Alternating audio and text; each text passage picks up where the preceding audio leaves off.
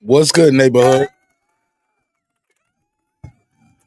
What's popping? What's happening? What's going on? Get back to the lab.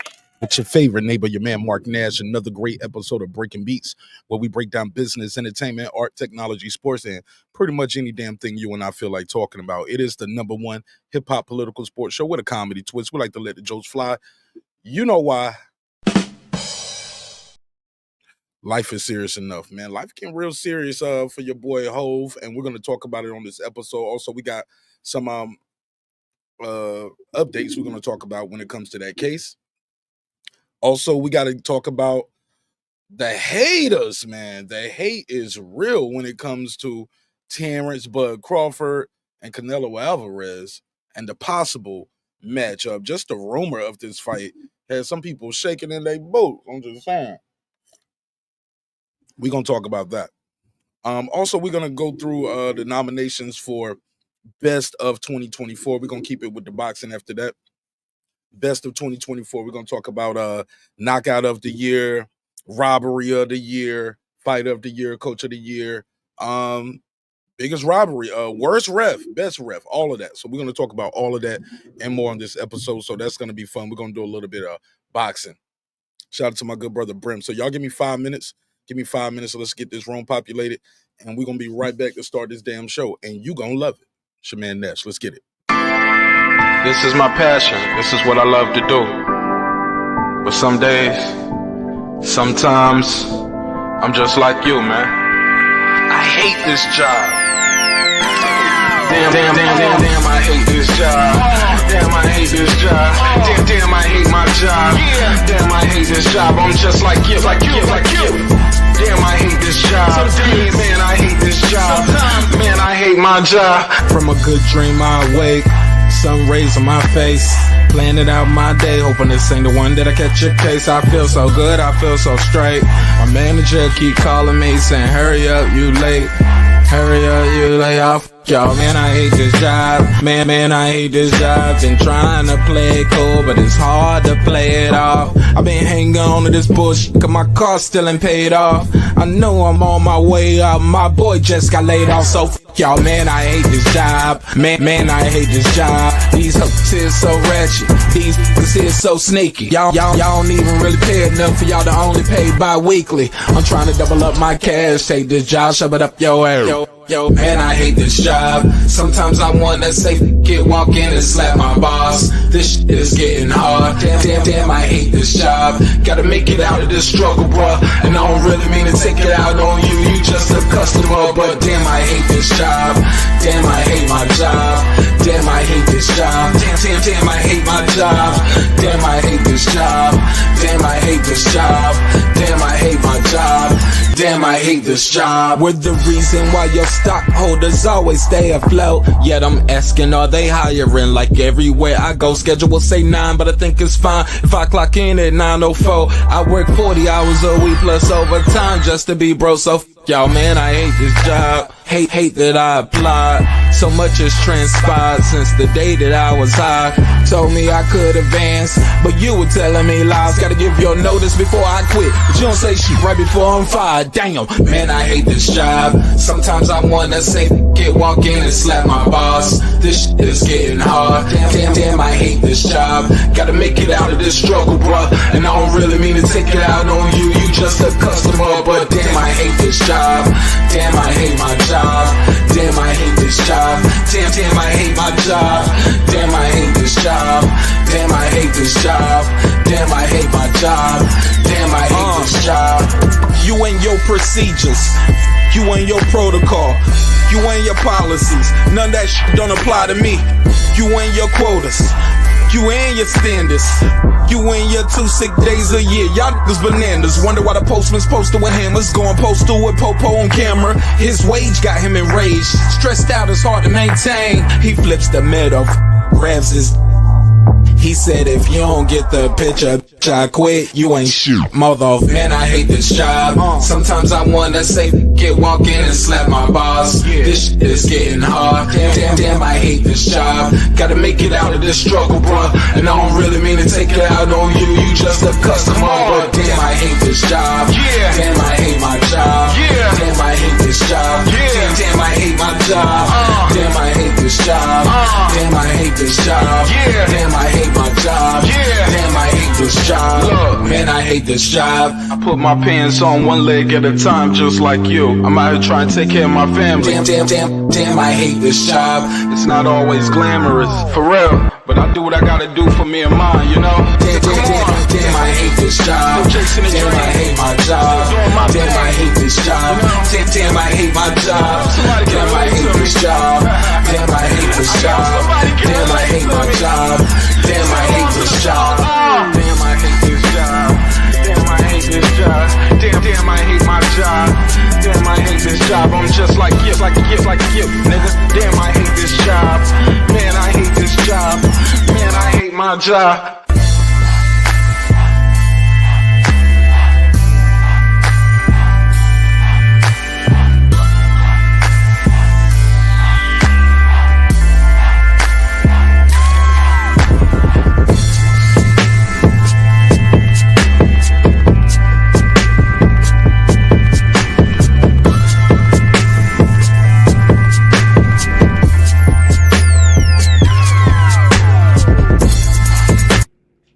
The views and opinions expressed in this program are those of the speakers, commentators, experts, and or the host.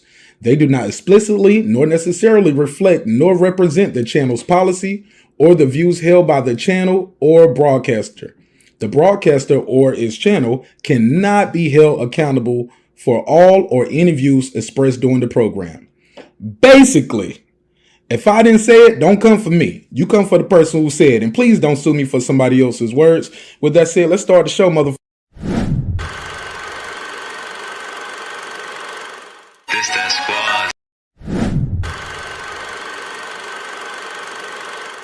This that squad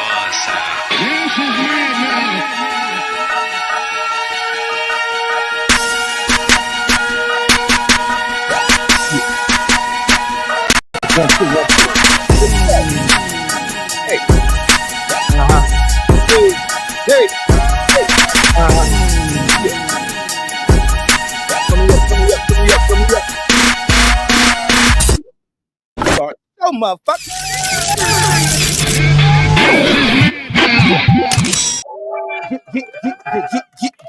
Yeah. What up, though? What's poppin'? What's happening? What's going on? You're back in the lab with your favorite neighbor, your man Mark Nash. He is I am he. Another great episode of Breaking Beats. Make some noise for your damn self. You within the sound of my voice, ladies and gentlemen. You made it to another great episode of the show that'll probably never get a sponsor because y'all niggas wild as hell, but it's all good. Put a case on me. But we're going to have a good time while we here. We'll have a little fun. I'm going to open the phone lines up. We're going to chop it up with y'all. We got a lot to unpack on this episode. It is a beautiful Friday morning, very, very early. Wishing you all health, wealth, and prosperity all over the earth, wherever you roam in the turf. You within the sound of my voice. Like I said, ladies and gentlemen, you made it, man. Made it to the end of the day, right? Tomorrow's not promised, nigga. You might get popped in your sleep, you know? But I wish you the best, though. Hopefully not. We're going to have a good time, though, man. We're going to chop it up. Y'all already know how we do. Roll them if you got them. You know what I'm saying? Pour it if you're sipping it. It is what it is. What's in your cup is your cup, not my damn business. All right, y'all ready to have a good time? Say yeah. For sure. We're going to have a good time while we're here. Real good time. Let me put the music in the background. It's a little gloomy out here, this bitch. There we go. Turn this mic up a little bit. Turn the headphones up. Make sure y'all hear me loud and clear. What's popping with y'all? What's good? If it's your first time here, even if it's not your first time, let people know, because everybody's not familiar with each other. Let people know what side of the earth you roam in the turf. You can put your city, your state, your zip code, put something in the chat. Let people know where you at. All right. Y'all ready to have a good time? Let's get right into it, man. We got a lot to unpack on this episode. I'm going to trying to get through it in a decent amount of time, man. I ain't going to do that. New Year's episode was a marathon one. I'm not doing 8 hours tonight. Sorry. Plus, man, when a show is that long, it loses replay value. I know in real time, people enjoying it and they just want to stay on the live and just want to keep having a good time. But man, when you look at the replay on the show and you see 8-hour live stream, shit, man, I ain't gonna catch this one.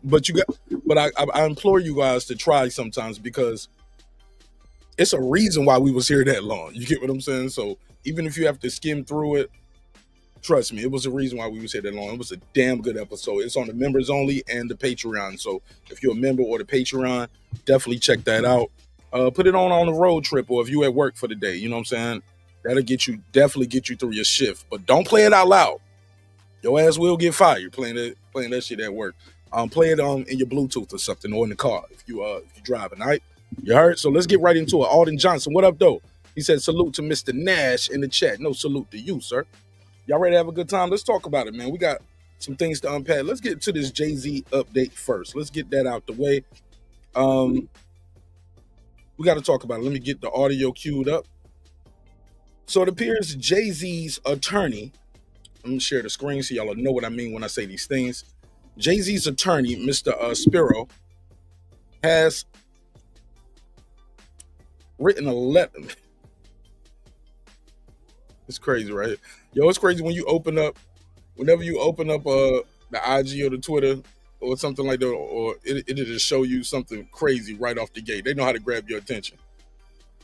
But his attorney, let me not lose focus. Let me stay focused now. His attorney has written a letter to the judge. Just to give you guys the meat and the potatoes up front. Let me share the screen. His attorney has filled out. Shout out to my good sister Lisa Bells. I already know where you from the Bricks, baby. Brick City. What up, though? His attorney has filed a motion. Actually, I'm sorry. His attorney wrote a letter to the judge, Judge Torres, to file for dismissal. Now, that's not always required in federal court, but this judge requires people, if you want to file a motion to dismiss or any kind of motion, she wants you to write a letter first. And then she'll decide if you can even file your motion. So let's not be mistaken. This doesn't mean she's going to grant the motion to dismiss, but she's giving them permission to file the motion. That means they have some merit. That's why, hence the title. This boy Hov, man, cannot lose. In my opinion, this is an opinion-based show. Okay? You got your opinion, I got mine. But also, we got to have opinions based on some kind of facts, right? You get what I'm saying? Shout out to the ladies of iTalk. Shout out to my boy Joe and Mo, all the fellas over there at iTalk. But shout out to the ladies of iTalk as well. She said Happy New Year to everyone. Absolutely. Again, if it's your first time being here, or even if it's not your first time, let people in the chat know what side of the earth you roaming the turf, because everybody don't know everybody. You heard? So let people know where you're from. All right? And double tap that screen if you're on your phone, or click that like button if it's your first time here. You just got here. All right? Appreciate it. It really helps with the visibility of the show.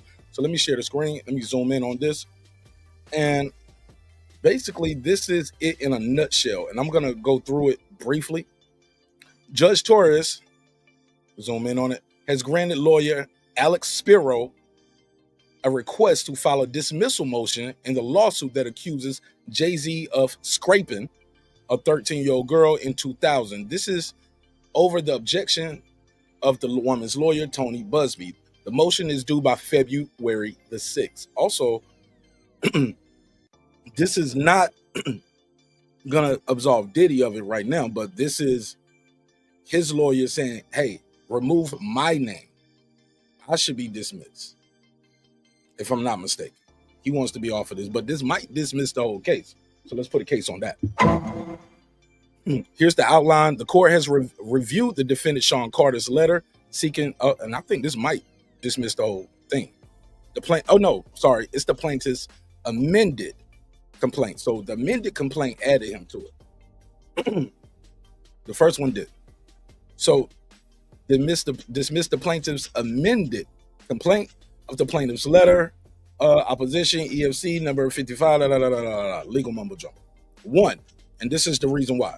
1, Carter's request to file a motion to dismiss the plaintiff's amended complaint is granted. 2, By February the 6th, 2025, Carter shall file his motion. By bullet point number 3, February 28th, the plaintiff shall file their opposition papers. And by March 14th, Carter shall file his reply, if any. Okay? So the judge is clearly giving this out. And keep in mind, ladies and gentlemen, this ain't state court. This is federal court. So these things usually go a lot faster than state court. State court sometimes lasts 2, sometimes 3 years, sometimes longer. Federal court, they kind of move a little fast. So this should have some resolution in totality by the end of 2025. Shout out to my homie Stephen X. What up, though? Shout out to Stephen X. Derek Lincoln in the building. What up, fam? What's popping with y'all? Let me read some of the comments that he said.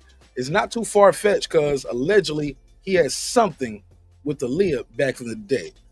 I heard that too, allegedly, but even then, Aaliyah was of age. It wasn't like R. Kelly situation. If in anything they had going on, it was when Aaliyah was, 20, 21 years old, right? I remember being overseas when I found out Aaliyah passed away. Enlighten me, Dad. Enlighten me. Go and call in. We'll take some calls early. Go ahead, call in. 44692-1766. What information you got that I'm not privy to? Because I never heard she was underage. When she was underage, she was with R. Kelly. Then after that, what? Nah, Jay-Z won't even pop it when she was 16. When she was 15, 16, Jay-Z, that was in the...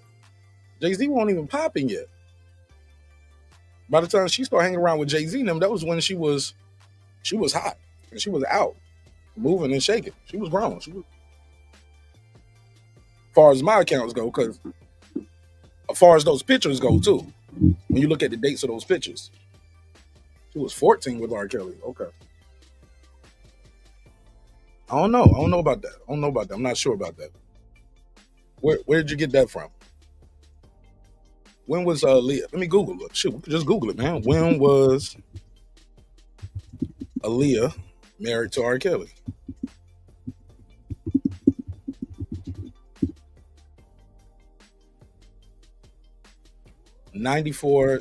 August 94 to February 95. 15. R. Kelly paid, this is according to the NPR.org. Share this screen. Aaliyah, R. Kelly paid bribe so he could marry a 15-year-old Aaliyah. That's according to Variety, NPR. Here we go, share the screen. Boom. There you go, 15, not 14. Lisa Bell said, thanks, bro. Okay, she's giving shout out. Shout out to the Fight Doctor on Rick James status. What up, homie? But let me get back to it. Please tap that double tap the screen. If you're watching on your phone, that'll click that like button for your boy. Much appreciated. I definitely appreciate it. And click subscribe if you're new to the show.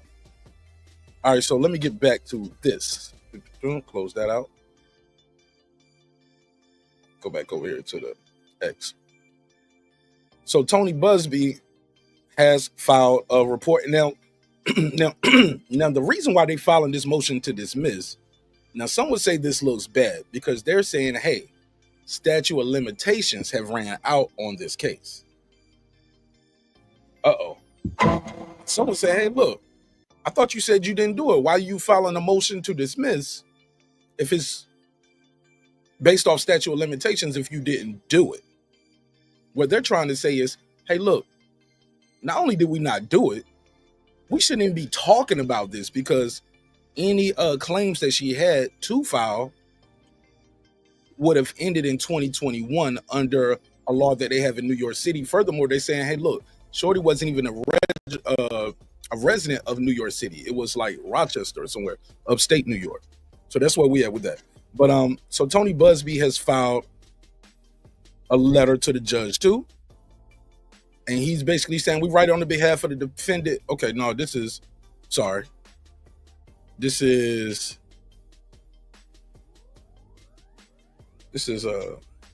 Spiro's letter. This is Spiro's letter, not defendant. He said, Dear Judge Torres, we write on behalf of defendant Sean Carter, pursuit of Rule 3 of Your Honor's individual practices in civil cases. Basically saying this is rule 3 of what you want done in civil cases. Again, like I said, every judge doesn't require you to file a letter before you file your motion. This judge does, however. Happy New Year to my good sister Foodie. Man, y'all motherfuckers had me. Oh, excuse me. I'm too early for the F-bomb. Sorry, YouTube. Too early for the F-bombs. Foodie, y'all people had me rolling on that episode. Man, 8 hours, man. That was a good episode. It was so much fun. I appreciate you being a part of the game night and all of that. Man, I had a lot of fun with y'all. Man, I got on the phone with y'all. I probably slept to like 3:30 in the afternoon. Probably slept to 3:30 in the afternoon on New Year's Day. And I loved it. As soon as I woke up, old lady was like, "You had a good time?" I was like, "Yeah, I had a blast." She said, "You had fun?" Yeah. She was like, "I got a list of things I need you to do today. I'm glad you up." And she sent me to the store and she slept the rest of the day. And I was on daddy duty. So had a good time yesterday kicking with the fam. And I hope you guys enjoyed your New Year's as well. Thanks for bringing in New Year's with us here at Breaking Beats. All right, let's get back to it. I'm going to read the comments and get caught up after I go through some of this legal mumbo jumbo here. All right. So we write on, excuse me. Sorry about that. Pardon. We write on behalf of defendant Sean Carter in pursuit of Rule 3 of Your Honor's individual practices in civil case to inform the court that Mr. Carter seeks to file a motion.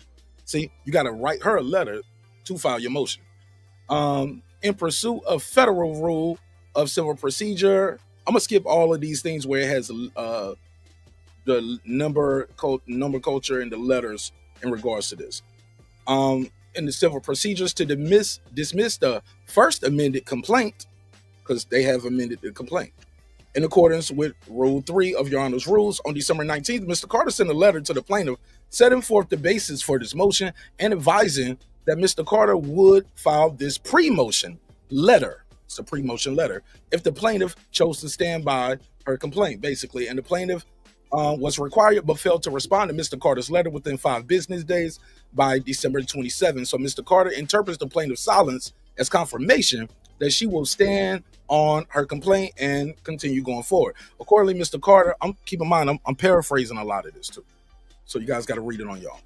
Accordingly, Mr. Carter submits his pre-motion letter concerning his anticipated motion to dismiss, which will raise the following arguments. First, plaintiff cannot recover for her sole claim under GMV, which is the Victims of Gender Motivated Violence Protection Act. It's the GMV law as a matter of law, because the statute does not have retroactive effect. The plaintiff asserts violation of the GMV law for conduct that purportedly occurred in September of 2000.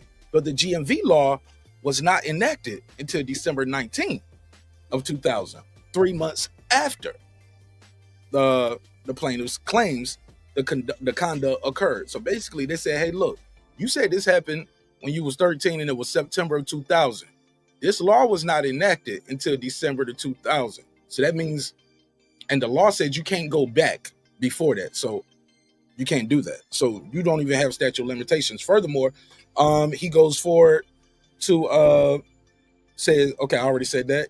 It cannot apply retroactively, creating a cause of unavailability. He started quoting some cases, saying these things got dismissed because of this same thing. So he's giving case law saying, hey, look, this is how and why this should not even go forward.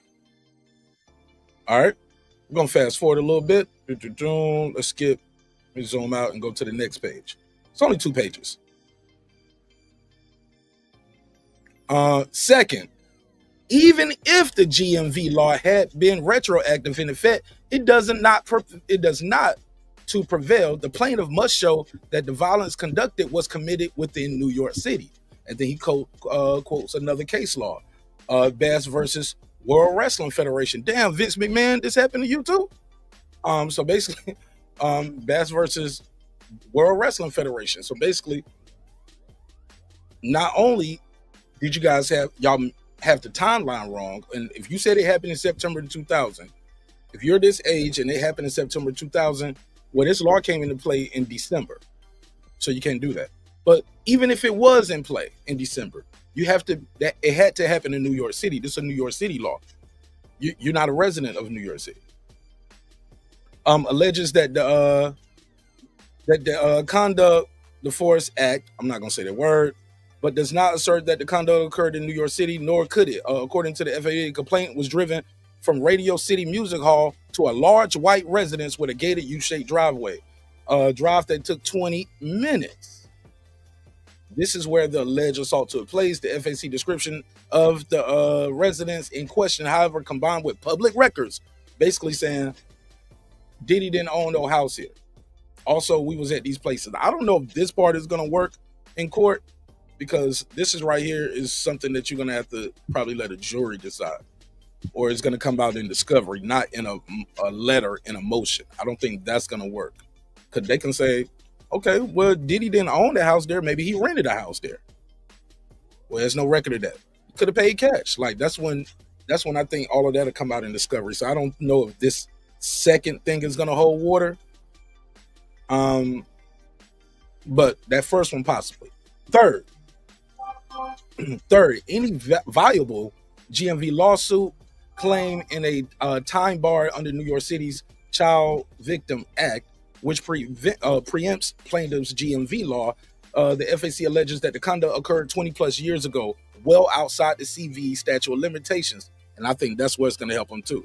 The statute of limitations, also the GMV law, blah, blah, blah, blah, blah. So that's where he's saying, hey, look, which, this ended for you. It would have ended in August of 2021 through the CVA, was amended in 2019 to create a 2-year and 6 months revival period. That revival period expired August 2021. So I think point 1 and point 3 might help them, but point 2 talking about, well, Diddy didn't own a White House with a U-shaped driveway. And if it took 20 minutes, like that means it would have been out of New York City, plus the houses that he owned at that time were in the Hamptons. He had a condo in New York, and you didn't say it happened at a condo. The house he had with a mansion is in the Hamptons. The other house was in New Jersey. So it's no way you went to a house that Diddy owned 20 minutes away from New York City. But I don't know about the second part, but definitely the first one. I'm gonna read the comments in a second. I appreciate everybody supporting the show. Double tap the screen on the way into the room. I greatly appreciate it. All right, so Tony Buzbee is not having it. He's like, hell no. Let me reply to that. And he wrote his own letter to the judge, and we're gonna go over that real brief, and then we're gonna move on. Let me see. So this is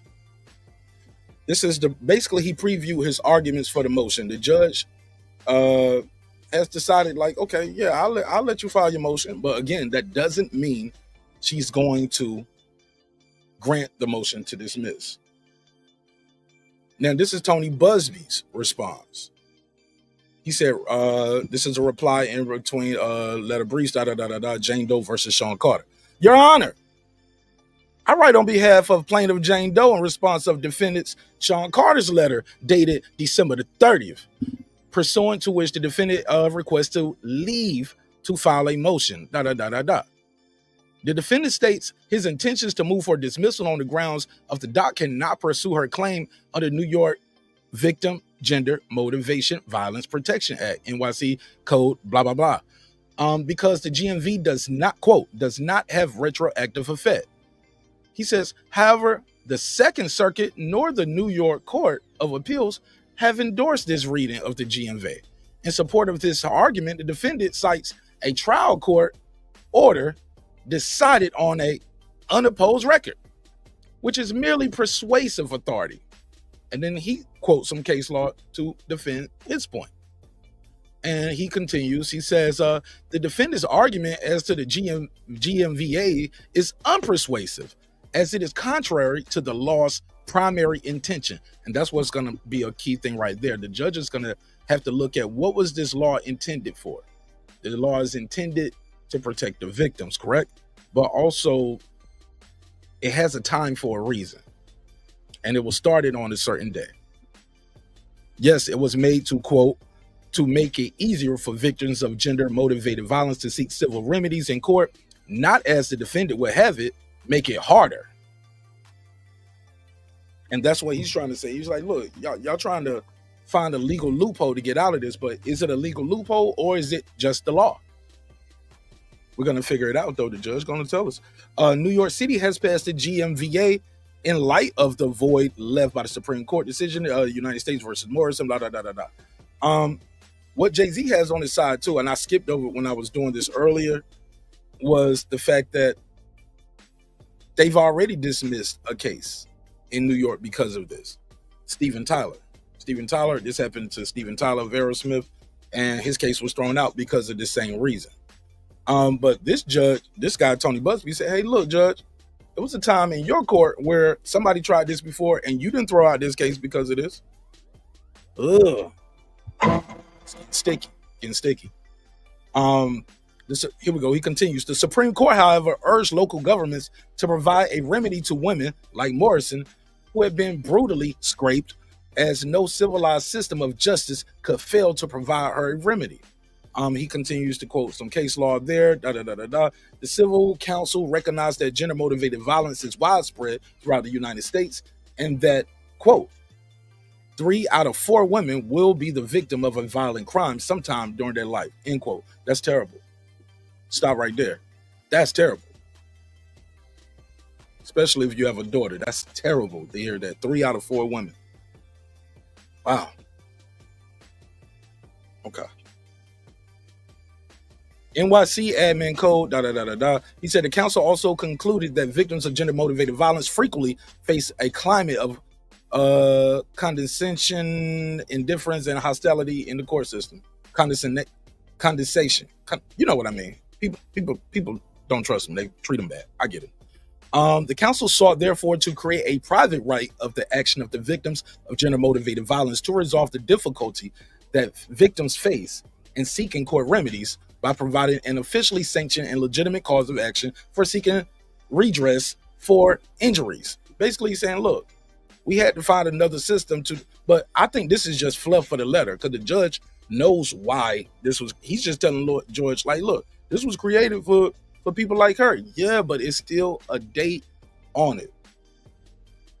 The council intended for the GMVA to make it easier for the victims of gender-motivated violence to seek court remedies. He's already said that in his letter. Like I said, this is fluff. You already said that. And it intended the same when it passed the 2022 amendment of the law. Here we go.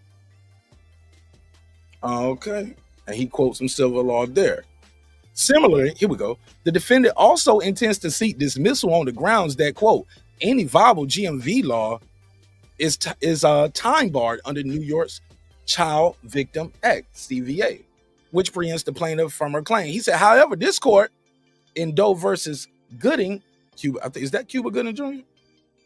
Might be Cuba Gooding Jr. However, this court in Doe versus Gooding found that local anti-discrimination laws are generally not preempted by state law in New York.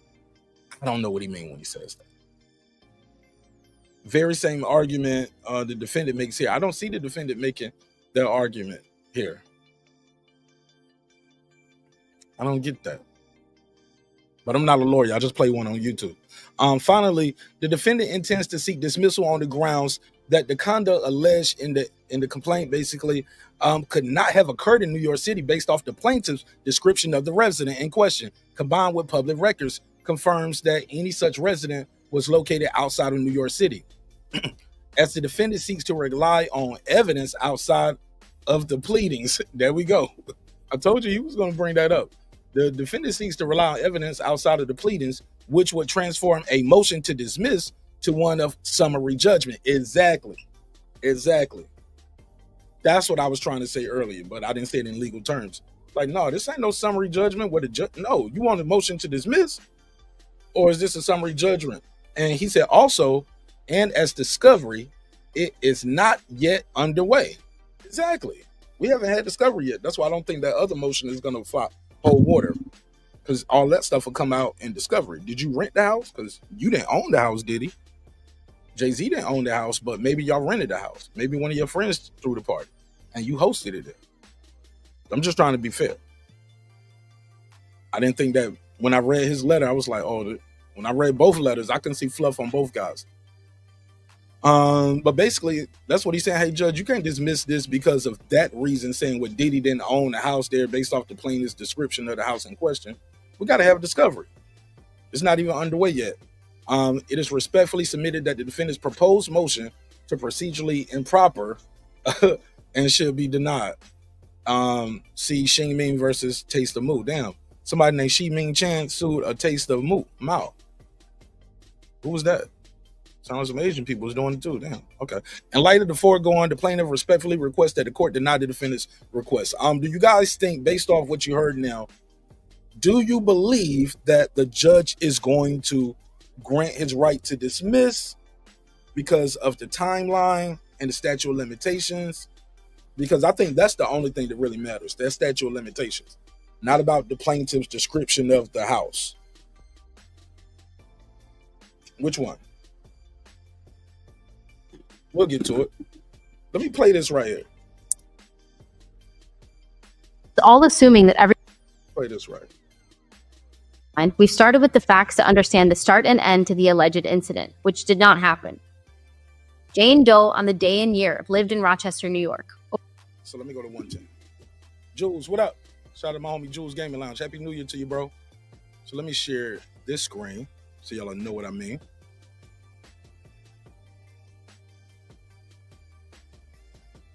$110. Make sure I find my spot.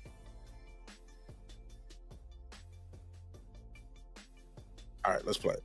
We're a 5-hour drive without traffic to Radio City Music Hall. The VMA's broadcast and show started at 8 p.m., which Jane Doe claims she watched outside on a Jumbotron. She would have had to leave her home at 2 p.m. to get to Radio City Music Hall on time to watch celebrities arrive, she claims, and be there for the start of the show. Jane Doe claims that her father picked her up before dawn on September 8th. Dawn on that day was at 6:29 a.m. For her father to drive from Rochester to pick her up, the latest the phone call from the gas station would have had to have been at 1:30 a.m. That establishes the start and end to our alleged timeline. Now let's work through the facts. The VMAs in 2000 ended at 11:11 p.m. Jane Doe said that the driver had to drive Diddy to the after party, come back to get her, then drive her to the party. She also stated that the drive was 20 minutes. That in total would have been 20 minutes times 3, which is 1 hour total of drive time. The earliest the driver could have picked her up is at 11:51 p.m., making the earliest the driver could have dropped her off at the alleged residence is 12:11 a.m. Irrespective of the details of the residence, this now establishes that the earliest she could have been at the residence is 12:11 a.m. Now, for her to call her father from a gas station at 1:30 a.m., we have to establish how close is the gas station from the residence. Out of the possible locations for the white residence, the nearest gas station is 42-minute walking distance. That means that the latest that Jane Doe could have left the residence after the alleged incident is 12:48 a.m. That creates 37 minutes for this 13-year-old girl to be at the party, talk to celebrities, have a portion of a drink, and for the alleged sexual assault to happen. For her to run out of the house, be in an area she knows nothing about, knows no direction as to how to get anywhere in the middle of the night, and find her way to the nearest gas station 42 minutes away to call her father to pick her up. That's a lot. Y'all picking it up? Y'all still with me, right? Y'all still with me, right? It said the drive was 20 minutes away. So he had to drive Diddy 20 minutes, come back. All of this is assuming that as soon as the award show was over, they left right then. 20 minutes there, 20 minutes back, and then got to grab her and take her back 20 minutes, right? That's assuming there's no traffic and everybody left right then. And as soon as she got there, she had 37 minutes to have a drink, feel a buzz, be assaulted by both men, and then leave the resident and walk 42 minutes. Because they said the only house that's even close to the description is 42 minutes away. See, all of this right here is for public consumption right here. This is him trying to tell people in the media, in the public, like, hey, I didn't do this. I don't know no Kianas. I don't know no Kianas. They're just lying. That's what this is. But let's continue. Brian, what up? Happy New Year to you, bro. This is all assuming that the house, be in an area she knows nothing about, knows no direction as to how to get anywhere in the middle of the night, and find her way to the nearest gas station 42 minutes away to call her father to pick her up. This is all assuming that everyone left exactly on time at 11:11 p.m. once the VMAs ended, that there was no traffic after the VMAs in the 3 drives the driver made to transport Diddy and Jane Doe to the party.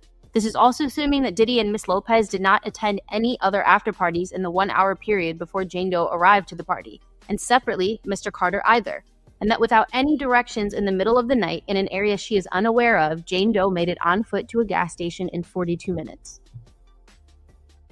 This is all not possible and irrefutably false. This alleged incident and timeline are not plausible, and this did not happen. This timeline is absolutely not. That's going to be for the court to decide, though. But let's continue. Plausible, as both Diddy and Miss Lopez are photographed at other VMA after parties at commercial establishments at the time in question, and separately Mr. Carter as well, none of which are the described white residents in Jane Doe's complaint. In these pictures, you can see Diddy and Miss Lopez change clothes from the VMAs, went to multiple commercial nightclubs, including Lotus and Twirl, and none were the White House described in Jane Doe's complaint. This incident did not happen. Now, to speak on the white residence that is described in Jane Doe's complaint, she describes it as a large white residence with a gated U-shaped driveway, and she says it was 20 minutes from Radio City. There are no houses matching Jane Doe's allegations within the 20-minute drive from Radio City Music Hall. To dive deeper into the details, there are 2 possible residences in Diddy's life during that period of time, but none match Jane Doe's description. There's a Manhattan townhouse that does not match the description. There's a Hamptons home over 2 hours drive away. There are 2 residences in New Jersey. One was sold in 1998, years before the alleged incident. One was purchased in 2004, after the alleged incident. In fact, there is no home in Manhattan gated with a U-shaped driveway. Damn, they said there ain't even no house like this in Manhattan. You hear that? They said it's not even a house like this in Manhattan. A white mansion gated with a U-shaped driveway. They said this don't even exist in Manhattan. Furthermore, they saying that, hey, Diddy had a Manhattan townhouse. This is what it looked like. It's not a large residence. It's not gated. It's no U-shaped driveway. And there's no gas station within a mile. Okay? The Hamptons home. It's a 2-hour drive, but it's not gated and it has no U-shaped driveway. There's no gas station within 5 miles. The Saddle River Chateau, that's in New Jersey, and it's not in New York, it's not gated, and there's no U-shaped driveway, no gas station within 2 miles, and it was sold in 1998, before this incident happened. He had already sold his house. This other house right here that he owned, it's not in New York. This is also in New Jersey. And it's not white. There's no gas station within 2 miles. And it was purchased 4 years after the alleged event.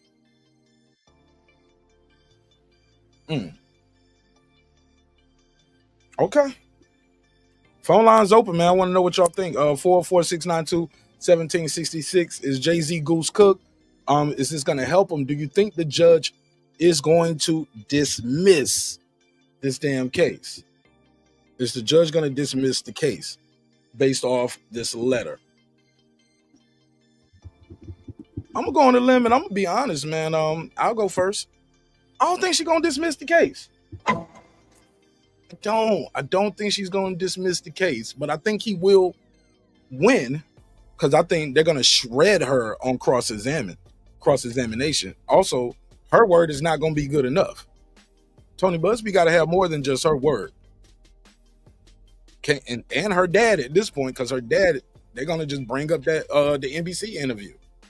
Well, you said you didn't remember this 2 months ago or 6 months ago. You said you don't remember this and you would have remembered it. Now you remember all these details, sir? Is it possible you see financial gain from your daughter's case and my client?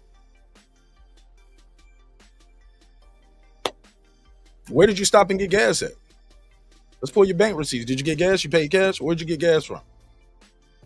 You know, they're going to drill it. They're going to drill these people, man. And I hate to say it, and I don't mean to be rude. Just listening to that interview, she doesn't sound... What's a nice way to say this? She doesn't sound mentally astute enough to handle a lawyer like Mr. Spiro on the stand in front of God and country. I think at some point she might even pull out. She might just say, I don't want to do this no more.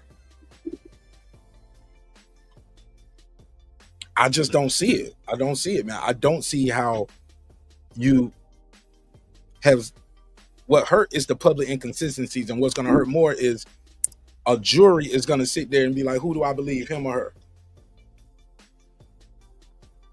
And this story don't even make sense. Like, this is just not laying out right. And it appears Mr. Spiro didn't vet his client properly. He said this client was vetted prior to getting sent to us. And then after that, he said, I mean, she said she was willing to take a lie detector. I ain't never had a client say that before. So that's why you think it's all true? Come on, man. Height of it. Come on, fam. So I had to ask that, what do you guys think of that? Let me see what y'all saying in the chat. Let me pin the link to the panel at the top. I'm sure some people want to call in and voice their opinion or join in. Let me go here, edit the video. Bear with me so I can pin this. And then I'm going to read some of your comments. And then I'm going to move on to the next one, because I got some other content I got to get to tonight on the boxing side of the game. And y'all are not hitting the like button, but it's all good. God like me. Let me go back and read some of this. Let me take it back, son. I'm going to skip over all the shout outs. So when people saying what's up to each other, I'm going to just skip all over those. My boy Thad, TJ, he said she was around, Jayzee was around Aaliyah when she was around Jay, when she was 14. Don't know that to be true. Call in though and tell me why. The number's at the top of the screen in the bright yellow letters. Booty with the beauty. She said age ain't number. The number came out when she was 14, which means she was much younger while working on the R. Kelly album. Okay, correct. But I don't think she was with Jay-Z then. And I think you're going to say that later. I see it right here. Shout out to Derek Lincoln. Foodie said, Aaliyah didn't mess with Jay-Z. Jay-Z used to court her and send her. Oh, yeah, I remember Dame said that. That's another thing. Dame was like, he was like, yo, he was trying to holler. He was sending her flowers, taking her shopping, taking a nice dinner. But she was not messing with the camel. She was engaged to Dame when she died at 22 years old. Jay was jealous and they beefed about it. That's Dame's story. And that is Dame Dad's story. Have we heard anybody else tell that story other than Dame? Interested, but I think Jay was like, Dame's like, he was somewhere and he came down, or Jay, he came down and he saw it. He was like, but he was like, man, everybody was trying to get with her. He said, and I got her first. Clip said, I want Jay to be exonerated as of right now, because it seems to be a weak case. And to be honest, hip hop needs a win. He said, ATP, please. He said, ATP, please let at least. Oh, he said, let at least some of these legends not be PDF. Okay. He said, let at least some of these legends not be PDFs. Like, damn, is all these dudes weird? Clips. A lot of them might just be weird. Remember, who was that? Was that Jimmy Iovine? He had a similar type case like this, but he just paid the money. He paid a lot of money and just, man, I ain't even about to go through all this shit over with. Take the money, leave me alone. And just did it privately before it came out. You know, now people finding out about it. But when it happened, shit, nobody knew who it was. By the time that shit came out, when they read that letter out about Diddy, it was over with Cassidy. And we saw the video. And that's what I'm saying, man. I don't think none of these dudes are angels. I just don't think they did everything that everybody is saying. It's a lot of money grabbing. There's a lot of money grabbing going on. Like I said, they're not angels. I just don't think they did everything. I'm gonna read a couple more of these clips and I'm gonna go to you. Let me get caught up real quick. Somebody said that's crazy. How the judge demands a letter before the filing of emotions. It indicates to me that this judge is dead set on not being ambushed or overwhelmed with endless motions. That's what I agree to. I agree with that, Clips. So, like, let me see what it's about first, because I don't want to be on record of filing all, reading these motions. I ain't trying to read them all. I'm not trying to deny, dismiss, give you an appeal. Give me a short letter, 2 pages or less. Tell me why you want to file this motion. And I'm gonna tell you, no, you're not even about to file this motion. I'm not about to read all this case law and do all this shit for nothing. No. I want to file a motion. Motion, no. Denied. Can't even file that motion. I'm not about to read all of that. Somebody said, yeah, Mark Vince McMahon had been dodging the allegation since the 80s. Caught up with him 2 years ago. Hence, you don't see him no more. Lance Myers, Nash, what channel was the Timberwolves game on this evening? Man, if you can Google my show, man, you better Google that. I don't know. I'm cooking, man. I'm doing the Mark Nash show. I'm the wolf. Stephen X said, this case is getting dismissed. Okay. There we go. He said, what game was it? I don't know. Oh, that was your point. He said, I rest my case. What channel was the Timberwolves game on? But, bro, I didn't get scraped during the Timberwolves game. If I was watching the Timberwolves game and getting scraped, yeah, that would be different, bro. That's something totally different, Lance. Clips, he said, blah, blah, blah, blah. He said, Fluff, on both you guys, Jules, what up? Red Dead, da, da, da, da, da, da. Rochester's 3 hours from Manhattan. Lance, could you imagine being in Atlanta and not being able to watch the Hawks game because they were on TNT? I don't care. Skipping. Foodie said, besides all of this, a 13-year-old autistic girl went through all of this and no one got suspicious. Interesting. Yeah. According to this, after this, she dropped out of school, had 2 kids, and her life been miserable ever since. I think she's married, though. Did she get married? I don't know. No, she had 2 kids. So. What year was it again? This was in 2000. So now would be 24 and a half years. September of 2000. Foodie said, how would a house that big fit on an island the size of Manhattan any damn way? What's the reason? That's the reason why rich people moved to New Jersey so they can have houses that big. Interesting. Somebody said, there's no gas stations in Manhattan. Jerry said, pot roast biatch. All right, did you eat any vegetables with the pot roast, though? Clip said, this chick got hit by 2 random niggas off Tamale 20 plus years ago. Now Puff and Ho scraped her. She needs 300 million, huh? Stephen A said, I used to live in Manhattan, never saw a gas station on the island, ever. Was somebody getting gas, Stephen X, in Manhattan, somewhere? He said, actually, I can only think of one that I saw in Midtown, but that's rare. All right, skip over the shout outs. All right, boom, we right here at the end, caught up. Foodie said, Jay was already messing with Beyonce at the time. Beyonce was 20 when Aaliyah passed. And what do you say? And that is when her and Jay allegedly started dating. Aaliyah was more Jay's type, slim, model type body. Jerry said carrots, potatoes, onions, and canned corn salad. Biatch. All right, there we go. Clips, thanks for being patient with me. Talk to me, dog. Give me your take on this Jayzee update. They sent a motion in order to... they sent a letter to the judge to ask for a motion. The judge granted that. So that means now they can send in their case for their dismissal motion. And Tony Buzbee said, not so fast.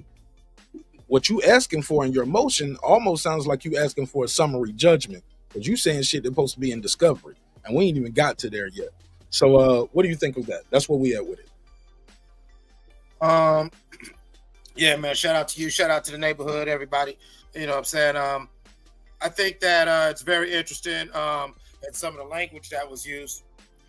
I think Jayzee, I'm with you. I think points 1 and 3 from Attorney Shapiro's letter are some very good points, that very concrete points that'll have to be litigated, and those are the reasons why the judge, in my opinion, would want to allow them to file this motion, and she'll hear it.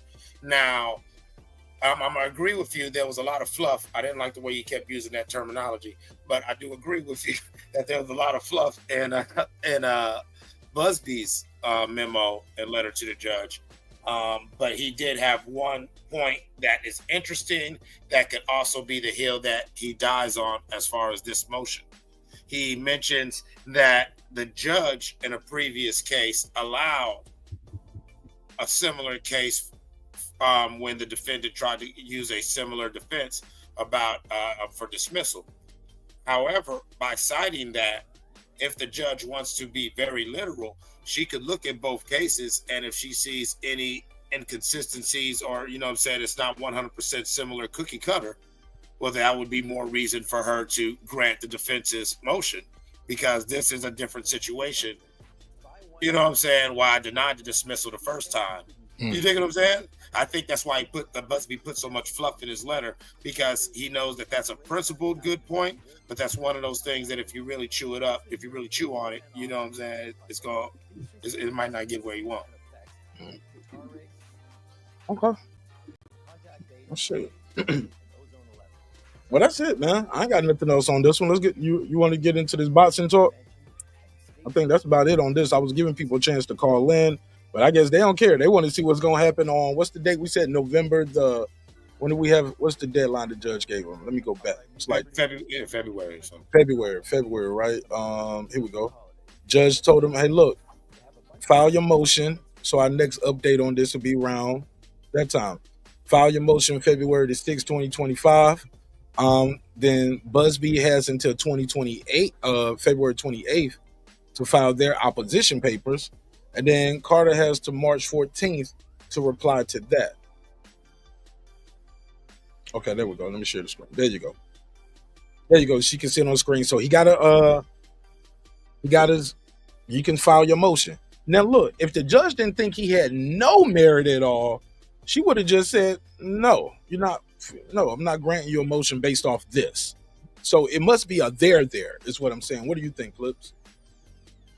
I concur. I believe that, like I said, points 1 and points 3 of Attorney Shapiro's letter, those are some serious points that need to be, for this case to even proceed, they need to be truly litigated and looked at, because both 1 and 3 alone, when you look at this, and if the math ain't mathing and, the I's aren't dotted and T's crossed by letter of the law, you got to dismiss this. You know what I'm saying? It's one of those things where, you didn't file that right. You know what I'm saying? One of those simple things about just the good general housekeeping of this. Or it's too late, or it's just as simple as we have statute of limitations for a reason. Yeah, that's what I'm saying. Housekeeping, you know what I'm saying? Bro, I get you filed this thing, but there's a date to this. Actually read the letter of the law. I know you tried to get this off, but no, by the letter of the law, fall back. Yeah, because we can't have it both ways, I don't think. But who knows? It's a judicial system, and it won't made for us, right? It's made for the elites, not just the black or white thing. No, it's deeper than that. It's made for the elites. That's why they don't see the same penalties. But my point is, Clips, you shouldn't be able to have it both ways. You can't say, hey, well, we're not going to let this go because that's a technicality. You're trying to make it, the law is to make it easier for victims, not harder. Okay, well, we set a date for a reason, though. And if you can't say a technicality, because that's like a guy doing, getting caught with something or being somewhere you shouldn't have been. They're like, oh, well, technically this, that, and the third. No, that's a technical. No, people go to prison for technicalities all the time. All the time, every time, 100%, bro. And as much as there's a lot, I'm with you. I have a daughter. That stat kind of stuck with me, and then you kept repeating it. God damn it! Damn, 3 or 4, 5. Yikes!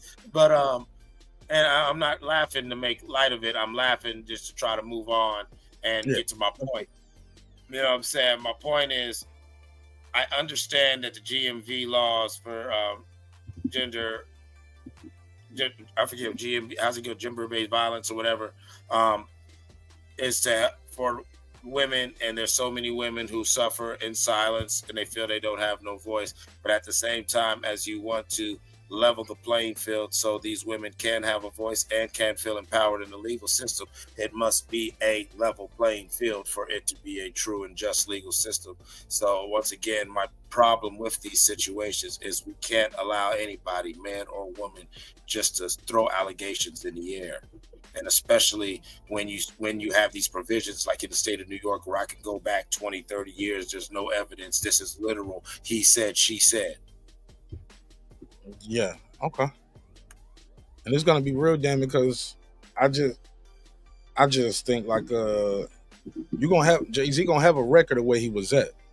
She's gonna have to prove she was there. You get what I'm saying? Shout out to my god brother Mega Zar in the building. What's up, Zar? Foodie said, damn, February Jay-Z. She said, damn, February Jay-Z. No, that's just the motion though.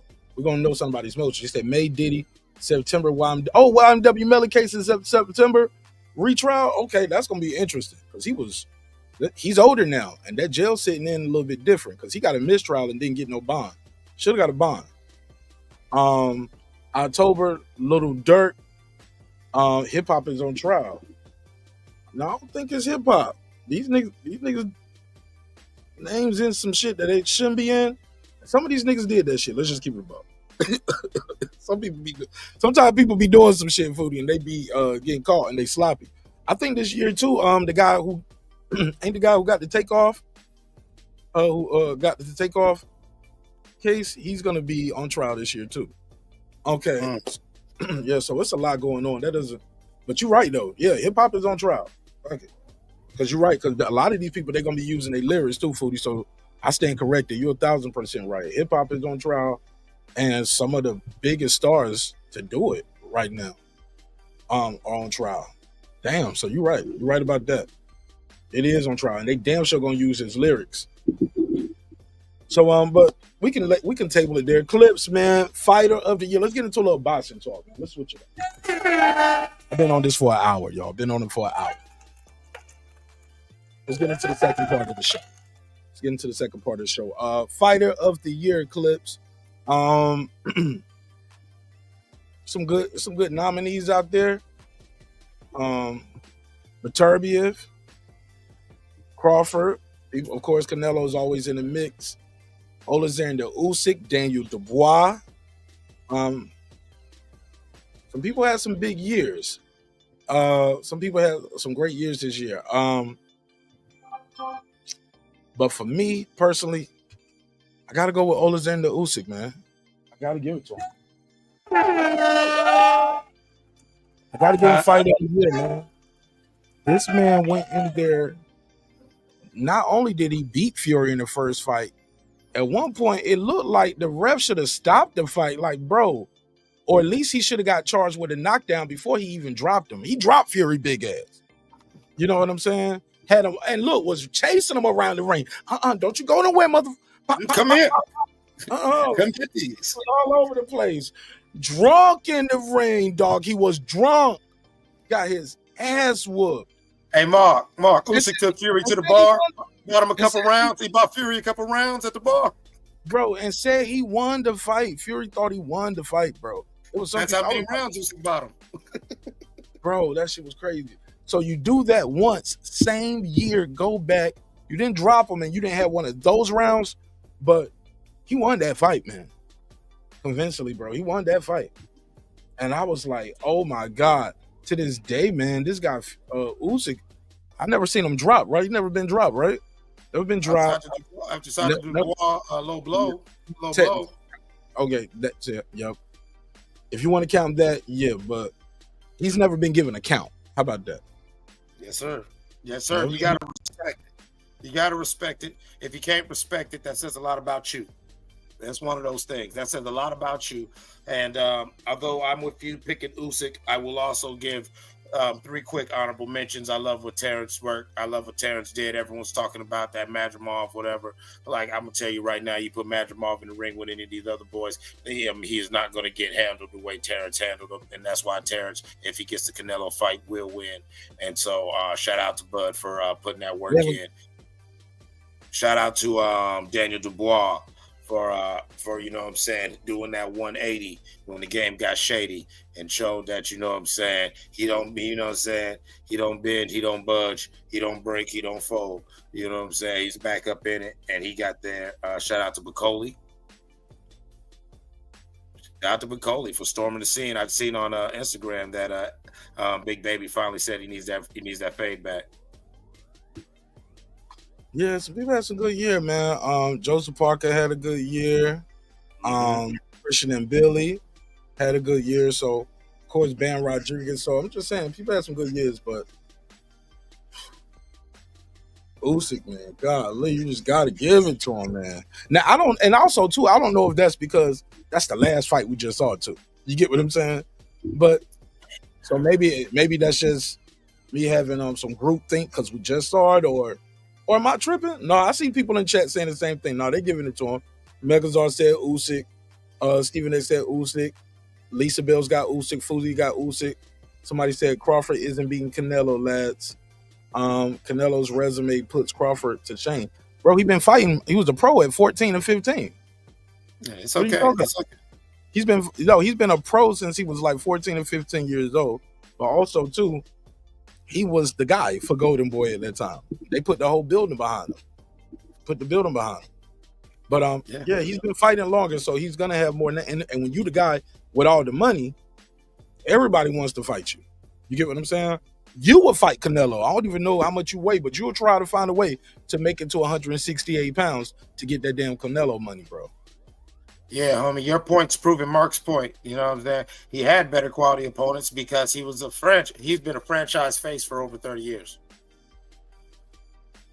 Think about that. Not 30 years. He's only close to 25, 20 plus years. You know what I'm saying? He's damn near at the 25 range. Let's just say 20 years. Yep. 20 still. That's 2 decades. Come on, bro. He's been a franchise face for 20 years. The money. And you know what? I want to apologize real quick, Mark, because I forgot 2 honorable mentions that we got to do. Ain't that much? It ain't that much honor, man. We ain't passing it all around like that. We got to give the best. We got to shout out to 24 for Abdul Jason and Brian Norman Jr. We ain't got to that yet. I love Brian, but I can't give him Fighter of the Year. I'm honest. No, he didn't get Fighter of the Year. He had a great year. Yeah. Now he's definitely. Let me get to it, man. He gonna get his flowers for the category he's nominated in. All right, so let's go to Fight of the Year. What's your candidates for Fight of the Year? Who you got? Well, not your candidates. Tell me your pick, because I know you're gonna give me like 30 honorable mentions. You're gonna name all the fights that happened this year. Fight of the Year 2024. What was it for you? And the same in the chat. Y'all let me know in the chat. What's Fight of the Year for you guys? I mean, with a gun to my head, I'd have to say the first Usyk Fury fight, but I can think there were some great fights this year.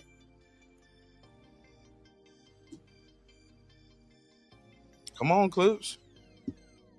I'm not going to get long-winded, so yeah, I'll just say the first Usyk Fury. That was very interesting to watch. Okay.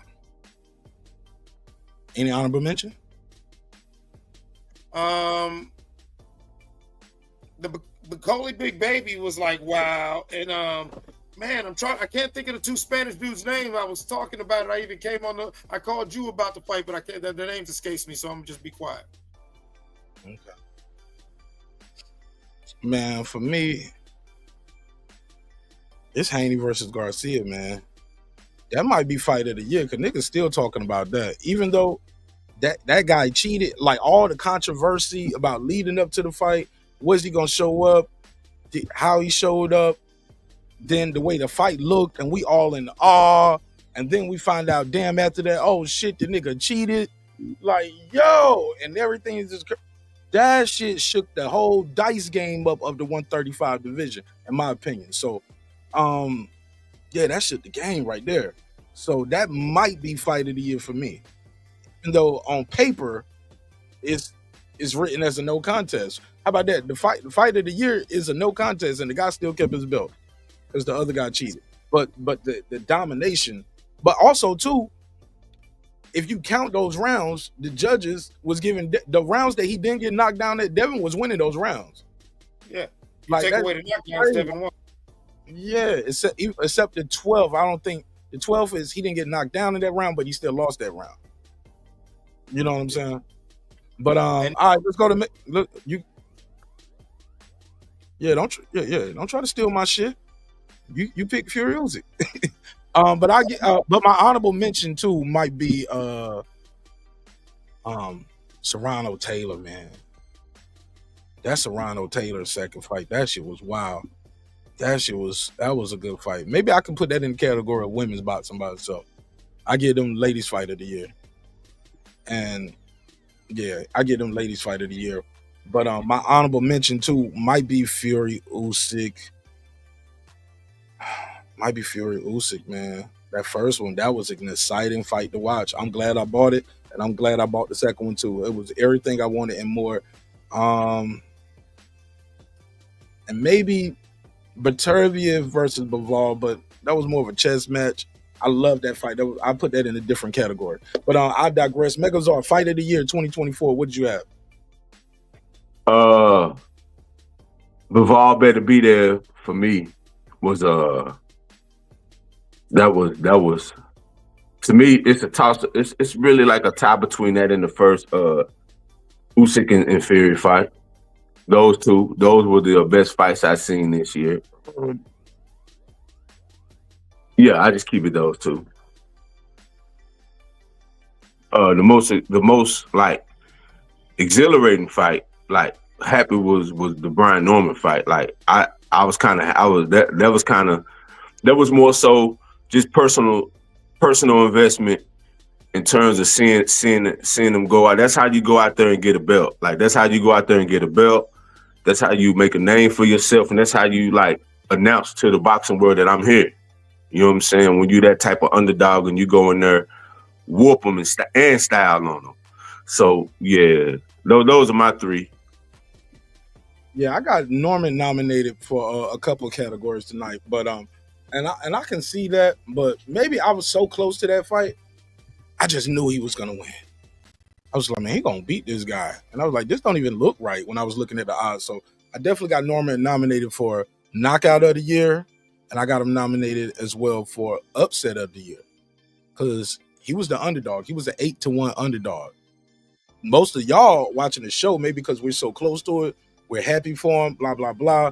But shit, I don't know too many people other than myself that won over $1,000 on this fight because the odds were just so, it was like, damn, man. And you got to fight him in his backyard. He ain't never been dropped. You get what I'm saying? Let alone knocked out. You got to fight this dude. He's older. He looking spent. And they used a young picture of Brian, too. Brian looked like a little kid versus a grown man on the poster. I was like, yeah, that's that trickery. But anyway, so Clips, go ahead, man. You got something you want to add? I can say Virgil Ortiz versus Boachuk was good. That was fun. Then Fondora versus that shit was this year. Fondora versus what was his name? Tim Tszyu. That was this year. And then the second fight where Arrow came. Didn't Fondora fight twice this year? No, that was the fight when he popped in the ring. No, he never fought again. Yeah. What I was just going to add is Tim Tszyu fight Bakram. He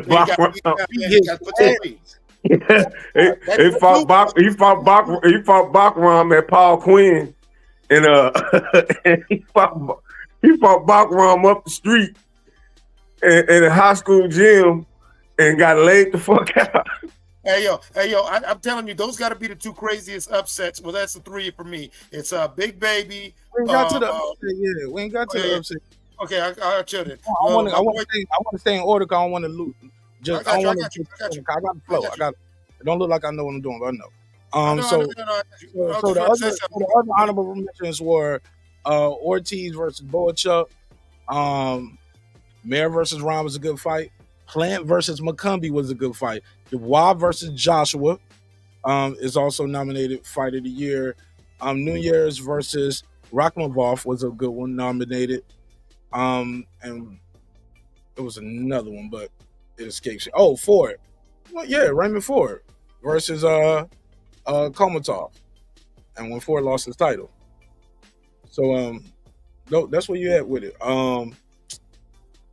Somebody said Beterbiev versus Bivol has to be up there. It's a nominee, but I didn't get that fight of the year. Didn't give it fight of the year. Most anticipated, but it wasn't. It was a chess match. Yeah. But it wasn't fight of the year for me. I was glad that it happened, but I'm with you. It was technical, and if it was something that it wasn't give you that excitement. But what I was getting ready to say earlier was when you mentioned the Devin Haney Ryan Garcia fight, I forgot that was in 2024 because it was earlier in the year. You know what I'm saying? Where there's so much happened in this year that, really, like you're saying, as much as we want to say Usyk Fury was that because that was some of the last fights we saw. Like, it's so crazy with the sport of boxing. I had to think of the Boyachuk fight. You know what I'm saying? I forgot his name. Okay. All right, let's get into best knockouts of 2024. We got some nominees up here. Of course, my boy Brian Norman Jr. nominated. I got to give it to him just for the style points too. The style points and how he turned that fight on his head. And when he dropped him the first time, he stood over him and did like, get off of me, bitch. Like, you know what I'm saying? Stunned on him. Went to the corner. Then he dropped him again. And when he dropped him, the guy was trying to escape to his left. Most people would throw a left hook or be out of position trying to throw a straight right. From that angle, he saw him step over and just threw the uppercut. Great timing, enormous amount of power from Norman, pun intended. And he just made the whole body twist. The way he went down, the referee said, I'd had all I can stand. I can't stand no more. If I let this fight keep going, I might lose my damn license. I'll never be able to do another boxing match again. So that's my number one. Daniel Dubois, gotta give it to him for what he did to AJ. That was crazy. He bulldozed him. Dropped him 4 times within 5 rounds, won every damn round. AJ didn't win a round. It was 5 rounds and he got dropped 4 times. Talking about a massacre. So that's that's some of my best ones right there. Big Bang Zhang over Wilder. Wilder did the little spin. Wilder did a little spin around like, what's going on over here? I didn't even hear you, bro. Oh no, I said gave Wilder the twirl. Gave him a little twirl. I'm not gonna say Inoue had a good fight with Neary, but he did get dropped. That was a good one. Not Frank Martin versus Tank Davis. That was a decent knockout, but it wasn't, it won't like Jane knocking out Wilder. It won't like Brian knocking out Santillon or Dubois versus AJ. So that's why I'm at with it. I passed the mic though. Go ahead, Clips. Give me some. Oh shit. Leo, when Leo knocked out Lopez, that was a good one. Francis Ngannou getting knocked out by AJ was a good one. But those are pretty much the candidates. What you got, Clips? Jaime Munguia getting put to sleep in his backyard. Of course, Brian Norman's work. We got the work that the boy did on what's his face? Timmy. Timmy got whooped on by Bakram. That was nasty. Macaulay smackings. And then Macaulay smackings and Big Baby just sitting on the ground trying to rethink his life. That's something that'll stay with me. Other than that, you named all the other ones that really just stood out to me. But those are the ones that you didn't name that stood out to me. Yeah, that was nice good ones. I won't count the Big Baby one because that was a stoppage.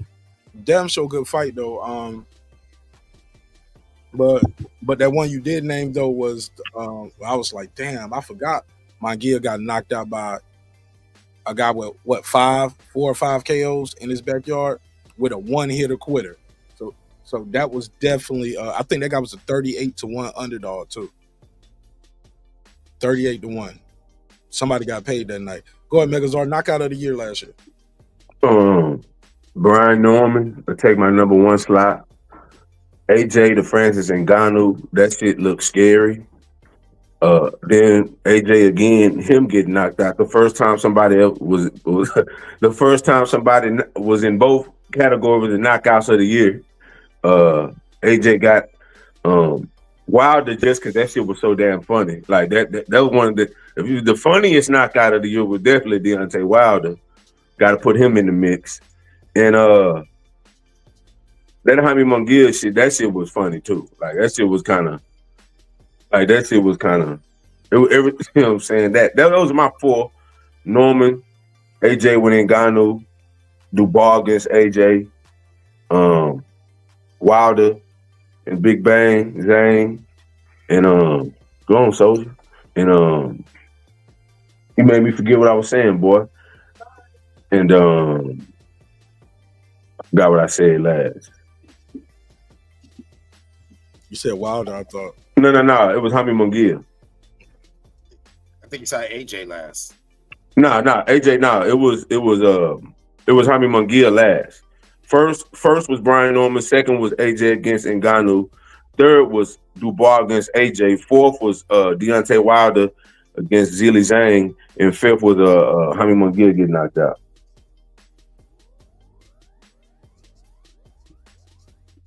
Okay. All right. So biggest upsets of 2024. Let's get into the upsets. People talking about upsets. I'm gonna go with gotta be Jaime Munguia. I got Brian Norman close second, but Brian was definitely fought that guy in his backyard, but he wasn't a 38-1 underdog. Like this guy right here was like a 33-38-1 underdog, and that was bad. So I got that as nominated as upset of the year, but Jaime Munguia, yeah, that's the winner. For me, Dubois upsetting AJ, and not just upsetting him the way he did it. He beat his ass, bro, all the rounds, put him on his face. I mean, this is bad. Look at the screen real quick. Let me show y'all this. Y'all know I like AJ, but damn, bro, we gotta keep it a buck. Not only did he get dropped, look how he was like on his. He gonna be on his face, and look how he right there can't even get up, arm under him, leg up in the air like he at the Diddy party. What the hell is going on? Oh my God, nigga in the. Look at his arm, ain't even got control of his body right there. That's different. So yeah, that's definitely nominated for knockout and upset of the year, because even if you had Daniel Dubois winning, you didn't have him dominating AJ in 5, dropping him 4 times and knocking him out in 5 rounds. Oh man, it was bad. So, but definitely Munguia takes the cake. What any of? I want to say Haney versus Garcia, but the nigga cheated, and that don't even count as a win no more on your record. Like, so I can't give it upset of the year. I wanted to. It was exciting to watch in real time, but once we know what happened and you cheated and you don't even got that win on your record, bro, I can't give you fight of the year. It's a no contest. You know what I'm saying? And it's your fault. So that's why I'm at with it. What y'all got upset of the year? Jaime Munguia for sure. I can't say I can't really call it an upset, but that Bakram Tim Tszyu shit, that shit was a wash. Like I'm gonna be real with you. Tim Tszyu, we're not gonna see Tim Tszyu. He's gonna be an Australia exclusive from here on out. He's gonna be a land down under from here on out. Of course, AJ Dubois. And I think AJ and Tyson Fury need to about face. If after they fight, they need to about face. Cause you know what I'm saying, it's about that time for both of them. They said Wilder retire. I don't know how true that is, but y'all gotta go. Fake story. So yeah. All right, go ahead, Bram. Give me your upset of the year. Hey, man, first and foremost, thank you for having me. Happy New Year to everybody. And everybody got to stop falling for that fake Michael Benson account. Everybody's falling for it. I fell for it the first day, and I blocked him right after that. The Deontay Wilder retiring news came from that fake Michael Benson account. It's a lot of stuff, a lot of people running with fake news from the fake Michael Benson. Yeah, remember, Michael Benson sold his Twitter to Turkey, and now it's the Ring magazine. So if you see anything that says Michael Benson's name on it, it's fake. Man, there's a lot of great knockouts this year. Man, I think I got to go with Triple D, though, man. I think I got to go with Triple D for knockout for the year. Because the way you said it. We on upset. Upset. No, that's, what's homeboy's name to beat Munguia? That's upset of the year, bro. The odds on that was nasty. That's upset of the year. Because, I mean, I picked AJ, was obviously wrong, but I gave Daniel a chance. I didn't give this guy no chance on God's green earth. So, yeah, he gets upset of the year for that. Because nobody saw that coming. Man, I didn't even watch that fight. I think Clips or somebody had to call me and tell me about that fight. I ain't even watched that joint. Don't blame you. All right, go ahead, Clips. Can't blame you for that. Upset of the year, Clips. I mean, it's easily Haney, but you know, Tim Tszyu, he had two bad outings. Like, was Fundura Tim Tszyu in 2023 or 24? It was last year. It was last year. So damn, Tim Tszyu went out bad. Tim Tszyu had the worst year in 2024. Then damn. First he went out late. We on the upset right now. Yeah, so yeah, he's got two in my five, and then I said Munguia, I said the two Tim Tszyus, Big Baby, and Daniel Dubois. Ain't no damn upset. What about how y'all feel about that was a 50-50 fight. Which one? Daniel Dubois versus Big Baby Miller. That was a 50-50 fight. But I'm with Mark. I didn't expect to see a dog walking. I expected to see a competitive fight that AJ would eventually edge out. I didn't expect to see AJ just basically smack. Oh, you meant to say AJ, not you meant to say AJ, but you said Daniel Dubois. He pulled off the biggest upset. Yeah, I classified yeah, victory. You said somebody else's name other than AJ though. You mentioned somebody else than Daniel Dubois. Big Baby, because when Big Baby got upset by Bacoli. I just named one. It ain't that deep. I'm just trying to make sure that we get the name right. That's all, bro. Relax. I'm trying to explain to you. I said Big Baby, and then I said Triple D, as in Daniel Dubois' defeat of AJ and Big Baby getting beat by Bacoli. And then I gave it to the two Tim Tszyu losses in 2024 with Jaime Munguia at number one. Gotcha. Trainer of the year, Brims. Let's start with you this time. Trainer of the year, who you got? Garcia. Robert Garcia. Tell me. Hands down. And when you say that, tell me for his work with who? Exactly. Man, you gotta think. Man, I'm trying to think of all the people he worked with because he worked with so many doggone fighters. That's the problem. He worked with so many fighters. He got Ryo. Didn't he get Ryo his championship? I want to say yeah.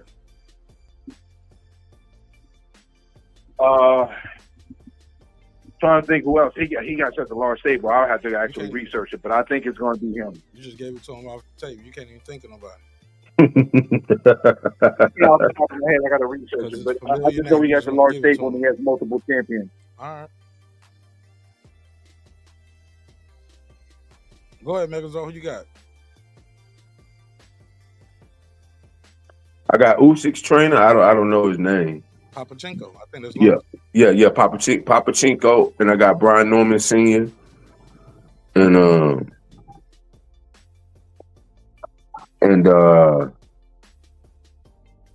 gonna stop there. Oh, those are my two.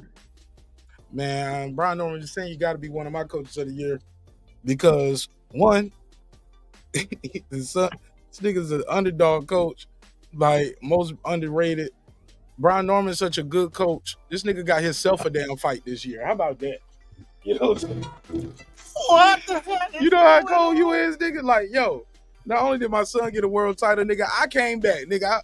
I came back and I got to fight this year, nigga. How ill is that, nigga? That nigga don't talk this way into a fight. That nigga was like, who? You gonna whoop who ass? Well, set it up then, bitch. Now that's kind of dope.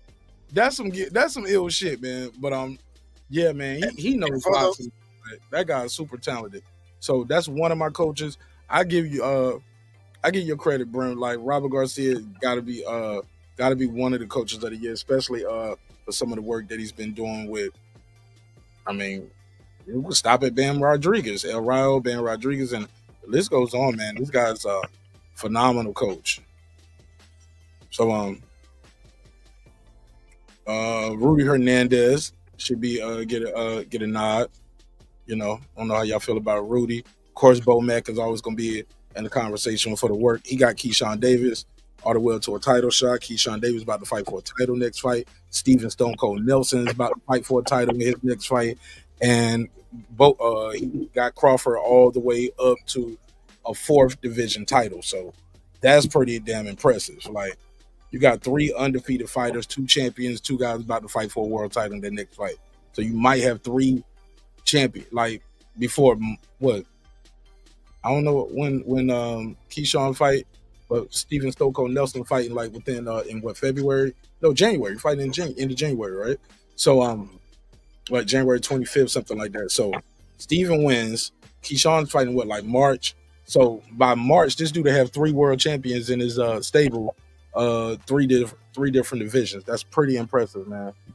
You know, so he's definitely on his way to try to be fighter of the year in 2025, champion of the coach of the year in 2025. But definitely, those are my picks. Clips, you got yours? For the reasons you stated, of course, I got to shout out Senior. I like Garcia and Bomac. And yeah, I'll just stop there. What about you, Czar? I already went. I said Papachenko. I said Brian Norman Sr. And you know, Bomac is in this every year. Like, we ain't gotta say Bomac name. Bomac every year. Robert Garcia, you can say he's perennial also. Like, he's perennial. He'll be somewhere within top 5 or 5, anywhere from. He's always in the top 10. I'll give Garcia his due. But like, and the reason why I say Papachenko, because Usyk is what niggas said Lomachenko is. Like, Usyk is really that. Usyk is what everybody said Lomachenko is. Usyk is really that. So, and let's call him Lomachenko because he was making everybody quit in the corner. He was like 3 or 4 fights in a row. Guys was just saying, "I'm not coming back out the corner, bro." Yeah, when he started fighting competition, though, that shit didn't happen no more. Well, Like, no, he was fighting competition. He was fighting. He stopped. He ran out of weight. He kept coming up in weight, bro, and he just too small for these guys at 135. But it ain't like he won't fight in competition. He was just, these guys are bigger than him. Give me Usyk, man. Usyk turned, like I said, when me and you was talking, Usyk turned out to be the greatest heavyweight in this division. I mean, in this generation. And I think if you'd have put him in front of anybody, it just happened to be, even though I think he lost to Dubois. I think he lost that fight. But, no, he did not. He dominated every damn round. And got hit on the belt line. And the referee called it a low blow. Yeah, but it wasn't. But it wasn't one. We saw Andre Ward beat Sergey Kovalev. We seen Andre Ward beat Sergey Kovalev the same goddamn way. This nigga Brim came to argue. In a competitive fight that was close. In a competitive close fight. We seen Andre Ward beat Sergey Kovalev, and not only hit him once, he hit him like 6 times on the goddamn belt line. In a close fight, Usyk was winning every single round against Dubois. And guess what? Got hit on the belt line, and it was a wrap. How you win every single round and get hit on the belt line one time, and it lay your ass down? Jaime McGill was winning every round until he went to sleep. It happens, Brim. That's a terrible argument. That's a point for Nash. No, it's not. It's an excellent That's a terrible argument, because Brim. the thing is, Brim, the referee made the judgment call. We can't try to change history to make it what we wanted to when the referee made the judgment call. We ain't doing none of that. Brim. We're not doing that. I'm just saying it wasn't a low blow. That's all I said. And I'm going with the result. If I'm saying it's not a low blow, then I got to follow up with the result that happened. So if the referee wouldn't have called it a low blow, what would have happened? Dubois would have won. So I'm saying I don't believe that was a low blow. But like I said, hey, you put him in there with anybody, he's clearly more skilled than any heavyweight. He beats everybody. And the bigger point, Brim, and what I was saying would be a better argument is, okay, at some point, that man got off the ground and kept fighting. Daniel Dubois couldn't land that shot and get that done again. He kind of quit, some would say. He got dropped with a jab and just took a knee and then get back up, and the fight was over. You get what I'm saying? So you got to keep going, though. You can't just like, well, I dropped him and the referee, they called it a low blow and that's some bullshit. All right, well, he got up after that and the fight kept going. What happened after that? And then the next round. And then it's over. You got dropped with a jab and then get up. Overwhelmed. That's So it. so it is what it is. He lost that fight. But that's neither here nor there. Biggest disappointment of 2024. I'll say Errol Spence not coming back to boxing, man. I think that was very disappointing. Very disappointed that Ryan popped dirty and people didn't seem like nobody cared. But if it's their favorite fighter, everybody cares. So I just thought that was wild. And people mad at the guy who got cheated.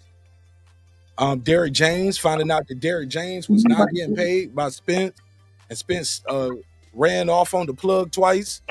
PBC going out of business again, it appears. Seems like that was a big disappointment. We didn't get more from that PBC Prime deal like we thought we should have got. Those were big disappointments for me. Yeah, that's some of it. Let's pass it around. Go ahead. I hear somebody mic moving. Go ahead. Is that Brim or yeah? Go ahead, Brim. That wasn't me, but I'll go ahead. No, yeah. Biggest disappointment this year is Tim Zoo. So the way he got, first of all, he had disappointing losses from the bleed, from the head, from the cut, and then he comes back and he gets washed all the way out. That's disappointing. That's the most disappointing year is Tim Zoo. We expected so much from him. So yeah, Tim Zoo. All right, biggest disappointment of 2024 for you, Megas, or biggest disappointment, biggest letdown.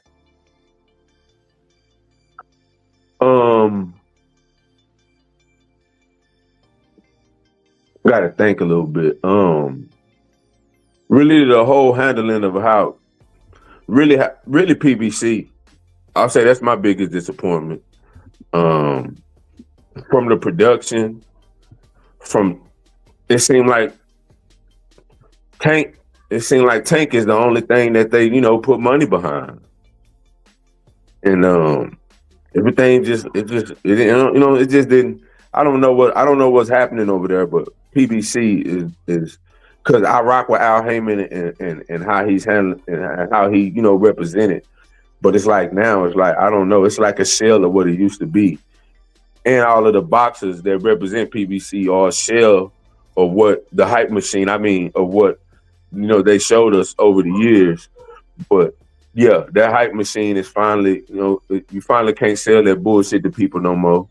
Whenever they fight major fights outside of their brand, they get their ass beat. They get the brakes beat off their ass every fight they fight outside of PBC. So yeah, I'm kind of sad that turned up to be the hype machine that it is. I say that. I say my boy AJ. I was proud of his effort. I still disappointed he got his ass beat like that. I'm disappointed in EJ too for holding shit up, man. Like you knew damn well you wasn't finna rematch Terrence Crawford. You knew you wasn't. Let's say this: we knew you wasn't finna rematch Terrence Crawford. Next. You know what I'm saying? Like we knew you wasn't. You get your ass beat like that. You gotta go buy another ranch. You gotta do other shit to get. You gotta get your mind right. Like like I said, that's the most lopsided ass whooping we ever seen in that in a match that high profile. We've never seen an ass whooping like that coming in with two fighters that were decorated as they were in what we were expecting. Nobody was expecting that. So I would say Errol Spence was the biggest letdown in 2024 to me. Well, the second biggest after PBC, third after PBC, AJ, and Earl. So that's my three. Go ahead, Clips. I already know one of yours. I already know. What it is? Go ahead, say it. I think you disappointed with Tank Davis, man. I think you are. You already know. His wardrobe was atrocious. Yo, atrocious. You didn't like the purse? Nah, I didn't even match the shoes, man. He terrible, man. Pack him up. Get him out of here, man. If you're gonna be zesty, be fly zesty. Come on, man. You just now. Come on, Wahid. Get on your D, nah. Look at the nail polish and the purse. And the long hair. Broad heat. Yeah, make sure that lip gloss is halal too. Make sure your lip gloss is halal too, Aki. You know what I'm saying? And they gonna beat y'all when he see y'all. I'm gonna have a little nigga hunting me down in these streets. Let me stop. He from Baltimore. You don't act right. But yeah, I'm with Megazord, man. That PBC, that whole PBC thing, like after the end of the 2024, it's like we was already talking trash for a couple of years, but I know everything I was saying is confirmed. I don't even want to talk about it too much other than this conversation. Like, man, PBC is politics, bullshit, and controversy. You know what I'm saying? Like, damn, bro. Like, you know that, like to make us all point, every time pretty much outside of Tank, every fighter that stepped out of their circle got dog walk. Got a good old fashioned Alabama. Man, it's a quick question. Go ahead. Y'all didn't expect this to happen in the PBC for the 2024 year? We said that. I just said I said some of us been talking shit for years. I didn't know what they was gonna do with the new. Yeah, exactly. But we actually seen it. New deal. Confirmed. And opinions is one thing. Actually, see results is another. You feel what I'm saying, bro? Like I could have an opinion all day. I could say, "Yo, if Megazord and Mark Nash get on a track, that's going to be tight." Naturally, I could assume that. But when I hear the track, then I know. You feel what I'm saying? I said. Though we kind of found out kind of quickly that it was not any money behind the deal. It was only a platform basically deal. So at that point, I was like, okay, how many shows are you really going to do if you ain't got no money from?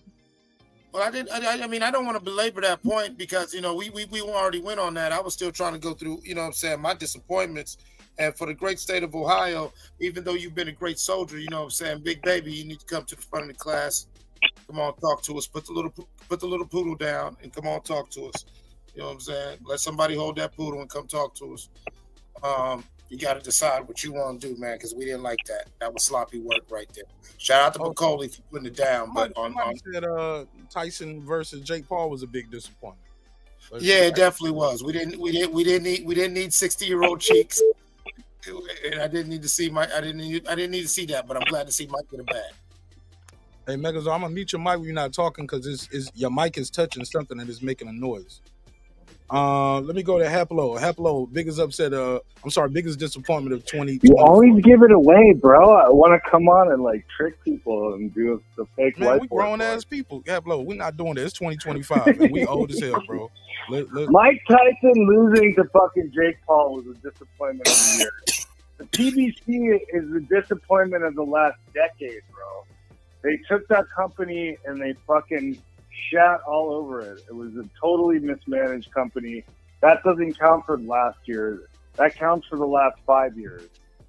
The disappointment in 2024 was Mike Tyson losing to faggot-ass Jake Paul. Can't say that word on this platform, bro. Damn, bro. Come on, Haplo. I said maggot. It was maggot. All right. It was maggot. Go ahead. And listen. Oh, I was just giving you my disappointment of the year. All right, stay with me then. Let's move it around on this one. Promoter of the year nominees: Bob Arum, MVP, which is Jake Paul, because that fight damn sure made a lot of money, and he definitely put on some cards. Hey, look, put on some damn good cards. Turkey. Frank Warren. I don't know if Turkey Al-Sheikh is considered a promoter, but Oscar De La Hoya, Tom Brown / Al Heyman, Eddie Hearn, match room. Turkey would be, I would say Turkey would be, he's not a promoter, bro. He will be most influential. I could give you that. Most influential person, most important person in boxing, but he's not a promoter. Can I answer this one real quick? Is Al Heyman a promoter? No, I said Tom Brown. But you know. No, is Al Heyman a promoter though? No, he's not. See, there's a line. But I said Tom Brown. There's a line of legality between whether they call themselves a promoter or not. To me, right now, Turkey Al-Sheikh's the biggest promoter. Okay, but that's not the nominees. All right, but I feel you. That's your opinion, and you're entitled to it. Cool, it's cool. Man, Big Frank. Go ahead, Clips. Frank Warren, by a long shot. Queensberry ran for 2024. Yeah, Queensberry did the work, and especially on that Riyadh season, man. Oh man, who's your daddy, man? Eddie Hearn, one of them fights during that card. Who's your daddy?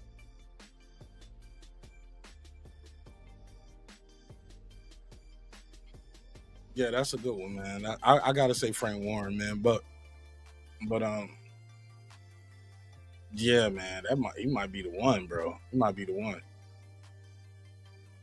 Yeah, Frank Warren is the heavyweight division. He runs heavyweight. But I'm gonna pull back up and get back to work. I'm just glad I could pull up with y'all a little bit. So talk to me, Megazord promoter of the year for you. I can't believe I'm saying it, but Frank Warren, bro, it's finally his time. You know what I'm saying? Eddie had outdone him for years, but I think it's Frank Warren. It's Frank Warren now. It's his game. And it looked like it's gonna be his game for the future over there, going forward. Because as AJ, you know, pretty much finna hang him up.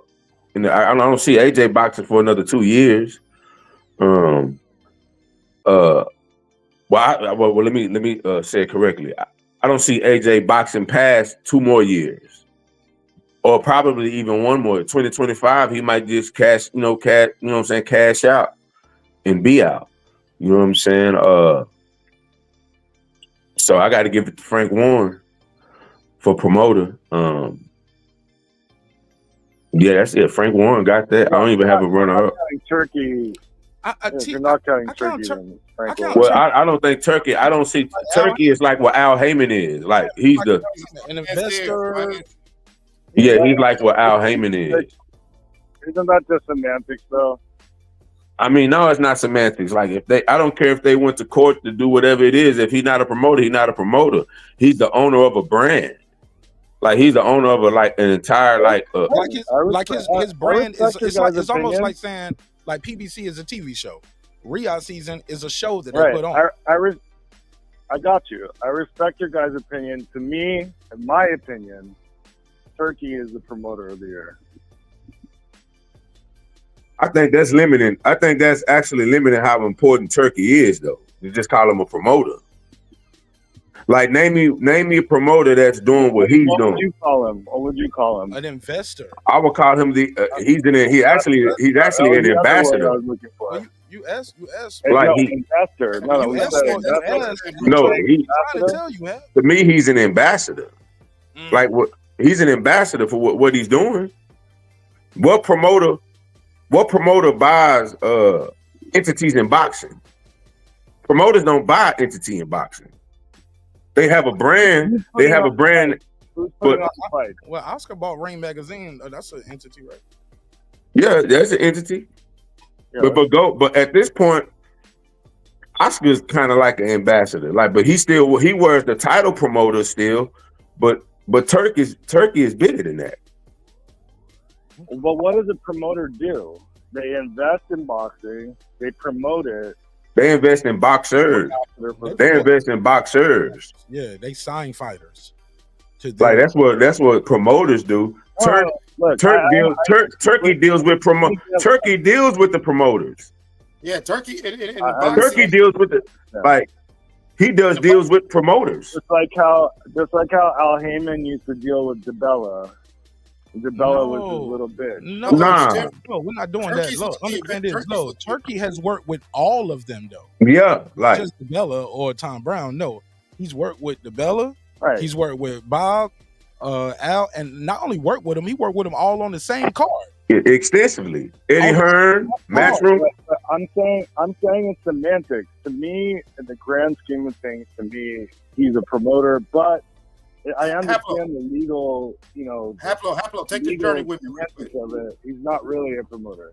Haplo, take the journey with me real quick. All right. Turkey is the event planner for, say, you want to do something in Saudi Arabia, you want to promote because he's an ambassador for his country.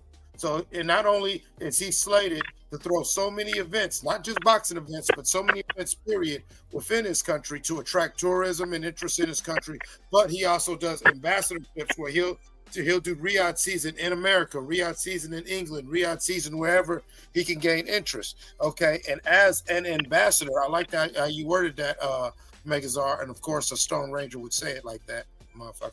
But as an ambassador, he's dealing with these promoters because if he wants to throw a boxing event, because the people in this country likes boxing, well then, okay, So you can't just put him in the corner of a promoter because all promoters court him. He has made himself the bigger market. He's almost a market, not a promoter. He's a market to himself. Let Hap respond. Go ahead, Hap. Yeah, no, I get what you're saying, and it makes sense. So I understand the concept of what you're saying. But when you're talking about a guy who's putting on the biggest fights in the world for the entire year, and he's really the guy responsible for it, whether you call him a promoter or an ambassador or an investor or whatever, to me, he's the guy responsible. He's the guy behind, all those good fights that we got. So, I'm talking about promoter in a more general sense, but you guys are being more specific, and I get it. And you're an OG, like you always tell us. You're an OG of this. Words mean things. I mean, if you look at Tex Rickard, he was very similar to Turkey back in the day. So, and he was considered a promoter. It's just that a promoter the name promoter comes along with a lot of rules and regulations since they did the Ali Act. And so a lot of guys like Al Heyman and Turkey are not calling themselves promoters when really, in effect, they are the promoters. He's not a manager, but it's not a violation of the Ali Act. I think he's getting more confused because they're the face. Just because it's funny to say, but Al Heyman being the face of his brand and the name behind his brand, that doesn't necessarily make him the promoter. Like Turk Al Sheikh is more like a platform. He's damn near like what HBO used to be, what Showtime used to be. Like he's become the new platform for boxing. Turk Al Sheikh is funding and putting on all. Not just that. Mega. It's deeper than that, and it's simpler than that. Al Heyman actually manages fighters as well. As far as I know, Turkey Al Sheikh is not a manager. No, you're not. Right. He's not. It's as simple as that. And Al Heyman furthermore, Al Heyman, the manager. Al Heyman actually manages fighters. He's a financial advisor. No. He straight manages people too, bro. He's a manager. Yeah, he manages too. Some of them. That's not what I'm not saying. All. No, all. I didn't say all. I'm saying Turkey Al Sheikh is none though. He's not the manager, trainer, promoter, financial advisor for these guys. Right. So it wouldn't be a violation of the Ali Act anyway. Yeah, but what I was saying, he owns a TV show. He puts on a series called Riyadh Season. When I was still going. You keep trying to jump in. Let me say it. It's okay. It's okay. No, I get what you're saying. No, I'm saying it to everybody though now. Let me just say it. Relax. He puts on a series called Riyadh Season. From there, he gets promoters from all over boxing to bring their fighters there, and he pays people, right? Puts money up to the fighters and the promoters for the event. Here's the thing. On the flip side, when PBC was putting on their events, those were PBC fighters.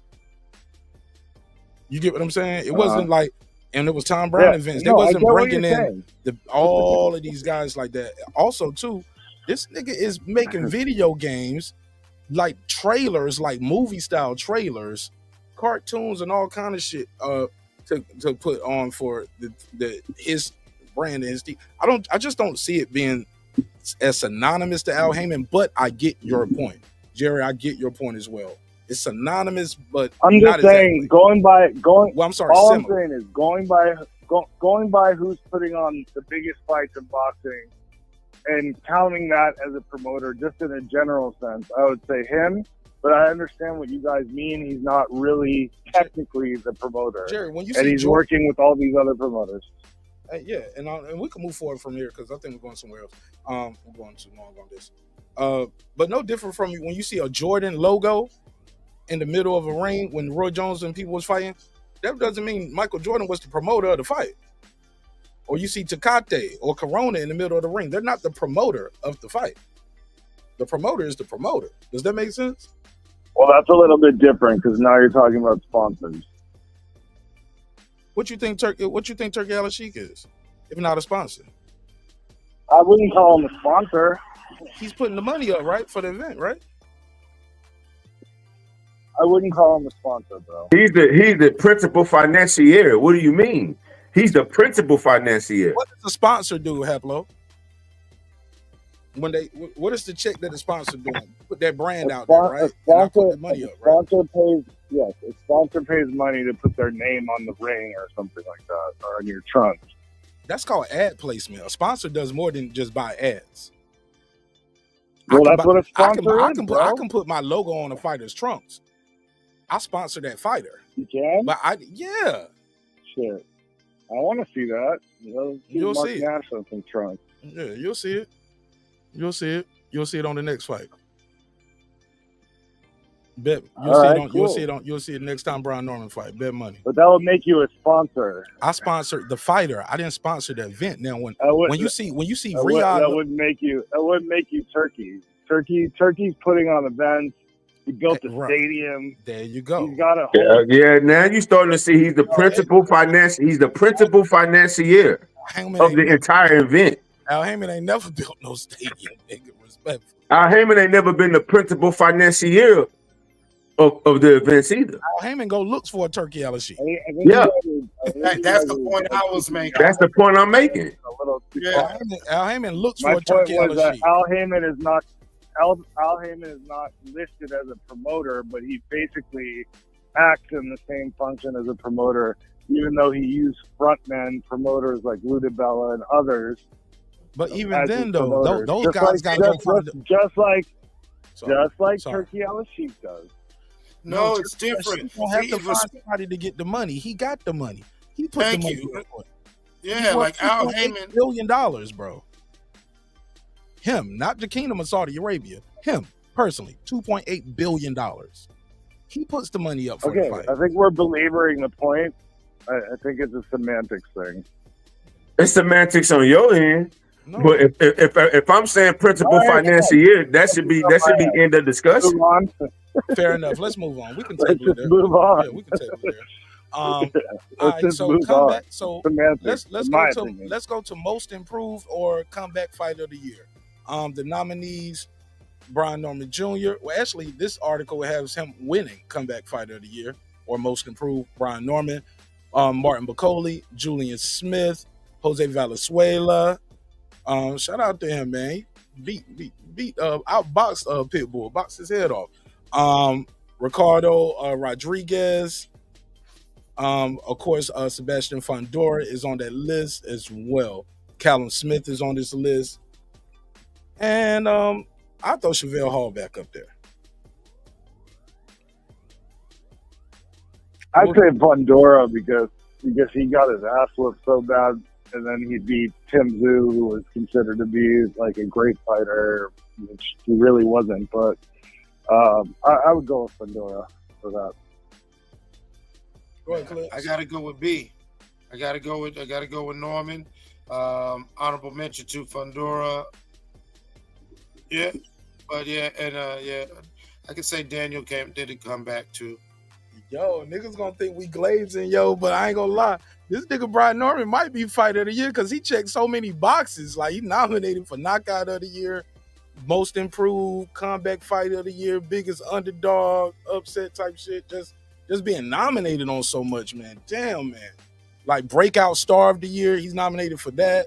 Like, this guy, man, shout out to the homie. You could say, hey, you didn't mention Jake Paul, though, even though I hate him.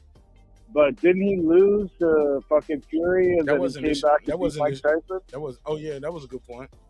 Yeah, he did lose to Tommy Fury. But he's fought twice since then, though.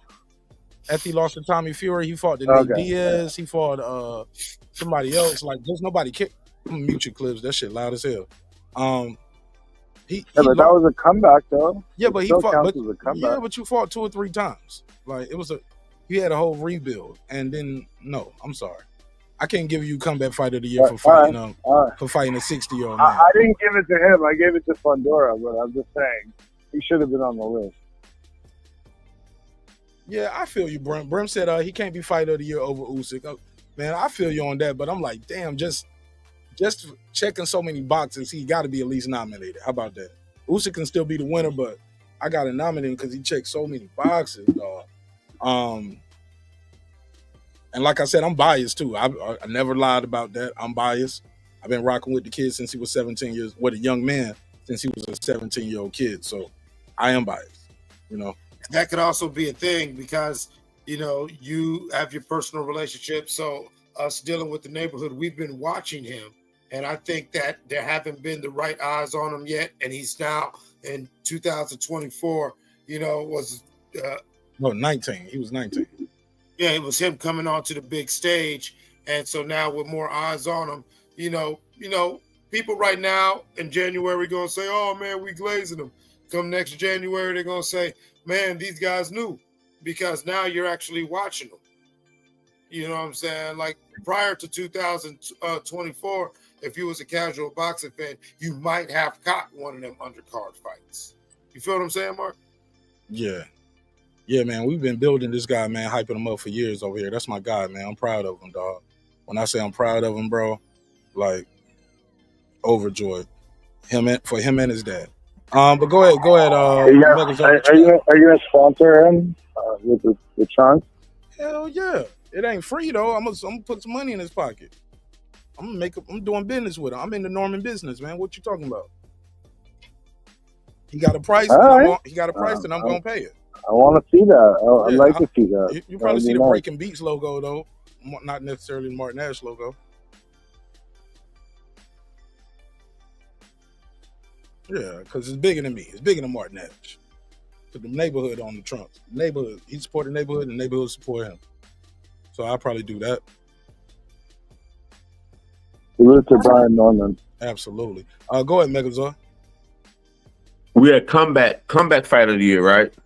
Comeback, or most improved. Because Tim Bradley and a lot of people was giving Norman a hard time about his fights, his lack of defense, or so they say. His performance. Mm-hmm. That can win a world title and to win it in that guy's backyard, 8-1 underdog. Like, come on, bro. And then not win, but just whoop his ass and then styled on him too. Highlight reel. It was like when he knew the man on the biggest night, the biggest stage when it mattered the most. He had his best performance to date, and it's only better than that. The kid is better than that. Comeback. I gotta say Daniel Dubois, man. Beating Erkovich, and then AJ. I gotta give it to Daniel Dubois.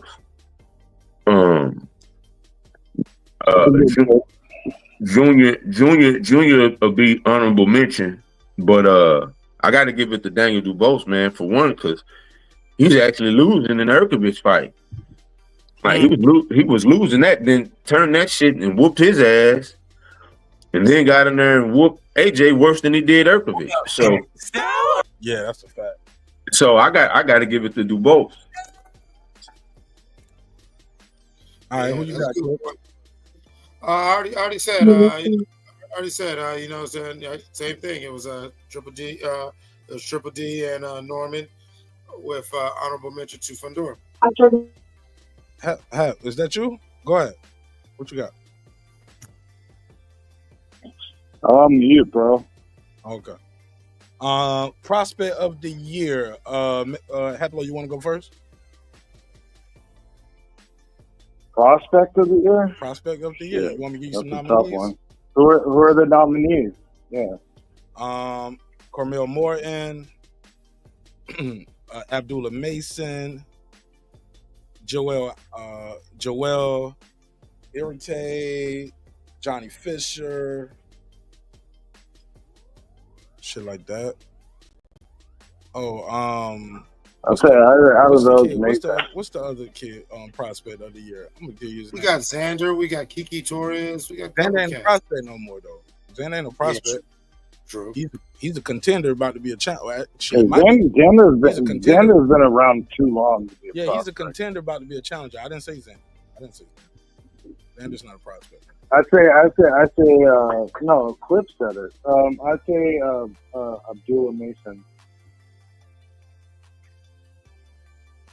Okay, anybody else? Go ahead.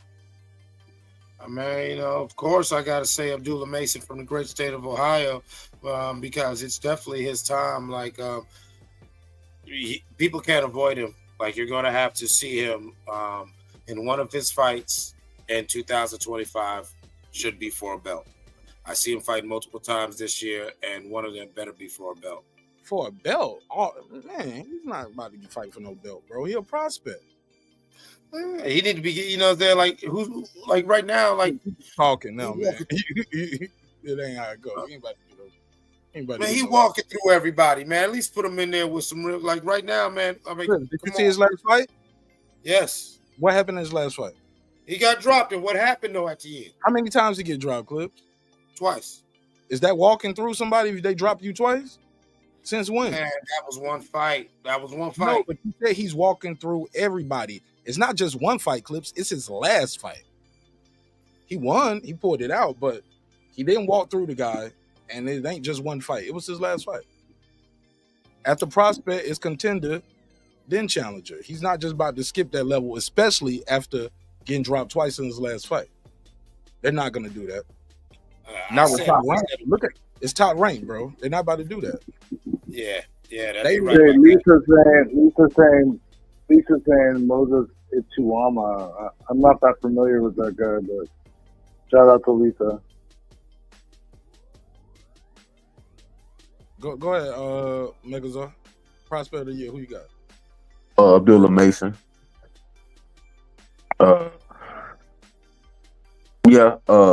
Moten, a case could be made for him, but I'm gonna go with Abdullah Mason. Yeah, Moses though. Moses is the heavyweight for people. Yeah, I got Mason too. Moses is the heavyweight. He's close to breaking Mike Tyson's record if he gets a title shot. People think he's gonna get a title shot, but he's a heavyweight, and I don't want to rush it with these heavyweights like that, especially after what we saw with Big Baby Anderson, right? So super talented, but I don't think he's prospect of the year though. And that's due to the guys he's fighting, and that's not his fault. It's that division. But where we at with it? So y'all did prospect of the year. Y'all got a pick for female fighter of the year. Nominees are Clarissa Shields, capturing a new division world title as heavyweight. I think now she's a 15-time world champion or something like that. Might be a 15-time world champion, 3-time undisputed. Says she's going for 4-time undisputed. Actually, she got captured too. She got the cruiserweight and the heavyweight title for that fight. She got a cruiserweight and a heavyweight title while being the current light heavyweight champion, undisputed, if I'm not mistaken, right? Or super middle undisputed. She got so many belts, man. Like she is everything she said she was. Whoa. So I give her that. But female fighter of the year for me personally, I'm glad Clarissa got that knockout. I met her before the fight, did a quick interview with her. If you remember, you saw it. But I gotta give it to them, Katie and Serrano once again, man.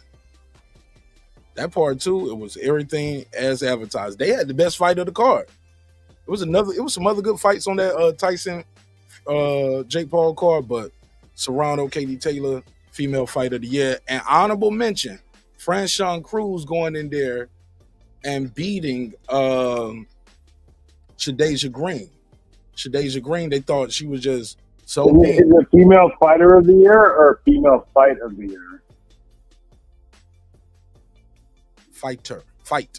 The fight.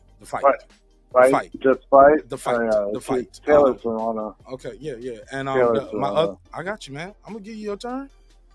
I'm gonna let you talk all the way through. You ain't just gotta say one word like that. You're gonna be able to say a whole soliloquy like me. I don't have that much more to say. Okay, well, wait till your turn then. Motherfucker. Shit. So fight of the year. You got me throwing me off. So I was so proud of Big Mama going in there, and she was jabbing the hell out of Shadeja Green all night. Another female fight another honorable mention for me would be Metcalf.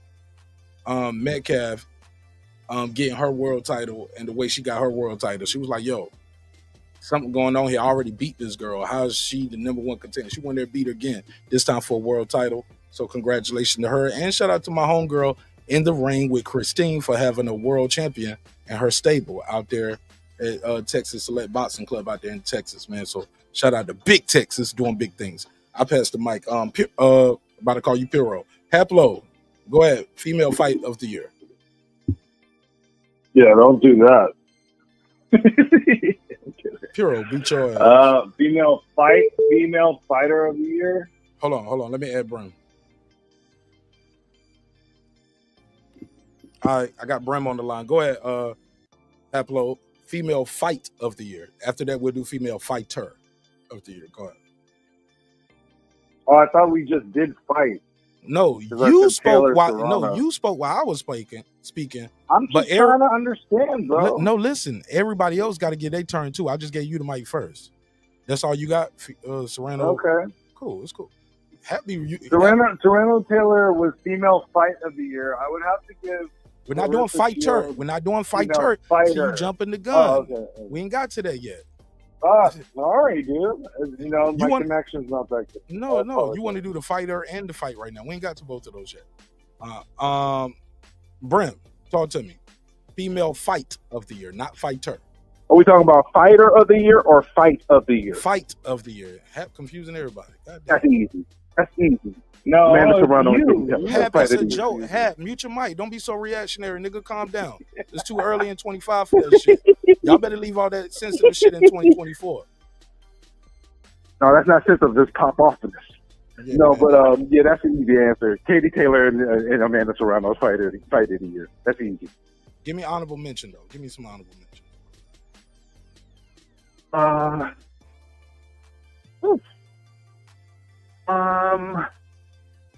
Nah, that was one-sided. Hold up, dang it. No, that was one-sided too. Dang. You ain't even saying them. All right, there's nothing close. All right. There's nothing close to that fight, to the ladies. No, that one. What's the name was a good fight? What's the name was a good fight? What's the name? That was a good fight. Australia, right? Chantel, when she was Cameron. No, not Cam. That wasn't really close. Not the pretty girl. Not that. No, the one that everybody, the judge, the guy announced the wrong person. The ref announced the wrong person, but she had really wanted to fight. Oh yeah, I know what one you're talking about. Back and forth, but she did win that fight. That was a good fight. You know who I was thinking about though? She's on Top Rank. I can't believe my brain's going blank right now. She won the title at 147. It's all good. Slender, white girl. She had the girl got paint thrown on her in New York. That was the second best fight of the year to me. The one that fought Baumgartner? She fought Serrano, didn't she? Or Baumgartner? No. She fought Baumgartner about 2 years ago, but I forgot who she fought. Let me get my brain right. You know what it is? I'm in work brain mode, and my boxing brain is shit. It's okay. Go ahead, Megazord. Female fight of the year. Did you see any of them? The Katie Serrano fight. That was by far. That was the best female fight in about 2-3 years to me. Yeah, that was. It's not even close. You said fight, right? Not fighter, but fight, right? Yeah. Yeah, that was it. And I didn't see it in real time. I had to go back and rewatch it. So, yeah, that was a damn good fight, and a robbery on top of it. But it was a damn good fight. Hey, Zar, I'm gonna tell you how good that fight was. I went and saw my mom like a couple weeks later, like a week or two later. I was up there handling business, chopping up my dad. And that fight was so good. My mama asked me about that fight. She was like, "Man, what you think of Mike Tyson and the white boy?" I said, "Because everybody." It was so big. Huh? It was just a big event. It was such a big event that everybody was paying attention because Mike Tyson's name is one of the most recognizable in the world. But that's not what my point was.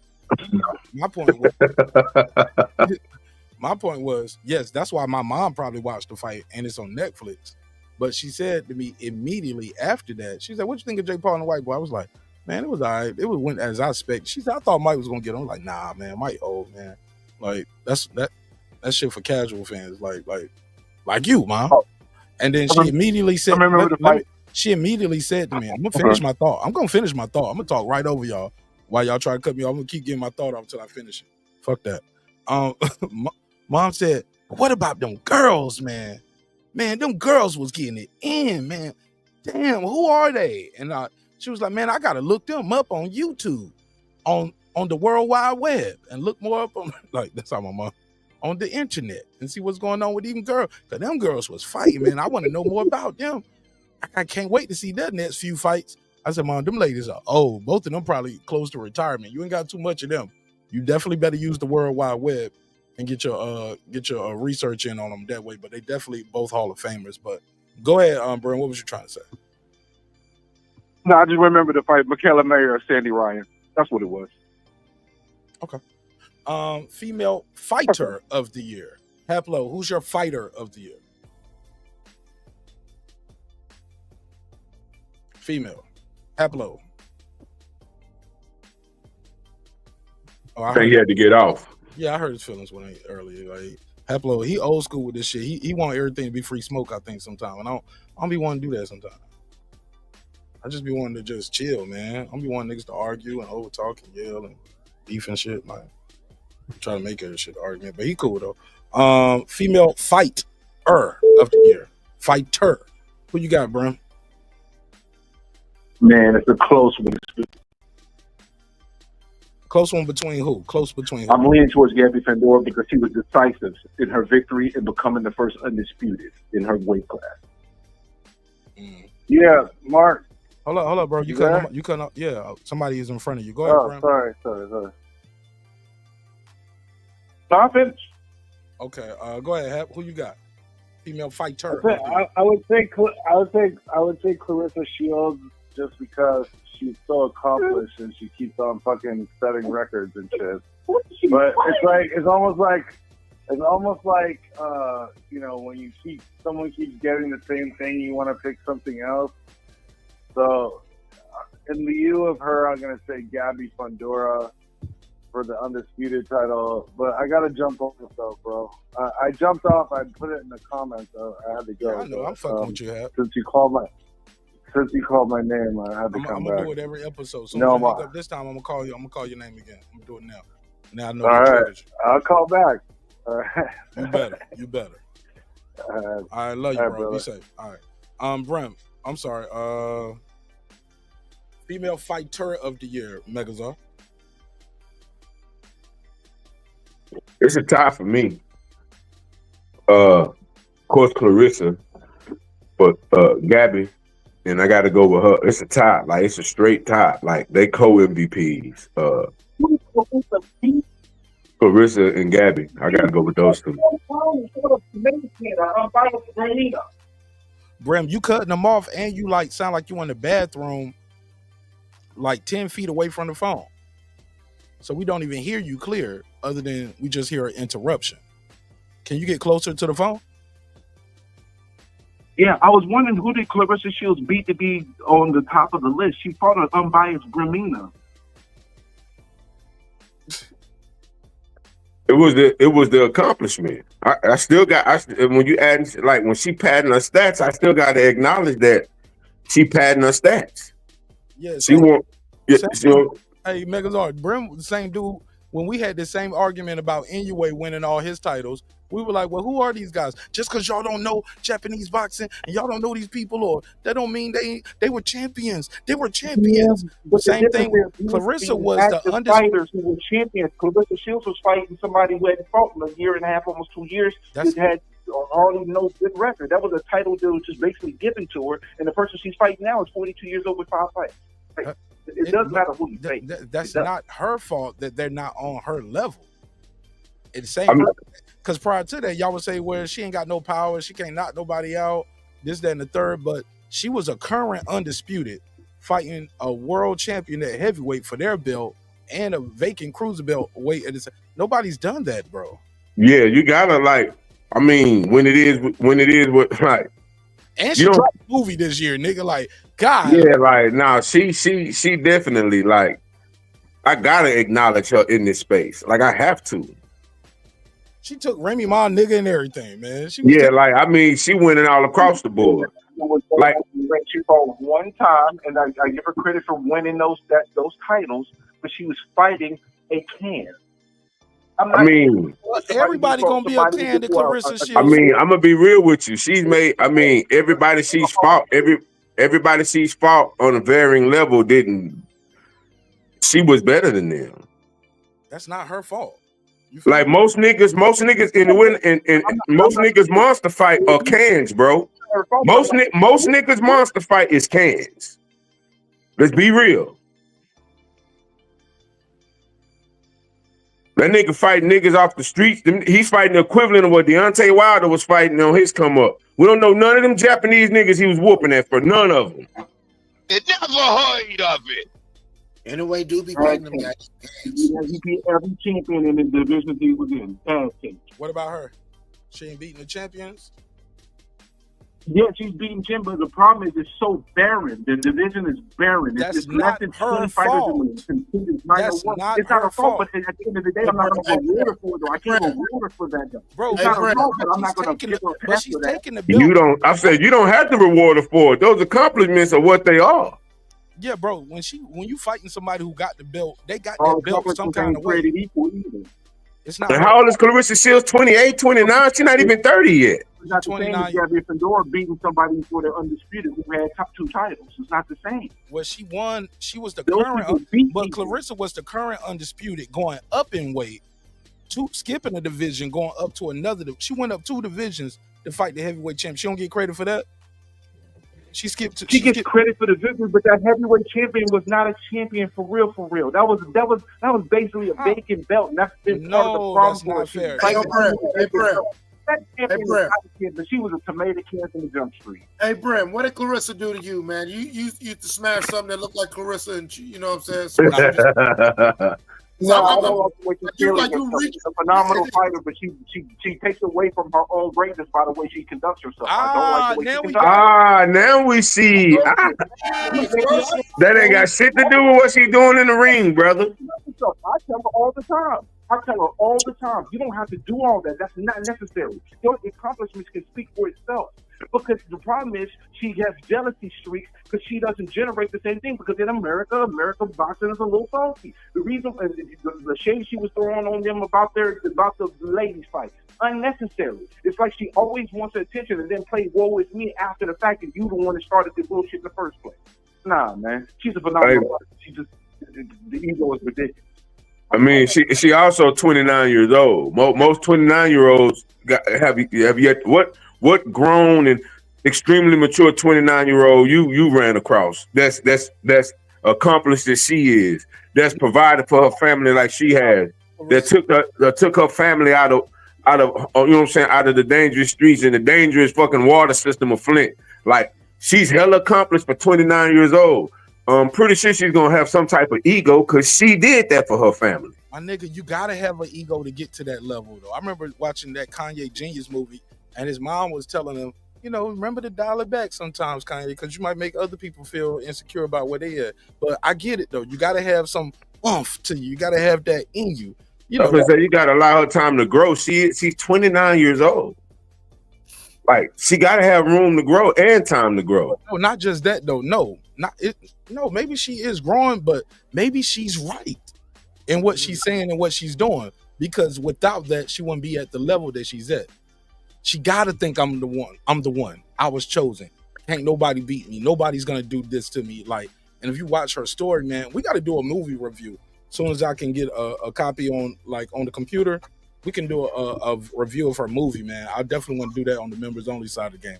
But understand this, Brim. You gotta have an ego to get to that level, but that shouldn't be a reason why you discredit her being fighter of the year. And I'm not discrediting. You gotta understand sound the very difference. dismissive of her accomplishments, though. Is what it sounds like. It ain't that I'm dismissive. It matters who you beat, bro. It's great that she accomplished that, but who's she accomplishing in verse? The problem is she's in a bearing weight class. But then she said she'll fight somebody at 147, So but then it's her said no fault 154. But So if you want it's her fault that she was born taller and bigger than these other women? listen, It's not her fault. at the end of the day, Mark, it's not her fault, but it is what it is. That don't mean I'm going to get brownie points because it ain't your fault. It No, is bro, what it you is. still gotta Hey, find a way to man. win. Like Usyk. If you don't like her, just say that. Got it If you don't outweighed like him 50 pounds. He had to find a way to win. A guy outweighed him 50 pounds. He still won. Can I ask you a question, Brim? Who has Pat Mahomes beat as a quarterback that's anywhere near his level of talent in the Super Bowl? Oh my God, this nigga in the Super Bowl. Well, I'm just saying when he played Tom Brady, he lost. Mega's already played his Madden. Cut the sticks on, nigga. No, I'm saying when he played Jalen Hurts and Brock Purdy, he beat them. Yeah, but the other teams made it to the Super Bowl.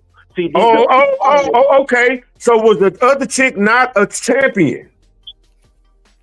The other chick, tomato can or not, she had the belt. No, Brim, you not really a champion. I'm not really a champion. Czar and Clips, we're not really, might be champions in life, champions of our household, champions of our family, but we're not boxing world champions. That lady is a boxing world champion. You can't say not really a world champion. She won the belt. She won the belt. Like, what are we talking about, Brim? You sounding real casually. You sounding like a hater. No, I'm not. It's just that y'all putting so much. The thing is, y'all feel like I'm downplaying it, and I feel like y'all overplaying it. She fought a tomato can, bro. That girl was a tomato can with a title. There's no other way around. With a title. We get. Yeah, hey, look, had a title and we well. seen tomato. Hey, look, and we seen tomato cans knock out Jaime Munguia and change their life this year too, right?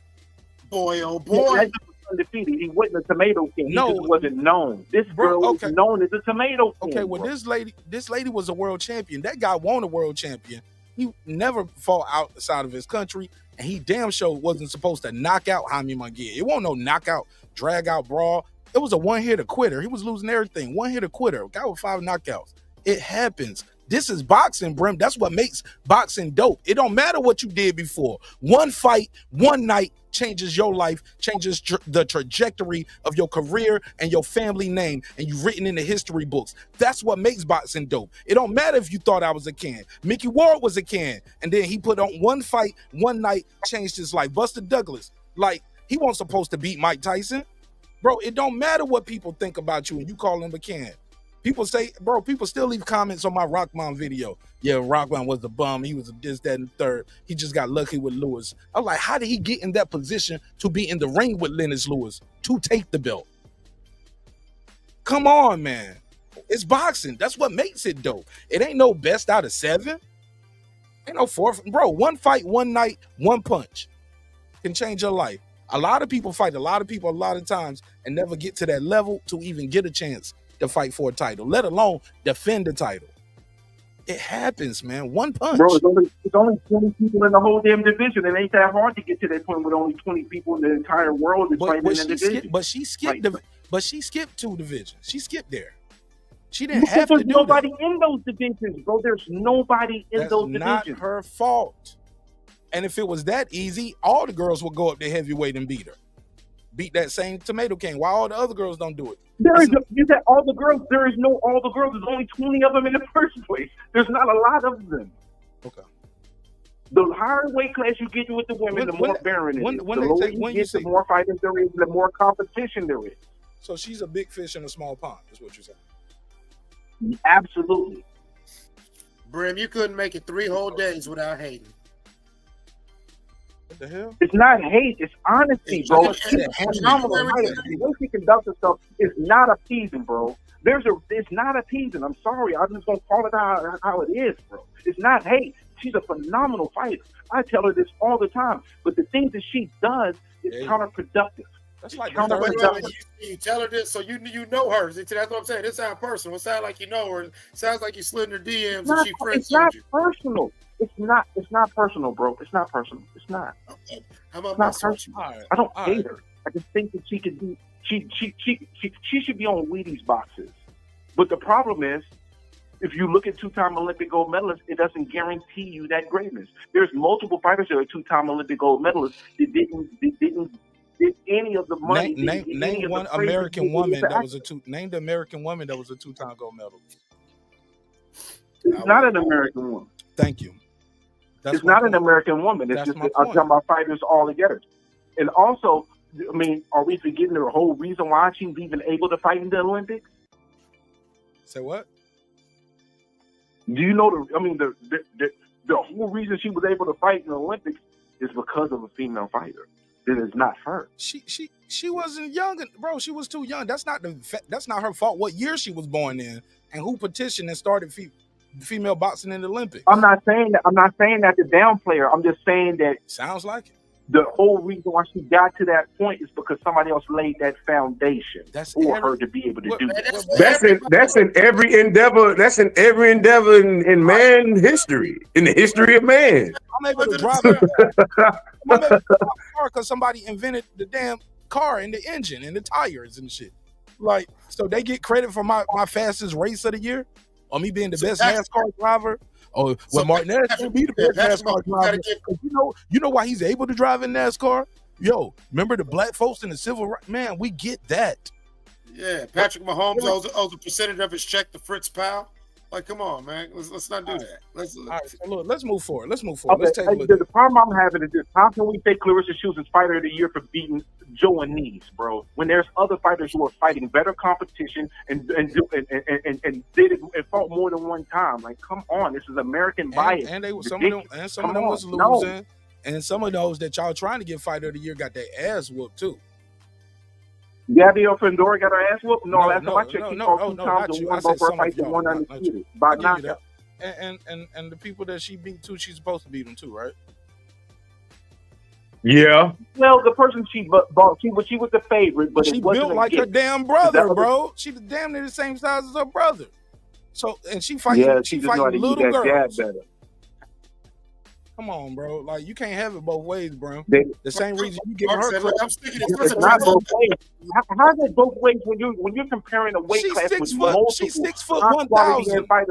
She's 6 foot 1,000 fighting girls that's 5'2". Come on, bro. And you know Mark, you know the irony of this conversation right here. See, if he was just trying to downplay Clarissa as being a bigger girl, like a weight bully type action, not having competition, but he's doing that to big up Gabby. Not about her being a bigger girl, it's about the competition that's available for her to beat and continue. Gabby's still making her goal. Clarissa was 2-time undisputed. Well, I'm sorry, 3. Check that. 3 times. She's been 3 times undisputed. The shit Gabby doing, Clarissa did it 3 times over, and now she's going. Yeah, man, she won 2 times. Hold on, you get undisputed in one fight, bro. You get undisputed in one fight. That tells you how barren the division is, bro. It's barren as hell. So how can how do you give Gabby credit for that, but don't give credit? Hold up, how do you hold up? So you give. So how do you not give Clarissa credit for skipping another division though? I give her credit, but it's not all undisputed not created equal. Gabby Fendora beat 3 champions to become undisputed. Clarissa Shields fought one person and became undisputed for 2 weight classes. That lets you know how barren the division is, bro. That's not how be honest. She's a great fighter, but the competition there for her is not there. Who did she fight? What are you talking about? That didn't happen in 2024. She fought Joe Nice. That wasn't undisputed. That wasn't undisputed for 2 divisions. She was already a 3-time undisputed. When she fought her, she became she was the current undisputed and won the heavyweight and the cruiserweight title by skipping cruiserweight and going up to heavyweight and fighting for the vacant cruiser as well. That's not the same. But I get it. Your opinion is yours alone. Let's table it there, because you got your opinion, I got mine, and that's okay. We don't have to agree. That's what makes this show dope. 15 boxing fights we absolutely must see in 2025.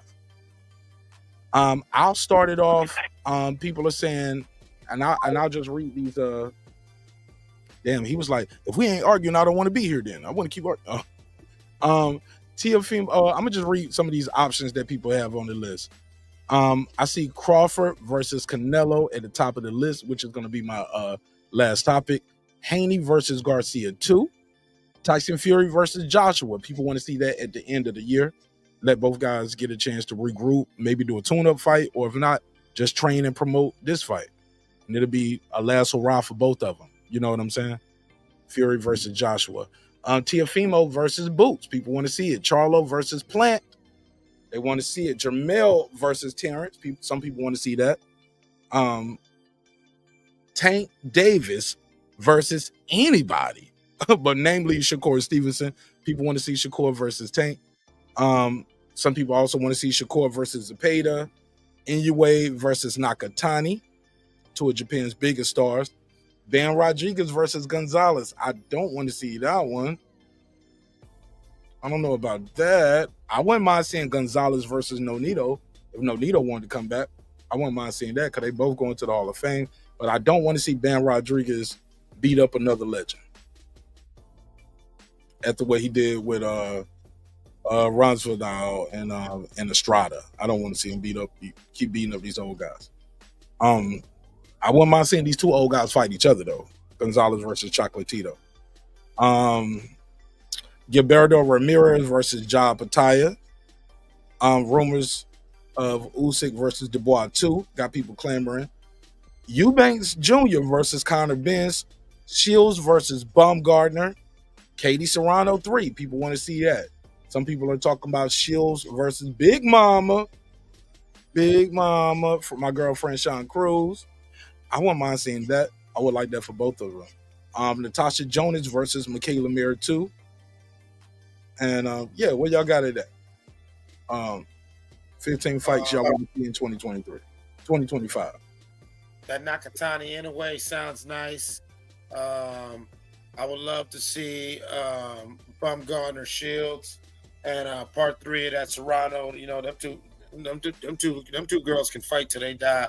Just, you know, every 2 years, just throw them in the ring. I don't care if they're 80 years old, and you know what I'm saying, just, you know, like in walkers, like that's action. And let me see. I definitely need the Crawford Canelo, and the Boots T.O. is definitely going to be interested because I will definitely be rooting for Boots, and it'll be like, you know, and T.O. has an opportunity to shut me up, or I get a chance to really talk some trash. I need to see B. Norman in there. I need to see B. Norman going.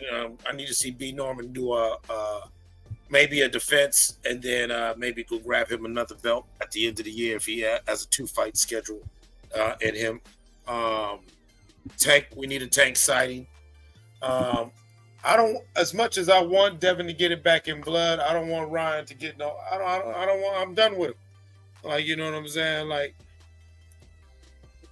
I really do think the way he went about it was disrespectful to the sport, and I think in different ways a rematch is rewarding what he did. But if you do get that rematch, definitely the onus is on Devin to go on and get, it back in blood. Shakur Tank would be nice, but like I said, I just need to see Tank somewhere. If Tank ain't going to do it, then you need to step aside and get your mind right. But please don't hold it, because I think that'll really tarnish Tank's legacy if he does spend this year holding up those divisions and them belts hostage. Talking about, I don't know if my mind's in it. If your mind's not in it, then go on and abdicate them belts and then come back and get them again. It's all good. Go ahead, Czar. Talk to us, man. 15 boxing fights we gotta see this year, man. I'm gonna say I want to see Haney and Stevenson. I've been wanting to see Haney and Stevenson. Tank, man, who gives a fuck? Like, they're not gonna put him in front of no real competition. I could really care less. I want to see Boots fight somebody. I think he easily beats T.O. Like, I think he gonna easily beat T.O. I want to see that though. I want to see Boots fight somebody. And put on a good showing. I would love to see Crawford Canelo, but if we can't get that, I would love to see Crawford Baccarat. You know what I'm saying? Like, but I know if we get Crawford Canelo, you know, that's probably the last hurrah for Bud. So, do both Usyk. I would like to see that. I would like to see that. Then after that, I think Usyk should retire because he ain't got shit else to prove. If that's the only asterisk, I don't think he got shit to prove anyway. But if that's the only asterisk on his record, go ahead and rematch that. Dubois should be coming off another title defense. I think he's supposed to fight somebody soon. Make that happen, and Usyk can go off into the sunset. And for the fuck of it, Tyson Fury and AJ for one of those loose belts, for one of those vacant belts that they have once Usyk let go of the other ones, the ones that he have. But Usyk said, "I feel very feel." Yeah, he very feel. I very feel. I don't think he said I have many more to go. I think he'll fight Joseph Parker too. Like, yo, keep bringing him. But I think the fans are not gonna keep wanting to watch him because of his ascension was so high so fast. But some people, me personally, I pay to see him fight Deontay Wilder, especially at these rates that they got $20, $30, maybe $40 max. Because I don't want to see Deontay Wilder fight, man. No, I'm sorry. Joseph Parker, or Big Joseph Bang. Parker, no, that's a good. But I want to see Dubose and Joseph Parker. Let's see if he can beat Big Bang Jane. Bro, I like watching this little Tasmanian devil, Ukrainian devil. I don't even want to call him a devil, but y'all get it. Devil. I don't mean Ukrainian devil. I want to call him that. You know what I'm saying? He's not a devil. I don't think that. I'm just using it symbolically. The Ukrainian devil. Yeah, the Ukrainian devil, man. He's a little motherfucker just going there and just keep spinning around these dudes, whooping their ass all night. That shit it's amazing to see. I'm not 3'6'4", but man, that give you hope, man. Watching this little nigga going there, beat up these dudes, just outweigh him by 50 plus pounds, man. Like when people say, and we're gonna segue to the Crawford fight with this. Everybody keep talking about the size, like Crawford, and they got weight classes for a division. Well, what would you call Usyk versus Fury? Because he outweighed him by 50 plus pounds. Everybody's taller than him. Everybody's bigger than him. But the angles, the timing, the jab, the output, he finds a way to win and just beats the shit out of these dudes. So I gotta give it to him, man. Like, he's a special type fighter. So that's what I said with it. Let's segue to this Crawford Canelo shit, unless y'all want to add something to that briefly. Trying to keep it moving. No, we can keep it moving. Hey, man, Crawford Canelo, we've been hearing about the fight.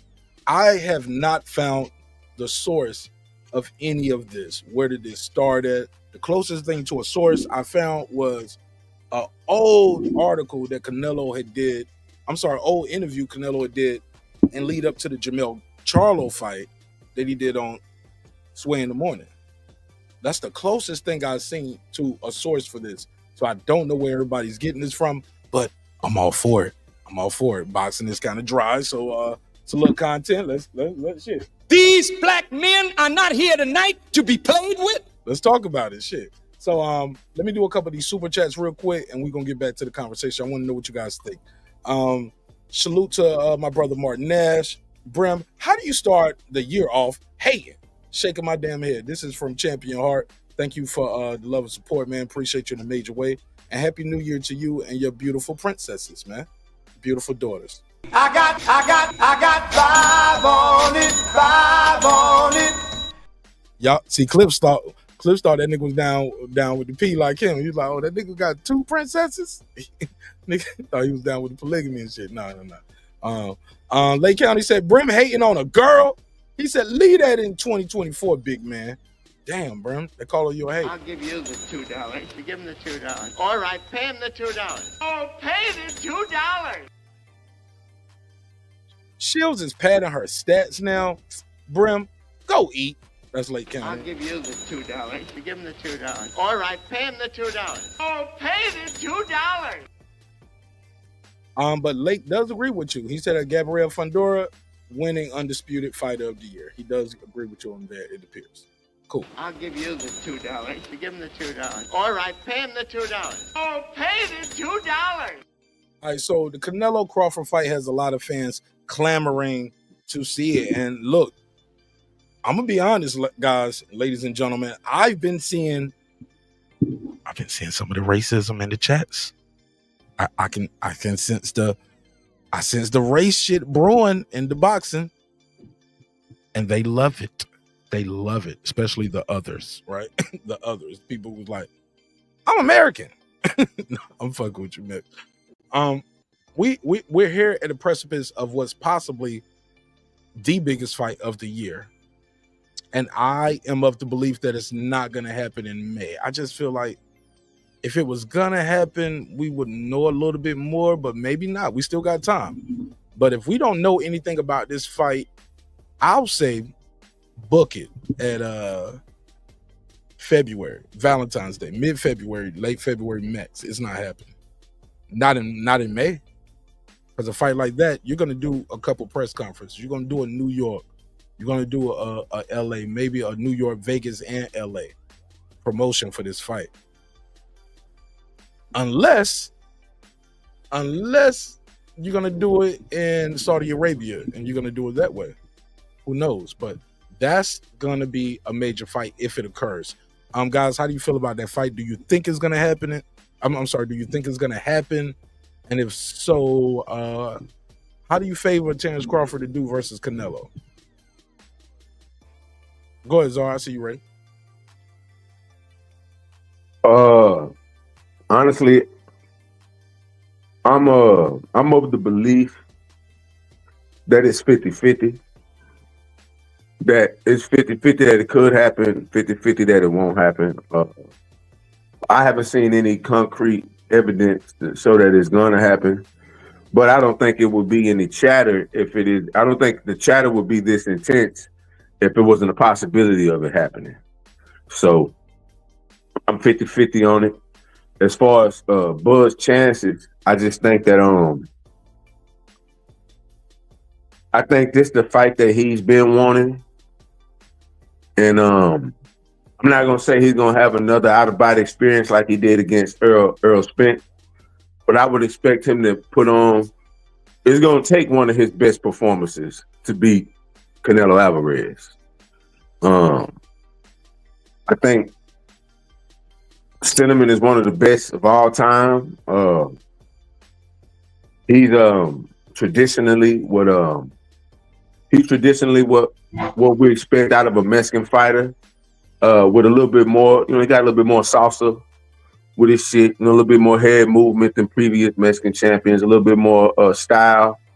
But I think if Bud rises to the occasion, I think Bud can get him. Of course, I'm team Bud, but if I'm just being honest, that ain't Earl Spence you in the ring with. That's Canelo Alvarez.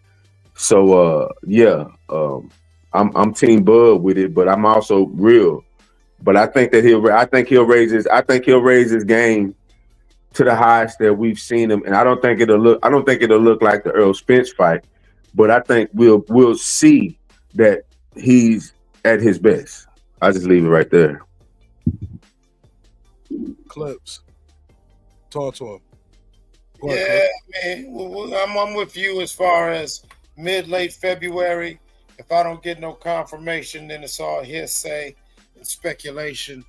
But if it does go down, full disclaimer, you know what I'm saying? It's Big Bud country over here. It's Crawford County. But just my boxing, dispassionately, objectively trying to look at this fight. It's going to be a steep hill for Bud to climb, but he's able to climb it. And I think one of the big keys is the fact that Bud is ambidextrous and that lead jab from the southpaw stance will bother the hell out of Canelo. We've seen him controlled, even in fights that he eventually figured out. We've seen him frustrated at a while. We've seen Canelo at times try to take his time to figure out his fighter and try to wear him down and eventually bully him. I just think that if Bud can withstand Canelo's power, man, this is a good. I'm very high on Bud in this fight, and just for those reasons alone, that I think that when Bud goes left-handed, that jab from the southpaw, and if Bud can take his power, then it should be a solid win for Bud. It's not just because I'm a Bud fan. It's not because Bud is black. Just understanding boxing and understanding the type of fighter that Canelo is and the type of fighters that give Canelo problems. Yeah. I was careful in how I said that because I didn't want to start no arguments, Brim. I'm sorry. It's too early. No, he gone. I'm just teasing. I'm playing. Hold up. Champion Hart said Mix ID says he's white. Man, Mix better not ever say nigga on the panel no more to nobody. We kick him off. I'm gonna say you better show your ID first, Mix. Let me find out. This nigga Mix out here cosplaying as a white man. He talking about he white on his ID. Hell no. So that's why. Hold up, but at the same time, he was on the show talking about Well, when I went to jail, they didn't know where to put me. That's why they didn't know where to put you, because your ID says you white, but you look Mexican, but you act black and don't speak Spanish. So they don't know where to put you. You're white. You white on paper. You look Latino, but you don't speak Spanish. And what he say on Malcolm X? I'm gonna have nigga have WAP have something they don't know what he said. Don't nobody tell me nothing. What he said on Malcolm? I remember that. Yeah, he said I'm half WAP. I'm half WAP, half nigga, half half Jew. Yeah, half Jew. Half Jew. How you three halves though? Hey, man, let me find out that Mex is the Spanish Rachel Dolezal. Instead of Rachel Dolezal, he's Roberto. Roberto Mexicano dog. He Roberto Czar. He a czar too, nigga. You ain't the only czar around here. Roberto Salazar. Oh my goodness, yo. Now it makes sense. Mex didn't tell us that about us when he was like, when I went to jail, they didn't know where to put me. I was with the others. Cause you on paper white, don't speak, look Mexican, don't speak Spanish. Oh my God! And you act black. They stole Ma. So he said he got arrested. He got arrested in Jordans. He had some Jordans, gold chain, a grill, but he looked Mexican. Had some bueno. That nigga. Yeah, that's what I'm saying. That nigga was everything. Hey, that nigga had on cowboy boots and a wave cap. Bro, and they caught him with a remix of Whitney Houston playing in the car. Every American. It's all. They looked at it, they were like, damn, white? They like, is this your ID? Yeah. I'm white. I'm American. That's why he keeps saying I'm American. Because he don't want it to champion heart. That can't be true. And if so, I want to know how you know that motherfucker ID say he white. Bram, what's up? No, just back for the love. Back for the love. Man, yo, hating on the quote. I'm not hating. I think she's phenomenal. I think she's phenomenally talented. But there are some things that I'm being honest with you, y'all kind of don't want to really address, and it's okay. Hey, look, let's ask you this. Let me ask you this. Hey, look, how do you feel about people already on that quote unquote? I'll use the term race baiting, because they accuse me of it too. I'm like, no, if you racist, nigga, I can't bait you to be a racist. Like, you can't bait me to be a PDF file. If that's who you are, that's who you are. I can't race bait you. So they are already saying, hey, look, if you support Terrence Crawford, you're an idiot, you FBA. Only idiot blacks are believing in Terrence Crawford. I was like, no, I know some 70-year-old white men that think Terrence Crawford can win. Unfortunately, I mean, it's a segment. It's a small segment, but it's a very loud minority that's going to be in that position, and that comes with the territory across the board. Unfortunately, racism is American as apple pie, and it is a very thin line, though, in some aspects in regards to the word race baiting, because not every single black brother and sister is on the up and up in regards to that aspect. But at the same token, to act like it doesn't exist is asinine. I don't think it's racist. If that makes any sense. I don't think it's racist if black people are going for Terrence Crawford because he's black. That ain't racist. That's a natural thing. Like if most people are casuals anyway that watch this. I would consider myself a casual. I'm not a hardcore boxer dude. I just know what I'm looking at. It's all like, yeah, this nigga getting his ass whooped, and he black, I'm black, he losing. He lost that fight. Well, here's the thing. Like my thing is, I'm sorry, mate. Go ahead. No, I was just saying. I don't think. No. No, it was Megazar. Go ahead. You know what I'm saying? If I go to work and I ask any Mexican, of course they're gonna say Canelo winning that fight. I don't expect them to say. I don't expect them to give Crawford a chance. You know what I'm saying? And so I don't think that's racist. I think they're more so giving Canelo that because that's raceless picking. I'm talking about the comments people are saying. You are picking them. They start saying racist things towards you. I mean, that's this. Come on, man. This is America. This is where we live. Okay. Everybody, man. That's just what it is. Like, if you don't most time when you're talking to people that you don't have a personal relationship with, in terms of other races, that's what the shit turned into. If you don't know the person, and people assume what they want to assume. So let's be real. Most Mexicans I talk boxing with don't know shit about boxing. Like, I mean, but yeah, most Christians I talk to don't know nothing about that Bible that they get on. I mean, of course, like most black people I talk to about boxing don't know shit about boxing either. Yeah. So I expect the mass majority to react how they react. But here's my question: why does this always come up when it's black support for black fighters, when it's not viewed as being racist? When a Mexican cheers on a Mexican fighter, the Filipino cheers on the guy from the Philippines. All right, you're a casual fan, and you see the guy walking out. He's a clean-cut, all-American white guy with the Irish flag, and you're like, hey, I'm Irish. I want such and such to win. Why is that racist? Like, at the end of the day, a lot of sports, and especially combat sports, is very tribal and instinctual. Outside of purists and pure fans and practitioners of the sport, even people who don't consider themselves casual don't really understand the true mechanics of what they're seeing and what they're looking at. So you're basically just going off the, I like him, I like her. I want him to win, I want her to win. You feel what I'm saying? But when you really see a black fighter not only have mass appeal, but success in his field, now it's racist because you see black people behind him. I have never seen Mexicans accused of being racist for their support of Canelo Alvarez and many of the countless Mexican fighters who come from that line of fighters. And I believe that the respect is warranted. I just never heard them be classified as racist for doing that. Go ahead, bro.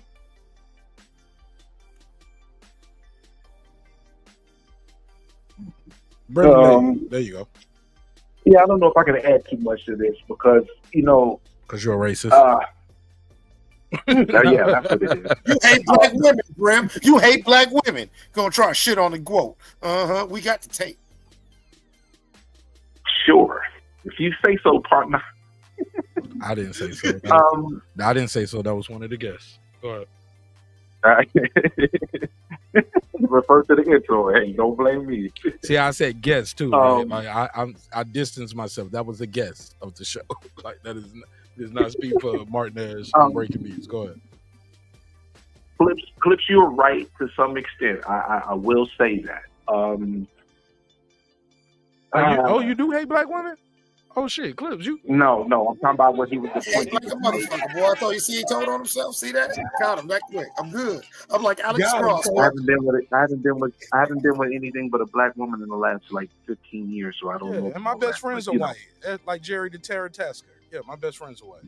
I see them at the job. I said I haven't been with a non-black woman in a very long time. It is what it is. That means it builds your disdain. But also, too, you choose what you choose and what chooses you. I mean, I don't have disdain. Yeah, you got resentment for the black woman. I don't have resentment either. Can hear That's all false statements. Okay, I'm fine. No, I'm trolling. Now I'm trolling. I'm trolling. All right, go ahead. I know you are. It's okay. It's okay. It's all good fun. But no, he makes a valid point. It does seem to be when there is more tribalism on the side of African Americans. It tends to be a little more scrutinized. I think that's just the essence of historical, contents in regards to, in America. Because if we go to other countries, they don't have that same issue that we have here in regards to that aspect. Their tribalism is more regional, not based on color lines. But at the same token, sometimes when you're very loud and vocal, though, you're going to get stuff coming back. And unfortunately, when you had the LDBC and some of the people that was involved in it, they were on a level of delusion that was very high, which garnered scrutiny. Bro, that's But a small ass unfortunately, group in the exactly. That's what I was just about to say. boxing. I was just about to say that's a small group, but it's being applied in a broader picture, which is not right. No, but you giving them too much credit is what I'm saying. Like I talk to a lot of people that know boxing. Bro, I swear, bro, they don't LDBC. It never heard of it. No, you thinking about that's the YouTube boxing community. Look, that was a foodie drop that I got right there. I don't even know what that was. I heard it talk about Palm Springs. That's foodie in the background. I got a foodie drop that I'm sitting on. I probably need to edit. But no. That's a microcosm of the sport. Like you think all these UK fans and Riyadh season fans and the people that's packing out these arenas, they know who that organization is. I mean, I ain't trying to disrespect them, but I think you might just be giving them too much credit. No, they don't give them credit. That's American based. That's why I made the statement. I said that in other countries, it's not really mostly based on color lines. It's more based on regional lines, and this is more of an American issue in regards to the aspect of tribalism within boxing on the color. Man, hell no. I'm gonna tell you how I know you wrong. When I do a show, depending on where that fighter's from, that's who's in my chat that night, because the way the algorithm sends the fights out to these people, the way I tag the fight, the keywords I put into when I post the show, the thumbnail, all of that shit. Those people in Australia pulling up for the Jeff Horn fight. I've never seen these people, and y'all see it all the time on this show, especially if y'all been for some years. You get what I'm saying? When we talking about an Australian fighter, Cambosis, Jeff Horn, those people pull up. Go to my comments. Macy, you know you're arguing my point. You know you're arguing my point right now. That's why I brought that up. That's why I brought that up. Mark Masayo, the Philippines was here. No, the Philippines are here. If we're talking about Usyk, those people are here. So it's not tribal here in America. They do that shit everywhere. Yeah, but I said regional based though. It's not quite the same level of tribalism in regards to color lines that it is in America. That what you said was kind of proving my point. That's region based. I thought I disproved your point, but hey, take the wins you can, my nigga. I'm cool. Yeah, that's regional. That's regional based tribalism. Okay. What are you talking about? What he just described to you was nationalities. Like what we did, that's location tribalism. Yeah, but it's like that's why it don't matter your skin tone. Because if you look at Joseph Parker, he's not a white guy, but they're supporting him. So it's all about all the fighters just coming from that area, no matter what color they are. Man, when I cover Joseph Parker, those people from New Zealand are in the chat, and they people that look like him, and the Samoan, like the Hawaiian type people, they in the chat for Joseph Parker. But Anthony Joshua is black and he's in the UK, but the UK supports him tremendously. See, but that's different though. Anthony Joshua is also a gold medalist. He's also a gold medalist. He won a gold medal for that country. Like that's different from what the argument we have in here with Canelo, Crawford, and the race thing that's been brought up, and how you just said, well, unfortunately here we got the LDBC. Like, what? Well, when he fought Usyk, them same UK fans were choosing Usyk over him though. Well, because their tribalism is not as deeply embedded as ours, and some of them can actually look at the fight and say, "I think Usyk's going to win. It's going to beat Fury." And plus, Fury does have people in the UK that have disdain for him as well, because the way he was conducting himself leading into this fight eventually happening. Because this fight wouldn't have happened. Well, you can say that, but going into it, nobody had Usyk beating Anthony Joshua. Except for diehard Usyk fans, and like I said, if a Caucasian roots for another Caucasian, I don't see nothing wrong with that, man. Ain't nothing wrong with that. Ain't nothing wrong with that. Like some people, like I said, some people don't watch boxing from an objective standpoint. Some people aren't objective. Some people don't want to see good fights. Most people don't tune in to see the sweet signs. You know what I'm saying? They don't tune in to see a Mayweather go 12 rounds and see how technical he you know what I'm saying, his technical brilliance. Most people don't know that Terrence Crawford might be the best switch hitter in the history of boxing. The only person you can name is Marvin Margulis Hager. Like, most people don't know that when they watch these fights. So if they get in there like, hey, I like that white guy right there, I want him to win, I don't see nothing wrong. Ain't nothing wrong with that. It's just that in America, like you were saying, there's a historical pretext. Whenever black folks gather and whatever we do, it's been a goddamn problem. Like, it ain't got shit to do with boxing. Whenever black folks gather, period, it's been a problem in America. And I'm pretty sure if we're not huddled all together in Africa, beating each other, if we unite, so it'll be a problem. That's historical. Wherever we've been united, it's been a fucking problem. Yeah, talk that unless we united in poverty. If we united in poverty, they don't give a damn. Yeah, if we all together laughing and shaking our ass on some ignorant shit, you know what I'm saying? They'll sit there and watch and be entertained, throw money at us. For a minute, then they'll make everybody disperse. Even then, when we on some dumb shit. Y'all niggas having too much fun. Go home. Okay, you dumbass nigga. Okay, we take everything from you niggas. You find something. Get out of here. Hey, like that's historical. I'm not arguing. This ain't race. This is just historical facts. Children's books. No, make us our mark. Like, let's be honest. Books, and they'll just say, you know what? You ain't got no permit. Hey, look, you just got a little restaurant, and you know what? We just don't like it. Yeah, they'll find a way to shut it down. But go ahead, Clips. What you about to say? I forgot. It's all right. Sorry, I had to get that off. Well, I'm not. You know what I'm saying? So I'm not saying I don't think it's wrong with cheering. With identifying with self. There's nothing wrong with identifying with self. Ain't nothing wrong with that. You know what I'm saying? It's like that's what people are gonna, that's what's gonna happen. Like, people are gonna identify with self.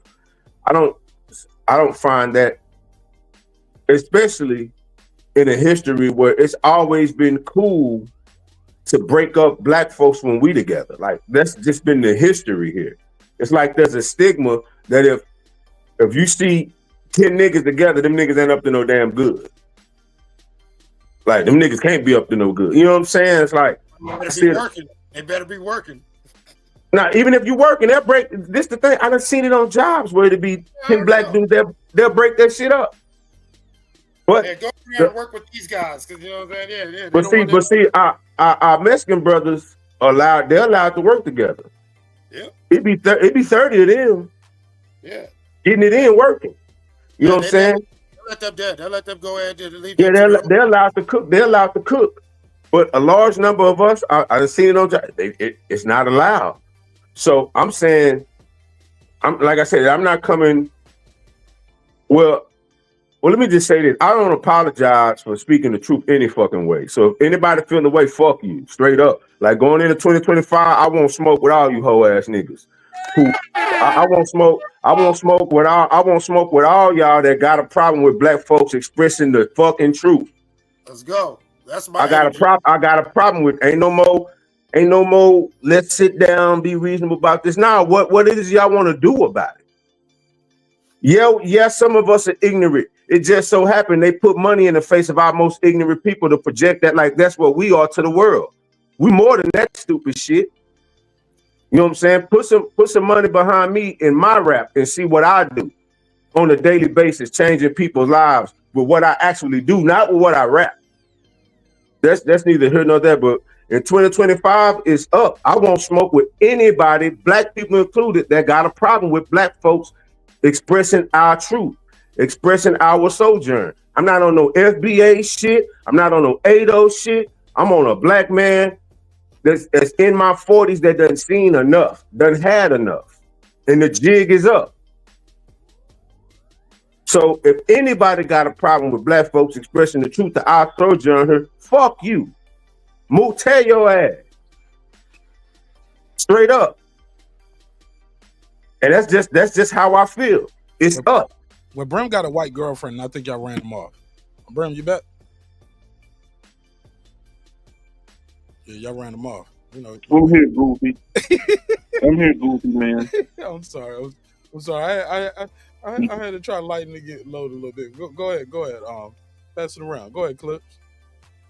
Brim. I mean, nah, man. What Begazar said is the energy. I like what you said, Clips. Remember what you was talking about with the black vigilantes and like, yo, we need to yo, we need to stop this shit. We need to draw our line in the sand. This the line we ain't gonna let nobody cross. Like I was talking about with what Fat Joe said, and I said, listen, this is a new generation and a new time where America's gonna. It's like the blackface thing. Okay, yeah, you got that shit off, but we're done with it. It's not funny no more, and we need to be like Megas are saying. This is the time. I've been saying it for years. There's certain things that as individuals and especially as people, regardless of where we are on the spectrum of niggatry, if you are a black man in America, you better start motherfucker reassessing your standards, and you better draw them lines with a bold Sharpie. You feel what I'm saying, Megan? You know what I'm saying? Like, you know what I'm saying? And dare a nigga to cross it. Anybody. That's what I'm saying. It ain't even it's not even about race no more. It's really my stance is really against black people. Right. Because I ain't worried about what a Caucasian or what a Hispanic or any other race other than black have to say. I'm dealing directly with black folks. The jig is up with this dumb shit. Either we gonna do this, either we gonna come together, or we're going to suffer the consequences individually. And when you suffer from an individual standpoint because you didn't do the work, because you didn't prepare, because you weren't thinking critically, I don't want to hear no outcry. Honestly, I don't want to hear outcry. But those of us that know it's time to get on code, it's up to us to make it happen. Let's get on code. Let's do this the right way. Let's set up the underground silk roads again. Let's do all of that. It's time for all that again. Well, on that energy, that's what I'm saying. Like, you know what I'm saying? Not to get long-winded, but listen, the reason why the rebellion of 1804, you know what I'm saying, was successful was because the first things the brothers in Haiti did was they got all the house niggas up out of there. That was the first thing they did. You know what I'm saying? We talking to the family. We on TV talking like it's you and me because now it's time for us to do that. Yes, I'm sorry, Gil Scott Heaven. The revolution will be televised because we need to let it be known. Because everybody in the sound of my voice, ye shall be judged. And as you and you know, when you stand before your judge and he goes about how you lived in these times, were you with the fuckery or did you say no? Come on, we all feed the beast on some level or not. But especially as a black man in America, don't act like you don't know what's going on, and you can't act like it's cool. Because if you really think it's cool, fuck you. Go over there. Because this is how our original gangs got formed. Megan know what I'm talking about. Because brothers in the neighborhood said, listen, man, we ain't back in the 60s. We said we ain't on that shit. We gonna get together and, hey, man, if y'all ain't on that program, then as you suffering, don't come looking at us because you ain't part of the set. And we gonna link up tribe style and we gonna build and we gonna work. And these different cells, we're gonna communicate and we're gonna network. And we're gonna keep that shit to ourselves. Like I said several times on this show, why can't we see a group of black people within America get treated with the same social and economic and legal status as Quakers, Amish, and Mennonites? Where we could be on our land tax-free, free from drafts and all like that, and live and worship our God as we see fit. Yeah, and this is what I wanted to say this to Brim and give him a chance to speak, but he just dropped off. But Brim kept saying the word tribalism. And he kept saying that's tribalism. That's not racism. That's tribalism. It's not racism. But tribalism is synonymous with racism. Absolutely. I hate to say it to my good brother Brim, but tribalism is definitely a synonym and is synonymous with racism and racial bias and bigotry and inclusivity and religiousism. You know what I'm saying? And cultural fetish and things of that nature, xenophobia, xenomania. Yes, it happens, Brim. I understand what Brim was saying. But when we try to separate it and minimize, it's like, oh, that's not being racist. That's just tribalism. Well, no, I'm just saying, I understand the premise Brim was standing on. Because it actually some truth to it, but it also seems as though, and I'm not trying to be disrespectful, but Brim, it seems go along to get along. It sounds like the right thing to say. When it's like, nah, bro, there's been a history of darker people being treated wrong on everywhere in the world. Like our Mexican brothers who come over here illegally, why do they have a bias with us? But they come over here with a bias for us. Avoid of it. And we ain't did shit to them. We ain't did shit to them. We ain't did nothing. They come over here with a bias for us. Like they come over here with a bias for us. Because anything in America is better than black, as it's been taught to us. So it's been taught that way when you come in the door. Man, you don't want to be a nigga. You don't want to be a nigga. Man, it ain't just Mexicans, it's a lot of the others. Any black man over his 30s who's actually lived in more than one state has had that experience, whether it be with an Asian, whether it be with an Arab, or whether it be anybody not from this country. That's true. They are indoctrinated with these preconceived notions of blackness, to where I've always said most black people, especially black men, spend most of our lives running away from being a nigga because we're a nigga regardless. You know what I'm saying? Because they got this little nigga preconceived notion, and they don't want to see you for who you are. They always try to fit you in the box. They always try to thin slice you, as Malcolm Gladwell says. Let's take a quick little snapshot of you within 3 seconds of meeting you and try to tell you who you are. It's funny you say that, Clips, because one of the premise of the Million Man March was that Minister Farrakhan was saying that the way that we were being presented throughout the world was an image of destruction, whether it was Boys in the Hood, whether it was Menace to Society, whether it was New Jack City, whether it was everything that was presented to the world of us would be that. So if they came in and brought the National Guard within our neighborhood, it wouldn't be no outcry. They would be like, yeah, mow them no good ass niggas down. They ain't because everything that they saw of us was the worst of us. And so that's why one of the premises of the Million Man March was he wanted to show black folks together, peaceful, in a day of reflection, in a day of atonement, and going back to the community, activating that, going back to the community, taking charge. Like I was saying, most people look at the Million Man March wrong. The fact that he was able to have 1 million men there and it was all peaceful, and if you know anything, that was the largest gathering of all the gangs, all the sects. They all was there. And all those six. You know what I'm saying? So all of those, they went back and they did positive change to the community to the best of their ability. But the fact that he had the wherewithal to do that because of the way we were being presented throughout the world. So if you take a step and look at us today, like Andre said, I thought that rap was all gun, weeds, and alcohol. He said, oh hell no. But yeah, it's that too. You can't discriminate because you done read a book or two.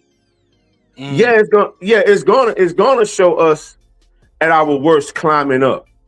But now it's like there's only a focused effort on showing us in our worst light, showing our women in their worst light. Like all our women got to offer is ass, to the point to where women go and damn near die on a doctor table in a third world country to get ass. Well, yeah, so and that's the thing, and so the crazy thing about the trick about that they pulled is not only did they get the others so sold on this nigga box that we're all supposed to fit in, they've got black people jumping out their skin to jump into the nigga box, some even literally. You know what I'm saying? We'll do the most. To where I like you're saying, we need to get on some stuff where I don't think that guests to the culture are welcome. We're loving and godly, divine people. But I think the days of wipe your feet at the door and keep in mind that you're a guest need to be reinstated. You know what I'm saying? If you know what I'm saying, if I invite Megazord to the cookout and he brings his +1, that don't mean +1 starts over talking everybody in the room talking about hand me the ox core. Feel me? I'm with that. I'm with that 100%. But I think what we need to do is cleanse from within first, because I felt like for years, I'm not saying that we passed the buck, but I think it starts from within, and we gotta challenge and chastise self first. You know what I'm saying? Once we do that, the people who've been invited, they're gonna self-analyze. Once you start checking those internally, the ones that was invited gonna be like, damn, if they doing that to one another, then either I'm gonna come correct or it's gonna be all of them against me. Which I'm saying, I agree with what you're saying, but I believe we're so scattered from our part, it's kind of hard to do it, and that's why my stance is against us first. Well, I feel you, beloved, but my disagreement is not with what you're saying, but it's from the approach, because I think a problem with when we chastise self and we whatever our own, and we try to deal with the black devils and the bad apples within our group, it's always done publicly. I think we need to try to be more of a family, and we deal with our, even if it's on some drop squad gang stuff. It definitely need to be closed doors. No. It's closed doors, baby. Yeah, they'll close the door so we can have proper discipline. Closed doors. This ain't for the world to see. This for us. I'm talking about crazy. We doing this for, say, man, this ain't, look here, we doing this to cleanse self. Right. If globally you could benefit from it, that's fine. Our focus ain't nobody else but us. Yeah, so it don't need to be. That's why I said get on code. Let's do these underground silk roads again. Yeah. It needs to be closed doors behind doors. Like, this is my favorite analogy to this. When we were in school, were you able to go to a LULAC meeting?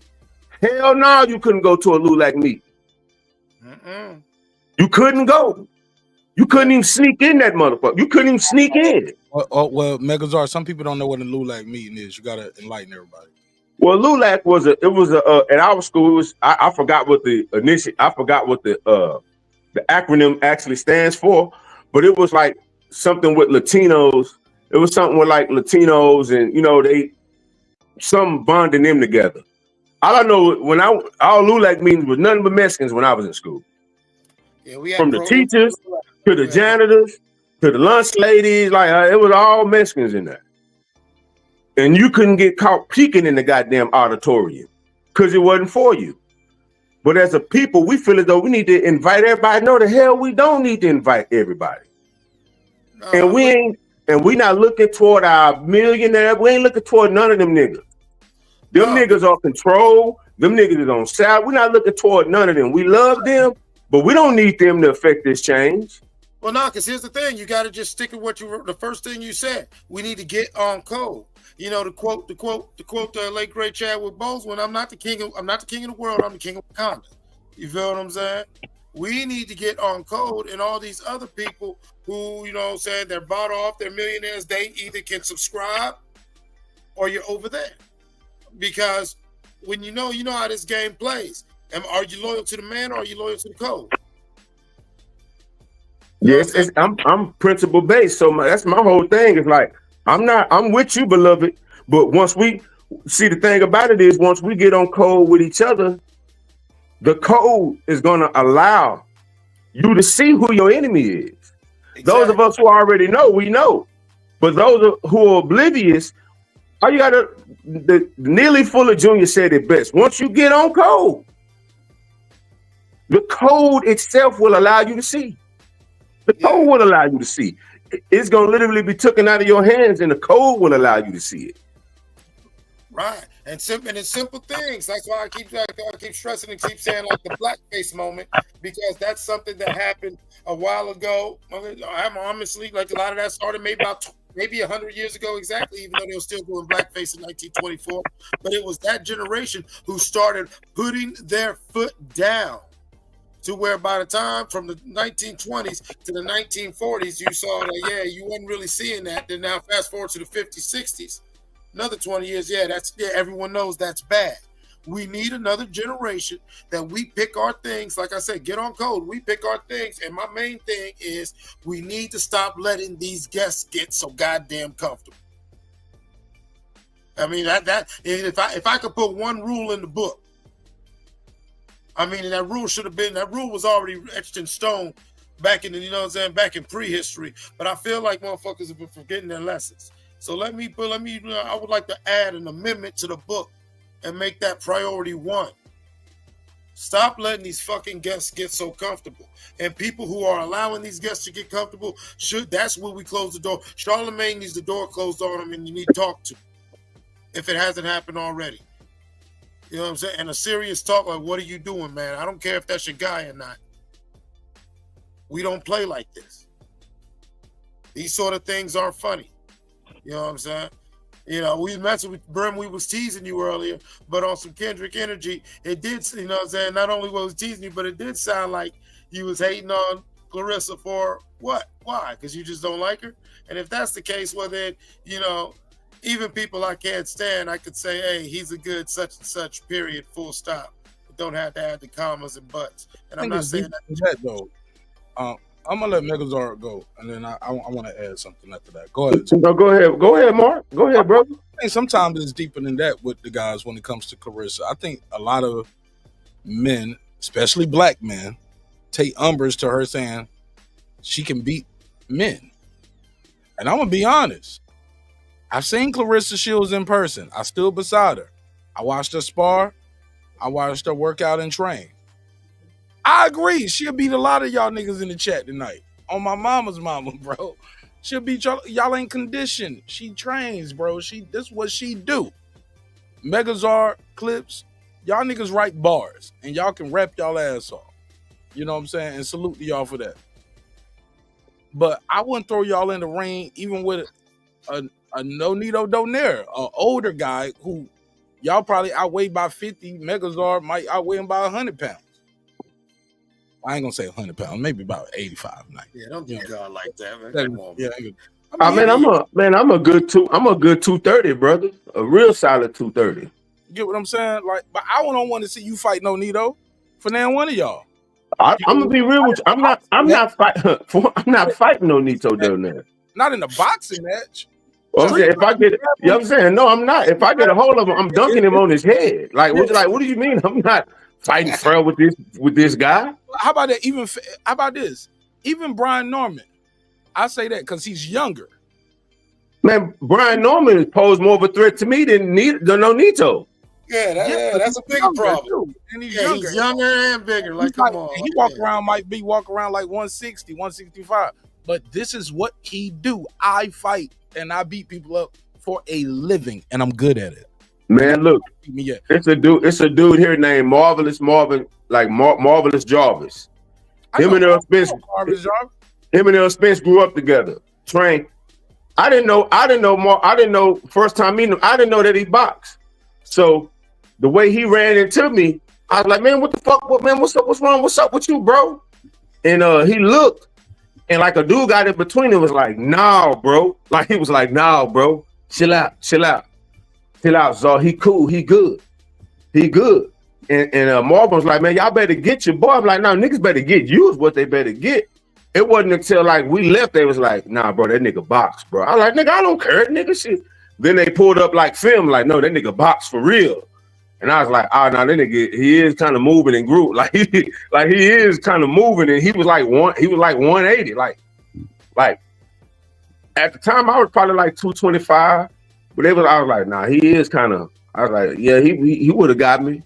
I said, but I would have realized that once I saw his stance and saw how he moved, I didn't realize that I can't box him. I'm finna have to dunk him on his head. Hey, look, once that nigga squared up and you saw that nigga start doing head move, hey, look, that nigga throw a mouthpiece in a street fight. You already know what's up. Like, because I'm not bragging, but I'm not just your average nigga with hand. I could fight, but I also know when I'm going to get somebody that's what they do. Like, there's a difference between I can defend myself fighting, and This nigga does this for a check. Like, it's a difference. Bro, my sensei, bro, my sensei is a fucking monster, bro. Like, and I would think I could beat him in the street fight just based off size and stature. Just like, oh, this nigga frail is, man, he not gonna let me grab him. This is what he do. I'm not gonna be able to grab him, bro. And even then, I might be messed up by grabbing him. Now it's up. Now I'm in his domain. Now I don't put myself closer. I'm trying to grab his hair because he got locks, or like, no, nigga, I wish you would try to grab my hair because that means you're not doing nothing with this or that. Because you trying to grab hair like a bitch and think you just gonna do one hand moves. Like, no, it's a full, bro. It's Reggie in the chat talk about Nonito's still too small. I told Reggie, I said Nonito will wash him at any weight. What's up, Reggie? What's up, brother? Long time no see, brother. Shout out to Reggie. I've always Brandon Washington. Shout out to everybody in the chat. Go ahead. Yeah, I've always laughed at that. I grew up violently. I fought a lot, and like I always said, all these cats talking about they never lost a fight. You either fought a bunch of bums or you ain't fought enough. Because, like Megazar said, yeah, you could be nice with the hands. Like, you could be, I done knocked a couple niggas out, blah, blah, blah, blah. But there's people who do this. You know I'm not going to. See, I'm going to be real with you. As somebody who, when you fight a lot. Hold up, Mega. Zar, this ain't they do this. No, this is all they do. No, this is it. No, like, this is like them. It's like them trying to stand next to me rapping. But even on a higher level, because they actually getting dividends from this. Like, they're becoming millionaires from this. So it's totally different. Like, I told somebody, I said, nah, bro, the thing about me is I'm willing to fight. That don't mean I done won every fight. That don't mean hell no. They was like, how many fights you lost? I don't know. I got my ass for plenty of time. I would say that I won more than I lost. But I ain't finna get up and I'm undefeated. Nigga, you had 10 fights. That ain't shit. You ain't fought. You fought 10 fights. Nigga, that's 3 weeks. My headache, that's 3 weeks. Nigga, what you talking about? Like, that's a 3-week run for me as a sophomore. That's 3 weeks. Yeah. And these fights is coming out of nowhere. I'm dancing on a chick and get stolen the jaw. Man, what this nigga hit me for, bro? I ain't done nothing to him. He didn't like the way your hat was cocked. My man. Oh, no. He was mad the chick wouldn't dance with him. I'm dancing with the chick. I get stole on. Bean. Damn, man. Really? On you one time. Like, everybody what? Say, man. Every fight happens like, Megazar, after school, by the swings, we're gonna fight. No, that ain't the way most fights happen. No, hell no. Like, when it's going on, like when it happened like that, that's a fight. I got a showcase. But when I'm in a dimly lit ass club grinding on some yams and I get stole on, nigga, I'm not expecting none of that shit. And then you got to get your shit back right. But guess what? That counts as a loss, though. That counts as a loss when you lose that fight. Exactly. That still counts, nigga. It still counts. It's still a L. It's still a L. It don't make it no sneaking is part of it. And you get snuck, man. That's part of it. Protect yourself at all times, because trust me, if dude's still on you and he got you on Bambi legs to get you on that ground sprawled out, you could get up. But all people gonna talk about is, he put you down. He put you on your pockets. Nah, shit. Nah, bro. You had to keep your head on the swivel, bro, coming up here. So it's like, and like I'm saying, but in the totality of what I'm saying, period, to stretch to us tonight, is like, yeah, we need to gatekeep. We definitely need to gatekeep our culture, but there's a certain level of gatekeeping amongst each other that we have that has to happen in order to successfully gatekeep the culture. And I'm not, when I'm dealing with us now. If I was in a forum where it wasn't us, I would speak toward the ills of society and what's been offered to us. But when it's just us, I'm not passing the buck. When it's just us, we got to deal with some shit, man. It's time for us to focus and deal with some shit. You know what I'm saying? Either we gon' step to these youngsters and corral their ass, or we just gonna let them be. And we don't. But we can't say shit to them. If we gonna let them be, then we need to shut the fuck up. We need to hush. If we ain't gonna step to them and corral them, then leave them alone all the way. But here's my thing. You can't have it both ways. I'm gonna leave some of these little niggas alone, cause they ain't trying to be led. They have no guidance, no morals. A lot of them, like, and that's been around since I was a little nigga. I seen little niggas do shit. You know what I'm saying? So, well, what I'm saying, I'm not saying overexert yourself or overextend yourself. But trust me, it's some youngsters out there that will listen. But believe it or not, bro, it's some youngsters out there that will listen to you when you step to them right. And yeah, and then rob a lady the next day. They ain't gonna fuck with you, but they ain't gonna. I don't know. I don't know about those situations where, and I've never seen it personally because maybe I wasn't around, maybe I was gone, or maybe I just didn't see it, but I saw the after effects of it. No different from Reg. Shout out to Reg in the chat. Shout out to Ryan Anthony. This is America. What's up? He was talking about a time where he saw somebody get deleted right in front of him, right? And he said that was probably a pivotal moment in his life. Like, yo, I saw a nigga get murdered right in front of me, dog. That changed a lot of things the way I thought about life and things and people and this, that, and the third. Maybe I wasn't there for that conversation, or I never saw that person's. I never knew why Ari Sabatel did 20 years in the Army, or my boy Daquan Jones, born in Yonkers, New York, why he joined the Army and became a major and this, that, and the third. I wasn't there for that pivotal conversation. I just know, me personally, I never sat in an auditorium, counseling, sitting in front of the judge, community service, jail, like, and I don't want to say I've seen it all and done it all, but I've seen a lot and done a lot. How about that? Not all, but a lot. And I've never personally witnessed and know that guy where a guy like you and what Clips is talking about came in there and speak to us and it changed everybody's life, or it touched this person. But it probably did. I just don't know that person. So I'm not saying you're right or wrong. I'm just saying I haven't seen it. Well, I can attest, because that's been my life for the last 20-some odd years. My life has been spent in the community. Daddy, though. Huh? You got to up on a lot of. You got a not a daddy. You got a father. And guess what? And guess what? And that's why I'm obligated. And that's why I'm obligated to do what I'm doing. So you got to understand, I have a father, and that's why I'm obligated to do what I did. But your daddy ain't everybody's daddy, and you can't be everybody's father neither, man. No, the thing about it was my daddy was everybody's daddy who he was in the vicinity of, because he got on everybody's ass when they was wrong. Sorry about that, but nah. I mean, hey, you can ask Brandon. You can ask, and the thing about it is I'm speaking from my life experience. I don't know Mega from jump, but if his dad held the rank that they said he did in the SOI, then yeah, he was a neighbor. That's what that rank means. Everybody ain't trying to hear that, Clips, and he ain't whooping everybody ass. And he ain't. Well, no, my thing is, of course, everybody not trying to hear it. But the thing about it is, you don't know who trying to hear it unless you get out there and do it. Trust me, it's something. Trust me, all some people need is an example. Trust me, it's some of our youngsters yearning for an example because they didn't have one. I was just about to say. Thank you, Omega. I was just about to say that at least in my lifetime, in this incarnation, I've seen a change from when I was a kid. I've often spoke about feeling blessed and fortunate that even though I grew up the way I did, that I still came up under OGs who were real OGs and elders. And I think it's time for us to actually understand the other side of it. We just, I'm an OG now because you made it past 35, you know what I'm saying? Still out here, you know what I'm saying? Whatever. But it's like, no, you also got to be an elder. And the main part about being an elder is being an exemplar, whether you know what I'm saying? And that is the success stories as well as the cautionary tales. You know what I'm saying? Because they're watching, believe it or not. These young niggas ain't trying to hear nothing, but they seeing.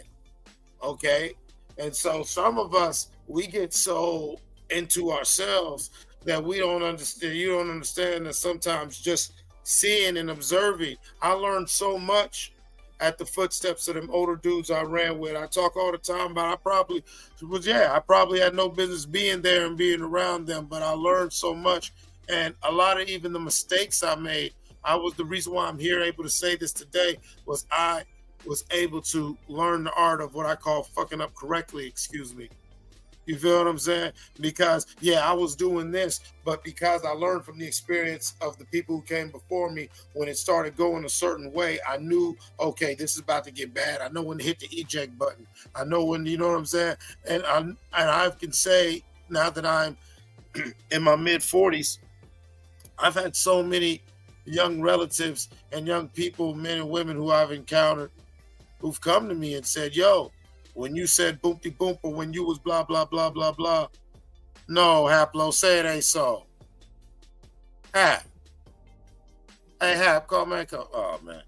I just had so many people who told me that even things that I didn't know that was being seen and observed that I was going through, that they saw it and they learned from it. And I know that means a lot. You know, we're all artists on this panel, and it's one thing. It'd be great to make make all this money and feed your family and change lives from it. But it's a whole different feeling. If you've ever had somebody come and tell you, yo, that song you did, really, that was, you know, saying I felt like that was for me. When people take a personal ownership and connection to your art, because, you know, saying you touched them or you spoke for them. Hey, Brem said to change things, you got to reach the youth by 3rd grade. Megazar, speak on that. You got to reach them, period. Like, you got to understand, there's certain, this the thing. And I'm not using this as a commercial. I'm not using this as a rostrum to promote the teachings of the Most Obliged Muhammad. But if the message you giving them isn't life-giving, if it's just your norm, hey man, pull your pants up. Man, look here, you have to go down these people's alley. I'm not telling you if the way these youngsters are living their life is foreign to you, they know you won't be able to reach them because you ain't been through what they've been through and you ain't walked down their alley. But if you done been through what they've been through, you know how to step to them. You're going to step to them with a certain type of force they're going to feel off the bat. They're going to feel that energy. It's going to be familiar, but it's going to be an energy of reassurance. And like I said, you better step with a life-giving message. For me, I'm going to always use the teachings of the Most Obliged Muhammad as taught by Minister Farrakhan. But if you are a disciple of Marcus Garvey, Nat Turner, Denmark VC, we got a lot of luminaries. God has blessed us with so many luminaries in the last 120 years. You better pick one of these and have a philosophy to step into them with just a script from your heart. That may not be sufficient. You got to step with them with something that's going to yield results. And they ain't got to be in the 3rd, 4th grade. You can step, man, I done stepped to 20-year-olds and had these conversations. And challenge them to change their life for the better. And they have. Now, are they me? No, they're not me. But I'm not expecting that turnaround to be my turnaround. I'm expecting their turnaround to be productive. I'm expecting their turnaround to be productive for them so they can be productive for their family. We're not trying to produce congressmen here. We just want productive members of the community. We just trying to put an end to the nonsense. Like, so that's what I'm saying. When you step to them with a message, it got to be a message of something that's of self. It got to be of self because you got to show them the value in them first. If you can't show them the value in themselves, then you gotta come to them with a love for them more than they hate themselves because they don't have a respect for life. The way they living is showing you they don't have a respect for life. So you have to understand, you have to overstand the fact that you have to, it's your job to instill that in them. Or what the fuck did you learn it for? You didn't learn it just to hoard it for you. You learned it to enrich. You learned it to enrich other people. Or else I should have stayed a dumbass. If I'm not going to help anybody else with what I've learned, what I've been through, then I should have stayed a dumbass. That's how I feel. I should have stayed a dumbass. And all my trials and tribulations were for naught. If I can't use my trials and tribulations to impact, I don't give a damn how old you are. One thing about me, if your ass give me 5 minutes, I'm gonna persuade you to the point to where if you don't If you don't believe what I'm saying, you're gonna wholeheartedly believe that I believe what the fuck I'm saying. You're gonna step away saying, man, that nigga really believe that shit. Or you're gonna be like, man, I wonder, did he really mean that about me? That's one thing about me. I've developed that skill, I've developed that talent. I know how to speak into a person.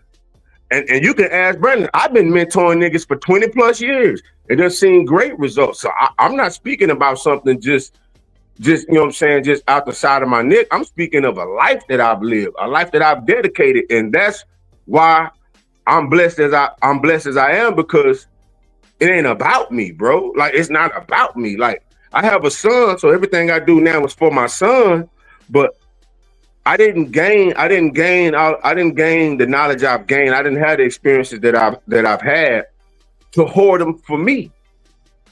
It's for those youngsters that's helpless, who feel helpless, that don't think it's a way. No, it's definitely, if a dumbass like me can do it, you damn sure can do it, bro.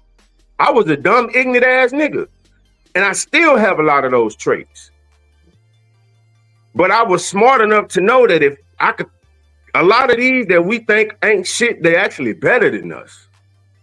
They still here, and I didn't go through what they went through. Like I said, I had a father and a mother who took me away to show me what dysfunction. My parents showed me what dysfunction isn't, if that makes sense.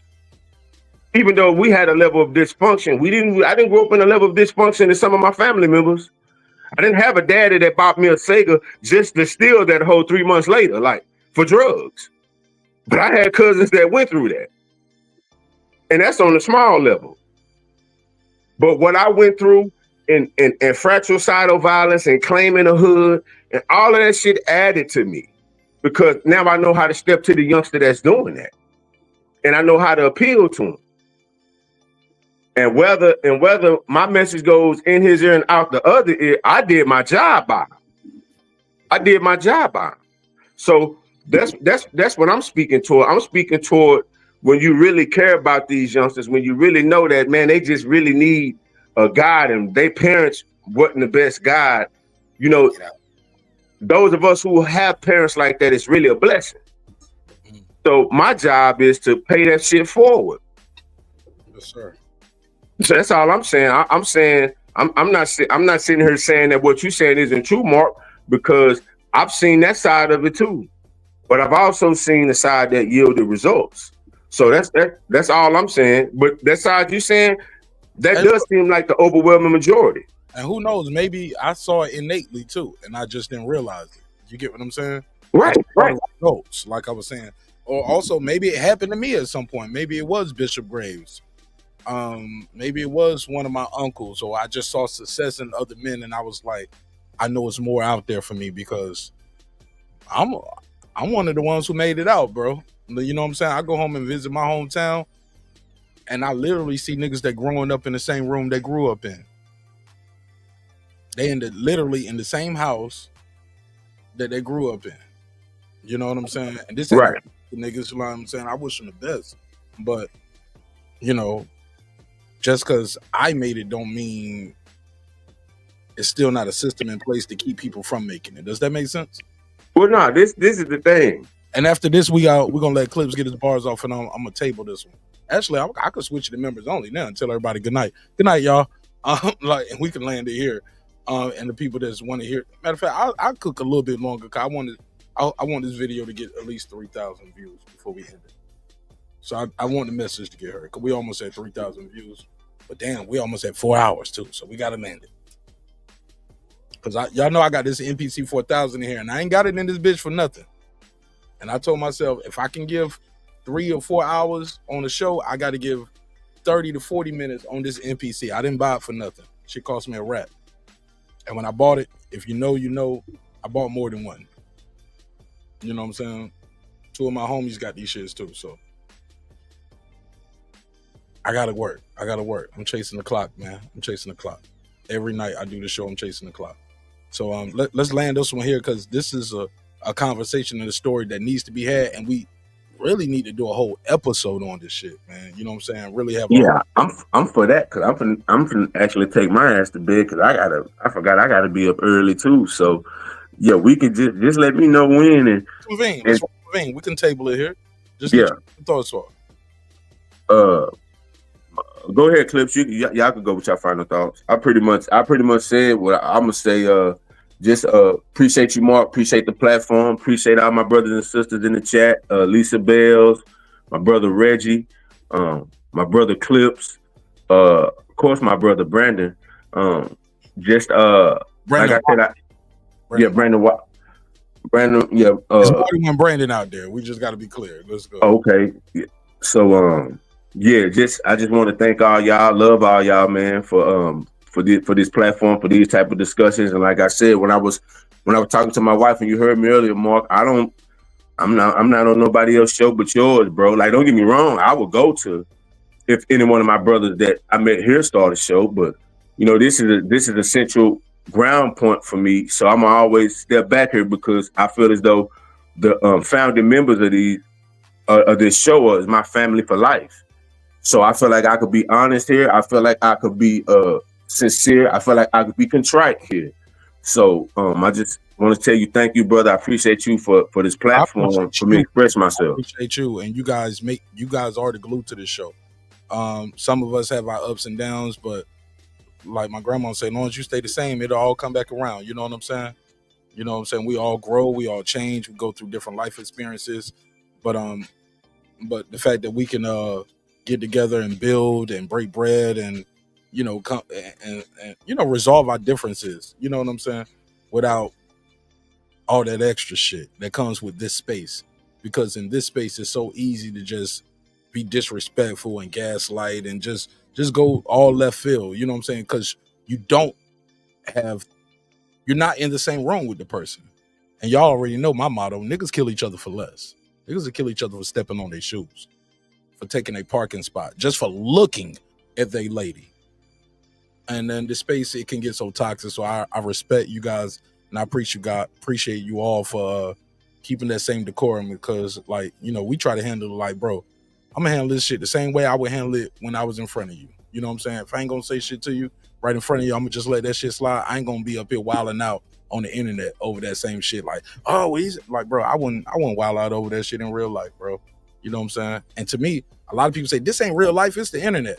No, that's to you, avatar person, or you get what I'm saying, or just a person who don't go to places, you don't meet people, you're not out there like that. But me, I'm out there, bro, and a lot of you guys are out there as well. So I wish y'all nothing but health, wealth, and prosperity. Megazord, thank you again for your time, your energy. Thank you for being one of the best parts of this show. Like, you one of the reasons why I still do it. People like you, Clips, Lisa Bells, you know what I'm saying, Brent. Like, all you guys matter. I see y'all in the chat. I ain't gonna say everybody's name because all of y'all don't count, but you guys count. You count. You know what I mean. But I thank you and I appreciate you, bro. Megazord, I'm gonna get you back on the game, bro. And I bet Megazord to play me on Madden for about a month. Well, about 3 weeks. I ain't had a game for a month. It's about roughly 3 weeks. I got the game November the 30th. I probably called that nigga December the 2nd. Like, now you got the game the day we played. Yeah. You're right. Right. I had Madden 2025, but I had the 2004 version. No, you had the PlayStation 4 version on the PlayStation 5. Yeah, I'm tripping. I just saw the cover and I bought the game and I thought I was ready, and I've been practicing with that one. I played them on PlayStation 5 Madden 2025, and this nigga whooped my ass 3 games in a row, to the point where I was like, and he was like, "You want to run another?" I was like, "No, I'm good, man. What else you doing today, man? You have a good day, man." I heard, hey, look, I started telling him shit he had to do that day. I was like, "Yeah, I heard somebody coming in and say y'all was going to a football game today. Time your game. Well, I'm gonna let you go and take a shower, get dressed." He was like, "Nigga, I ain't break a sweat playing your ass, your bust ass on this game." But I'm definitely gonna, bro. I got the undisputed boxing game, and I haven't even popped the disc in the system yet. But I'm gonna do it tomorrow. Tomorrow's gonna be my first time playing Madden Undisputed 2025. Hey, Mega, my PlayStation account that we set up, that I can, so instantly I can jump in and just add E-Thriller and try to play him on. Yeah. Okay. Yeah.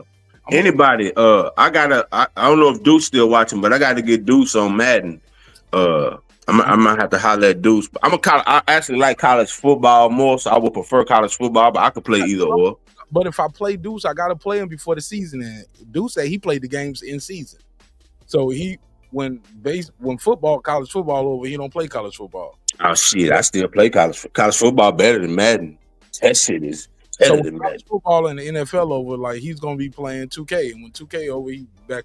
So he only play the games when they in season. So I don't know. Deuce the type nigga I want to play him for money though. I just want bragging rights because he just be talking so much shit. I want to beat Deuce ass and take his bread. Same with E Thriller. But I'm willing to lose though. I'm willing to lose and I'll pay my debts, like the Lannisters say. But thank you, Megazord, for your time and energy. I already know how we connect, bro. I'm gonna chop it up with you for sure. Cause I got a guy I'm gonna bring on the show.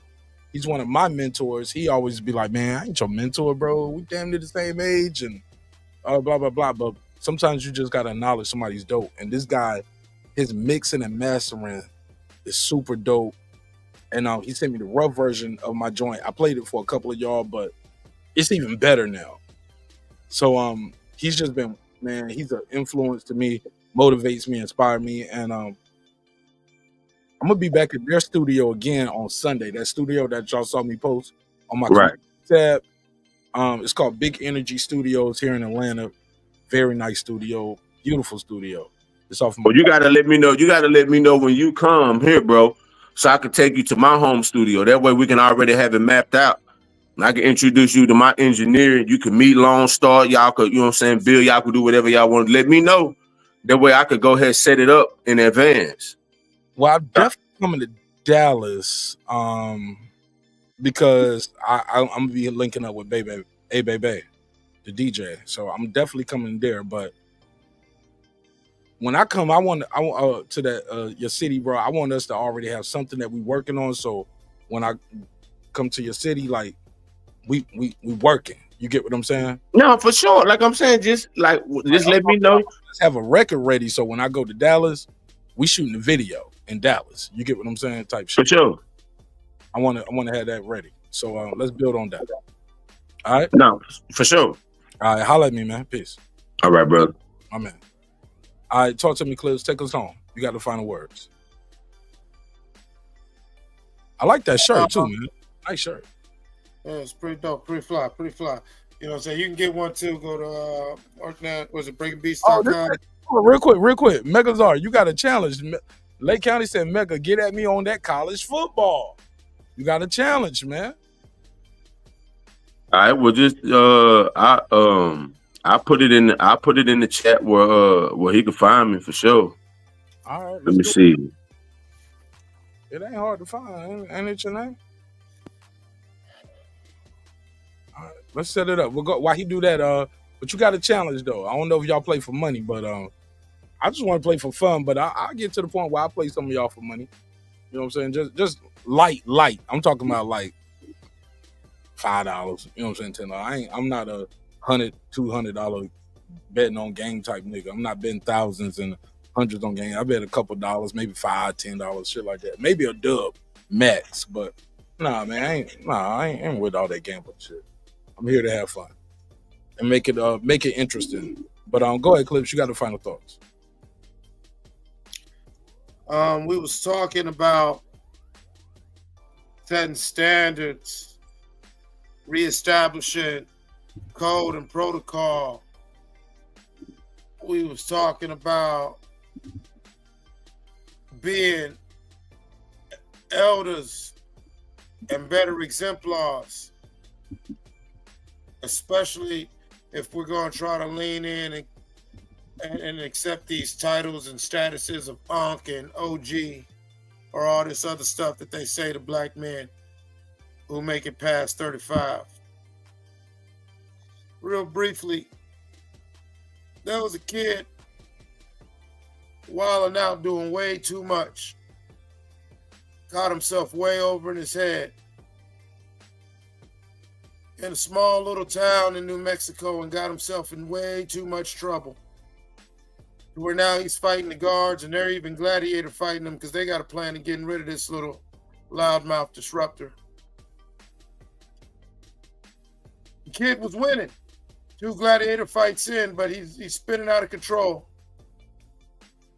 An older man who owed me nothing spoke to me through the vents.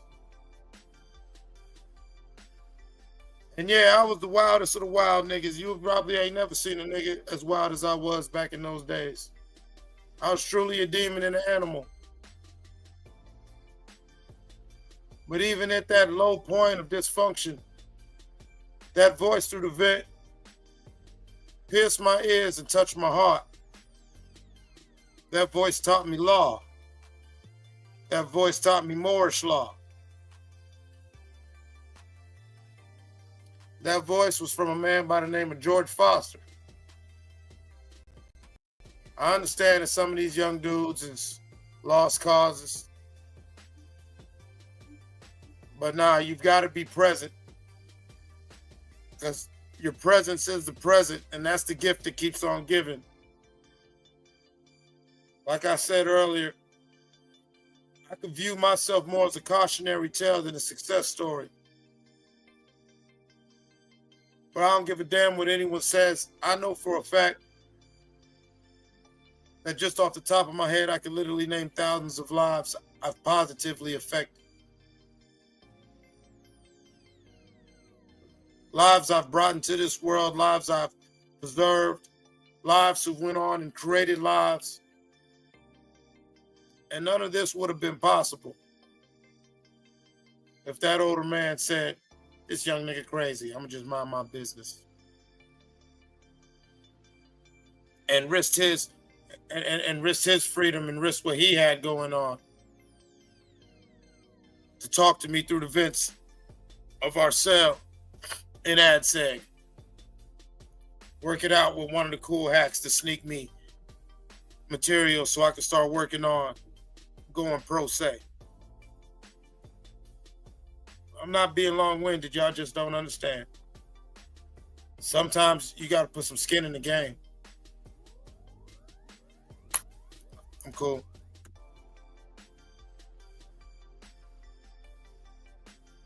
Final thoughts? About everything else we talked about, like from the jayz. Man, I'd love to see Bud and Canelo. We had a crazy year of boxing. Brian Norman's doing a lot of great things. Shout out to Usyk. And we want to see great fights. We know there's going to be controversy. Controversy sells, but at least give me the fights. And if you're going to sell me on controversy, at least give me a fight that matches it. You know, we don't ask for much as boxing fans.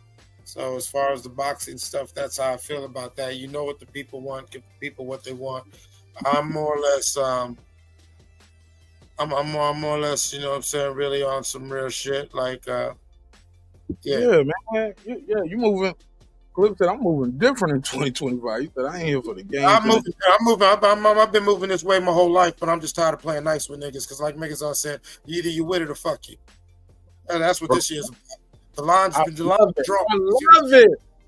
I love it. You see what you know? We saw what this last year was. We know what the fucking line is. Which side are you on? That's what this year's about.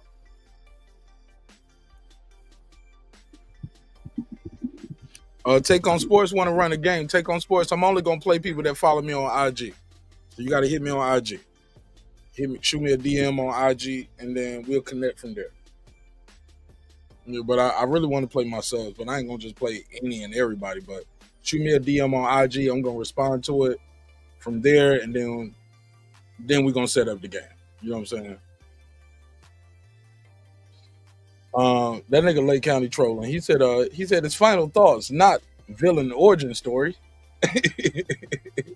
Hey, Lake be crazy in the comments, yo. When you talk to Lake, he is not like this, man. He's a nice guy. But you would think Lake is just a mean person and a troll, but he's not a troll and he's not a mean person. He's a good guy with a big sense of humor, but he types funny. But I don't know how but talking to him, like, I'm like, man, you got to listen to him. Like, I get the jokes and they hit different when it's just he and I one-on-one, but on a panel, maybe it might not translate I'll sometimes. give you the $2. You give him the $2. All right, pay him the $2. Oh, pay the $2. That nigga Clips, he was like, man, I'm getting the fuck up out of here. Late, he gonna beat your ass at the meet and greet, nigga. He ready to square up. He like, so what's up with all that shit, cuz? No, I'm trolling. And Clips ain't like that. Clips ain't gonna fight it. He ain't gonna. He said like bullshit throwing them shots. Rapido. He said Lake be throwing them shots. Rapido. Yeah. Lake funny as fuck, man. In real life too. In real life. Gotta watch him though. He one of them Gary, Indiana niggas. The nigga moonwalk. The nigga moonwalk out the room. When I talked to Lake, and this before I met him, and he told me, he was like, I'm from Gary, Indiana. I said, how many brothers and sisters you got? He said, what? I was like, just saying, how many brothers and sisters you got? He was like, it's 4 of us. I said, I knew it. He said, why? I said, because after Joe Jackson, depending on what era you was born in, after Joe Jackson, everybody in Gary, Indiana was fucking. Part of my vernacular. They were trying to make the next Jackson 5. I said, nigga, you was the Lake County 4. I said, all y'all niggas got a talent though. Y'all niggas sing, dance. He was like, yeah, some of us make paper airplanes good, nigga. My dad was trying. He's like, race. We was skipping rocks and everything. Like, we trying to find what's gonna be the hit. Y'all gonna be the best 4 rock skippers in Lake County, nigga. But shout out to Lake County. I love y'all, man. He said, yo, take on sports. It's Kev, by the way. So you already follow me on IG. Just shoot me a DM real quick, Kev. I'm waiting for you right now. I just need to know who I'm playing with, bro. Like, that's it for me. So shoot me a DM real quick. You already follow me. Just shoot me a DM. I got my DMs open right now. Just say, hey, man, it's me. Take on sports. And we'll set it up.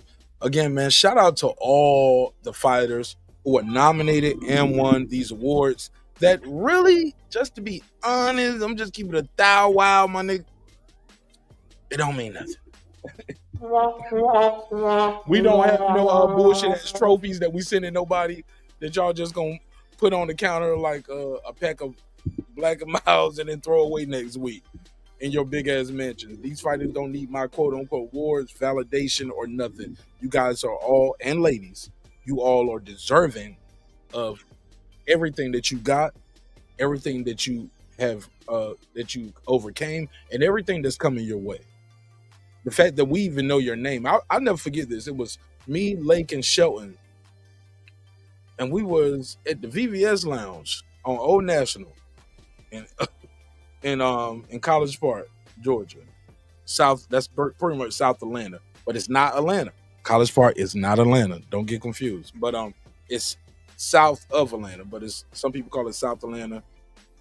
East Point area is right there to the left. That's the SWATs.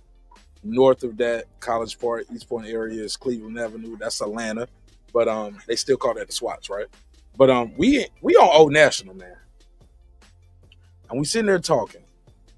And I can't remember the fighter's name. Maybe if Lake is still listening. He said, I'm gonna hit you up now. I'm waiting for you now. I'm treading water right now. Just waiting for you to send the link. Cause I'm gonna play your ass real quick. We're gonna do 5-minute quarters real quick. I'll play you real quick. Fuck it. But I definitely got some work I need to do. Cause I'm trash right now. So, but I'm still good. Better than most. My trash is not most people trash. But I'll play you real quick. Matter of fact, we'll do 3-minute quarters because I gotta go. So we'll do 3-minute quarters. 21 and skunk. 21 is skunk. Actually, 20 is skunk. So right before you click that field goal, it's over, nigga. It's over. I can't remember the fighter's name, but I'll never forget. Shelton Moore was like, he's a bum. He's a bum. And I said, he can't be a bum. He said, he's a bum. He's a no. I can't remember the fighter. Maybe Lake can remember. I can't remember. I'll probably remember tomorrow.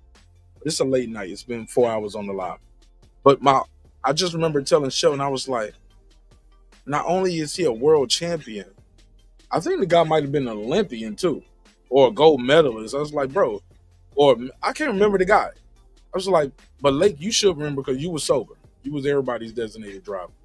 Lake was standing outside the damn the VVS lounge, just asking random bitches did they need a ride home. He looking like a creepy Uber driver with no Uber tag in his car. Like, I'll give you a ride home, girl. You know what I'm saying? You shouldn't even be driving tonight. I'm trolling. But I told Sean, I said, how's he a bum? He's an Olympian. I might have said gold medalist or silver medalist, whatever he got, but the guy definitely was somebody, right? And I proved it to him when I said, hey, bro.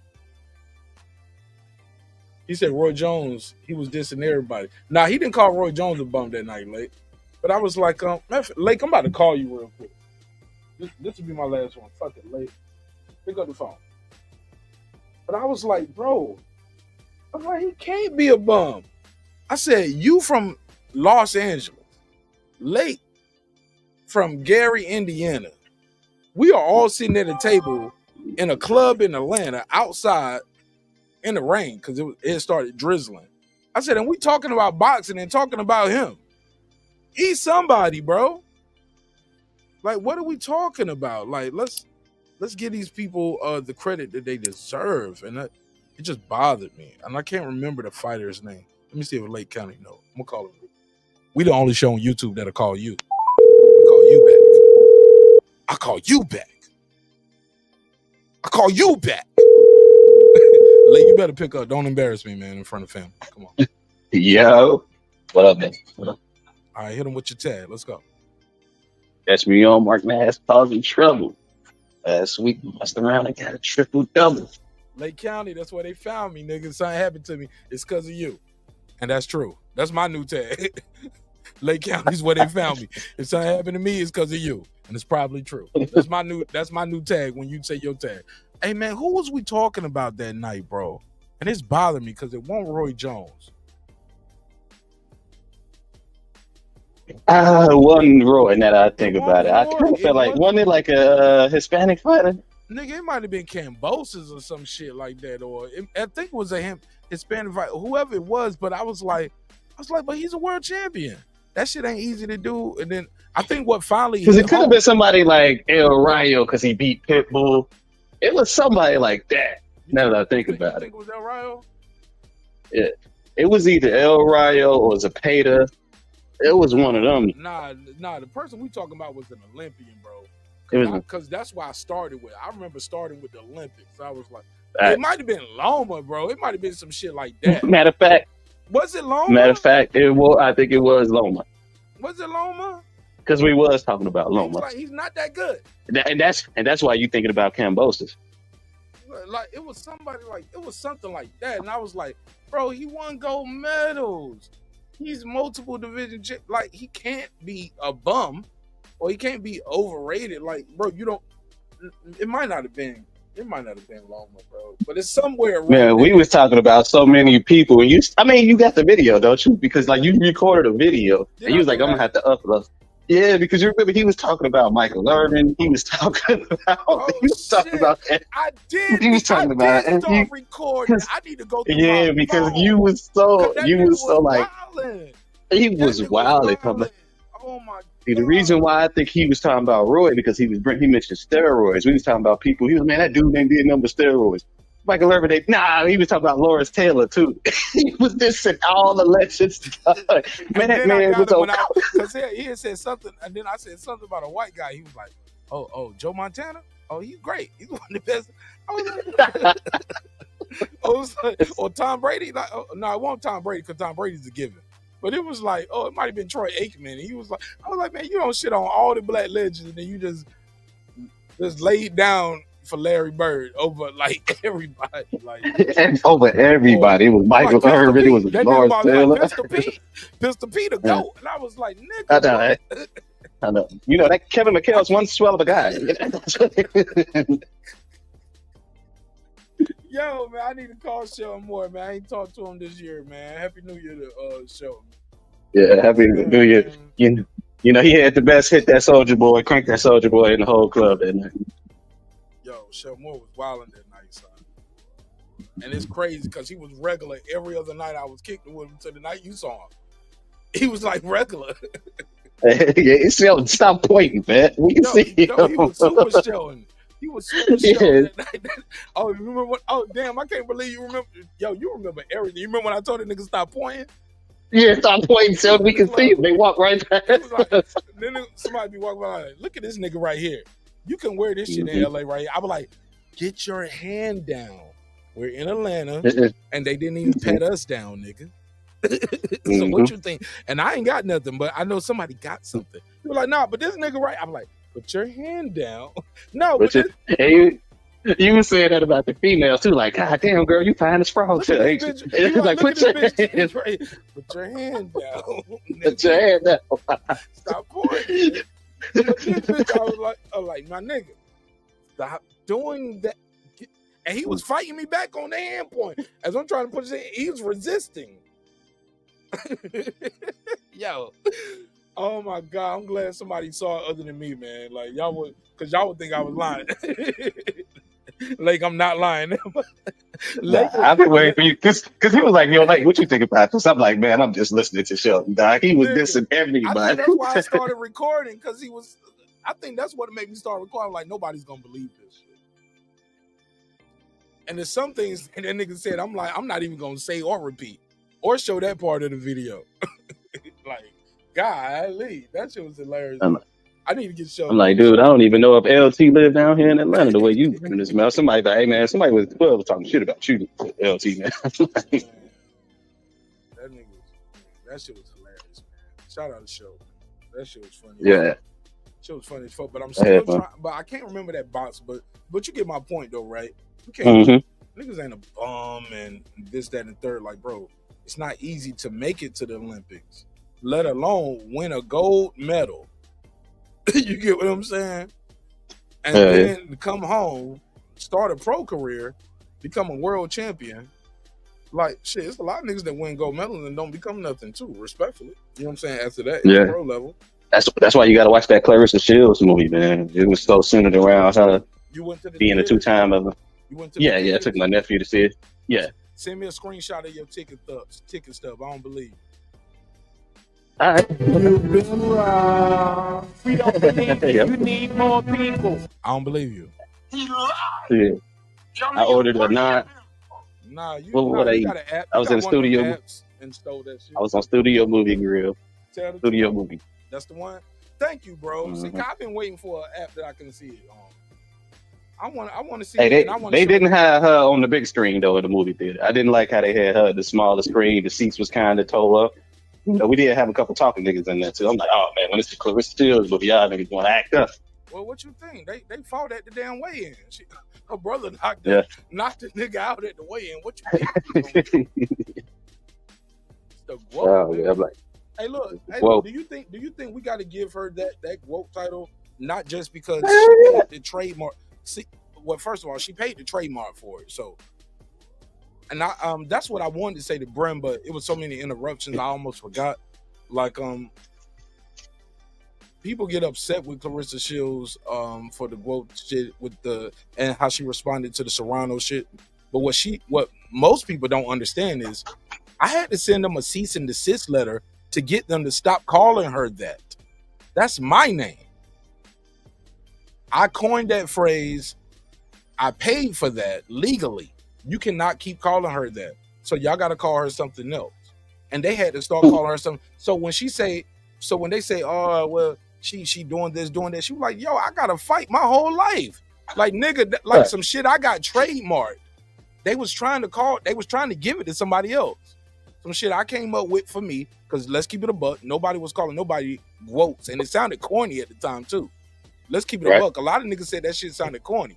Like, oh, we got the GOATs. We got the GOATs. Oh, she calling her some mad pop for the GLOAT. What do you call this stuff? The GLOAT, the greatest legend of all time. Like you trying too hard, mad pop. Yeah, but if he would have worked harder, it would have stuck. But it didn't stick. Her shit stuck, man. She just some people said it was corny when it first started, and they were saying it was too soon. She was a prima donna, bro. She just kept pushing that shit, and she, most importantly, she trademarked it. She put her money where her mouth at. I got to give it to her. Fuck it. Can't be no hater.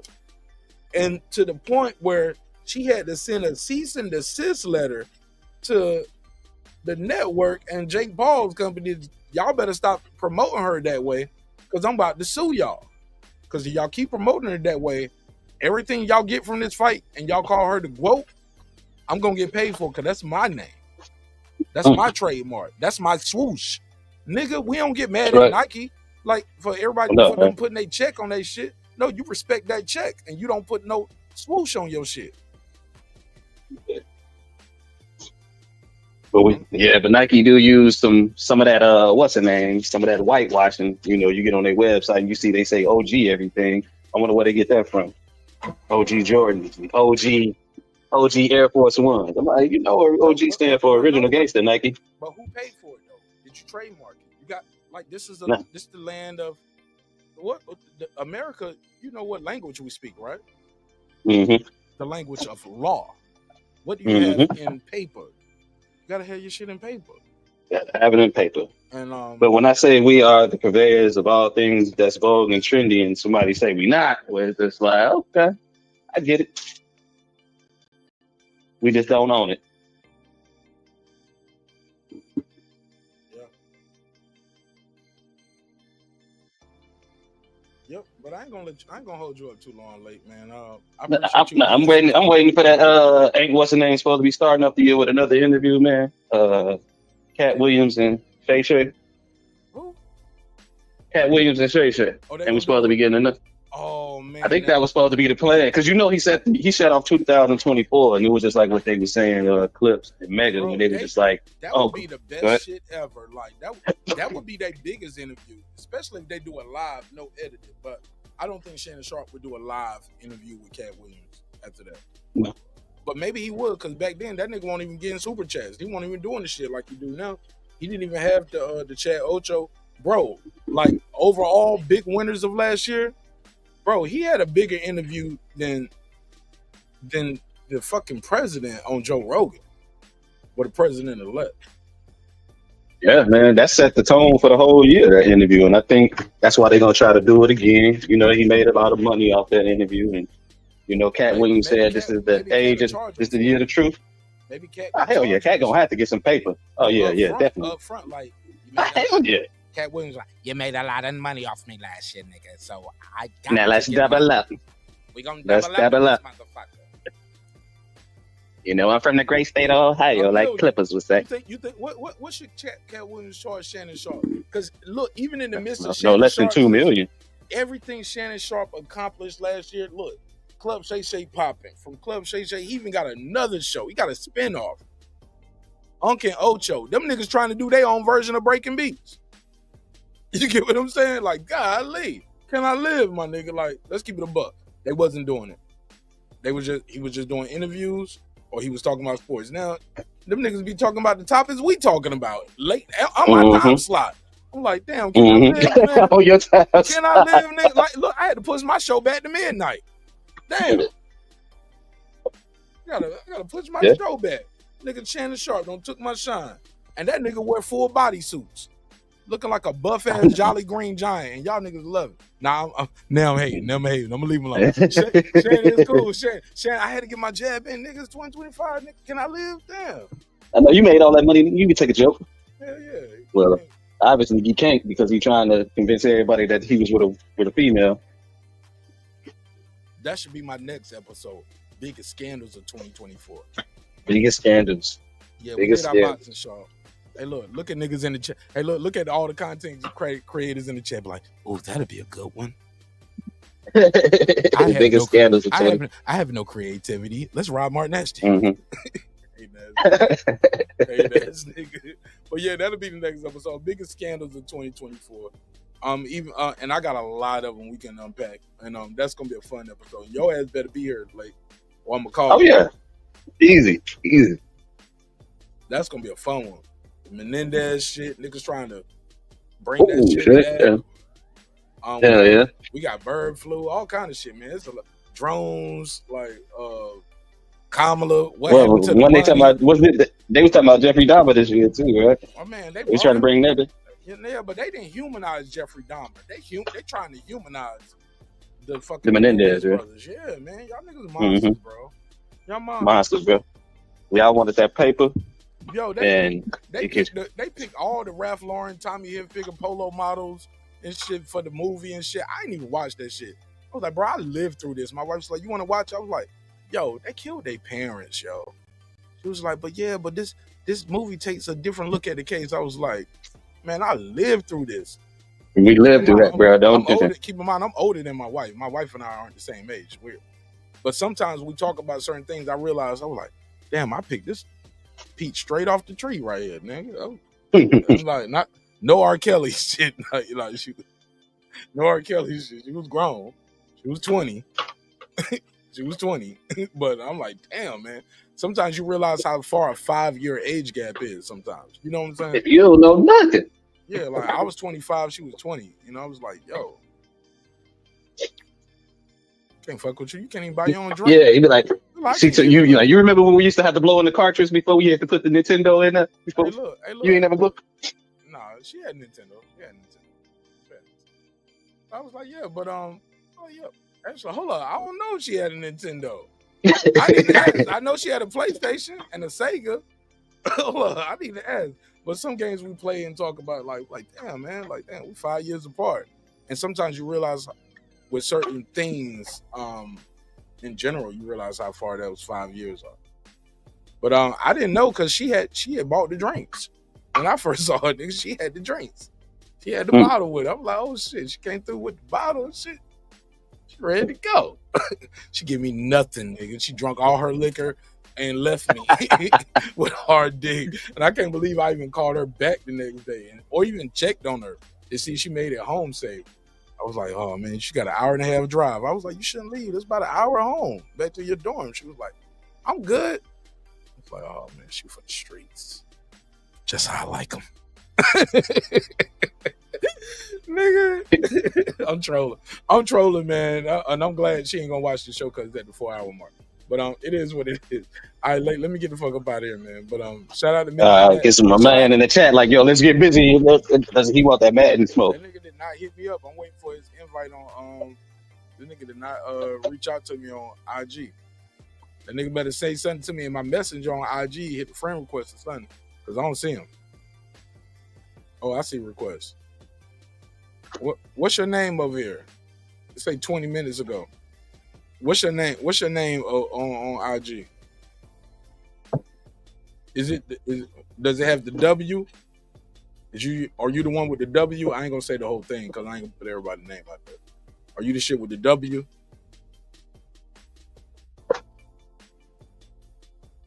Does your name have the W? Okay, there you go.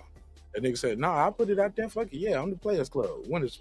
Okay, all right, man. Let me all right, do your thing. All right, I'm gonna beat up on this nigga real quick. All right, man. Pause. I don't even want to say no Diddy no more because this case has started looking shaky. I'm gonna leave Diddy the hell alone till he go to trial. Yeah, man. What? Hold up. Was it last year we found out what happened with Johnny Depp and Shorty was crazy as hell the whole time? Biggest scandal of 2024 is gonna be that shit. Gonna be fun. That's gonna be fun. I can't wait to make that thumbnail. That thumbnail is gonna be crazy. But biggest scandals of 2024 will be my next episode. I'm not gonna say I'm gonna do it tomorrow, which is Saturday, but I should, right? I should. Depends on how the day goes. Depends on how the night go.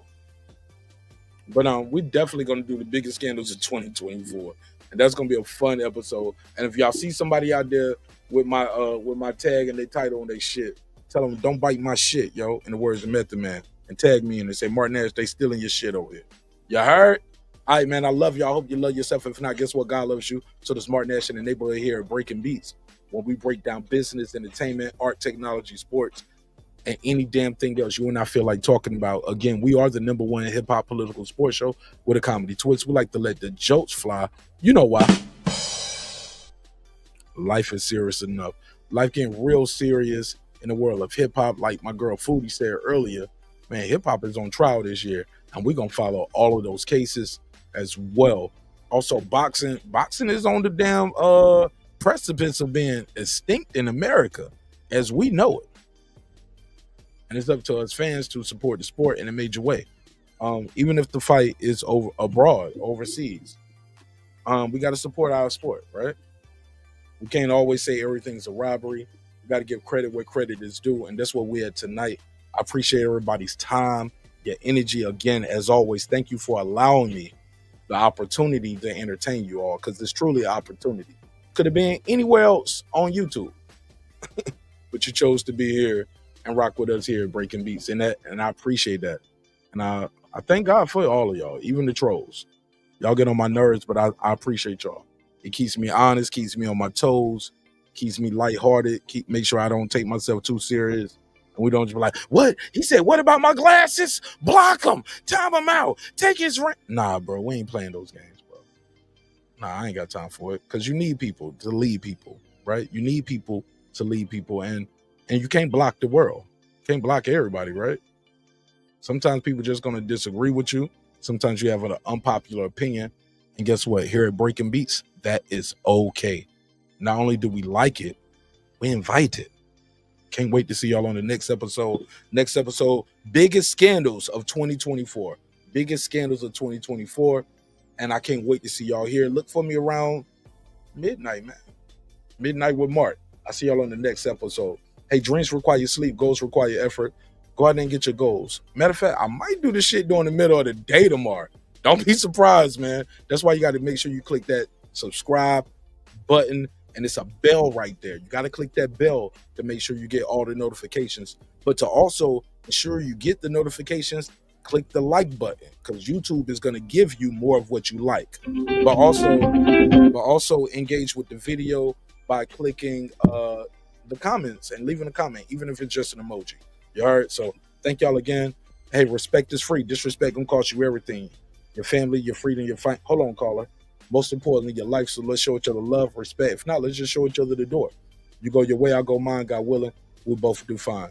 Hey, sometimes we're gonna agree, sometimes we're gonna disagree. But one thing's for certain, two things for sure, homeboy, homegirl. Never forget this. I built this shit. Me. Brick by brick. And I'll be damned if I let you tear it down just because you don't like the way another nigga talk. I talked to Dylan. My name is Jose. What's up? So what is your show about? I'm a new caller. Well, I hate you missed it, but you got to check the rewind button. I've been here for 4 hours and 31 minutes. But it's a hip hop. Well, hold on, I'm trying to enlighten you. You asked, let me tell you. It's a hip hop, political, sports show with a comedy twist. We talk about relationships, sex, life, religion, any and everything that's going on with trending topics. We talk about personal things. I open the phone lines up, as you see now. We also bring people on the panel sometimes, so you're more than welcome to come back on the next episode. Thank you.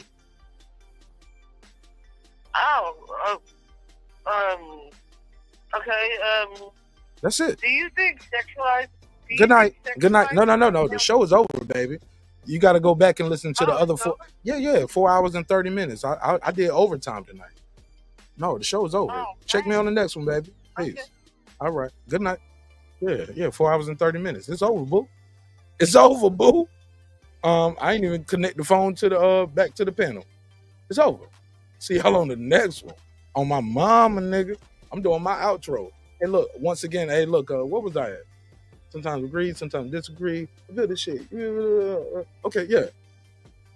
Antonio Tarver. Talk to him. Hey, it's Antonio Tarver, champion. You watching Mark Nash at Breaking Beats. I usually don't do drops, but I'm going to give you one, bro. I'm going to give you one. I love you, champ.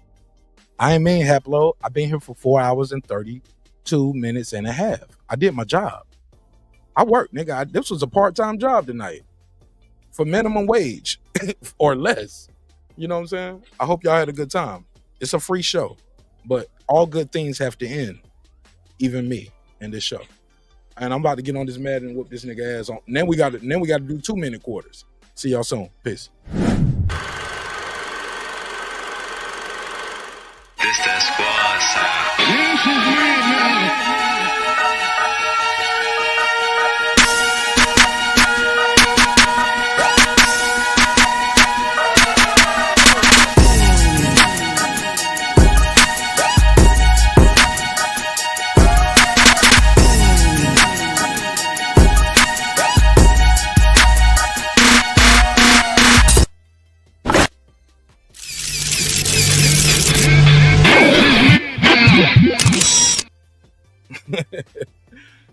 I see it happen.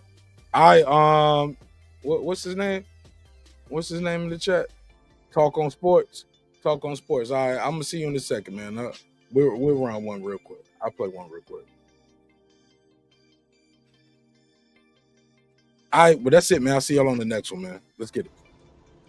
Subscribe. I don't care how many subscribers he has. Support him. So he made all this possible. He made this possible. Not at all. God made it possible. Dr. Mark, y'all on the next one. If you think I'm here to play around with y'all, God damn it, I'm not.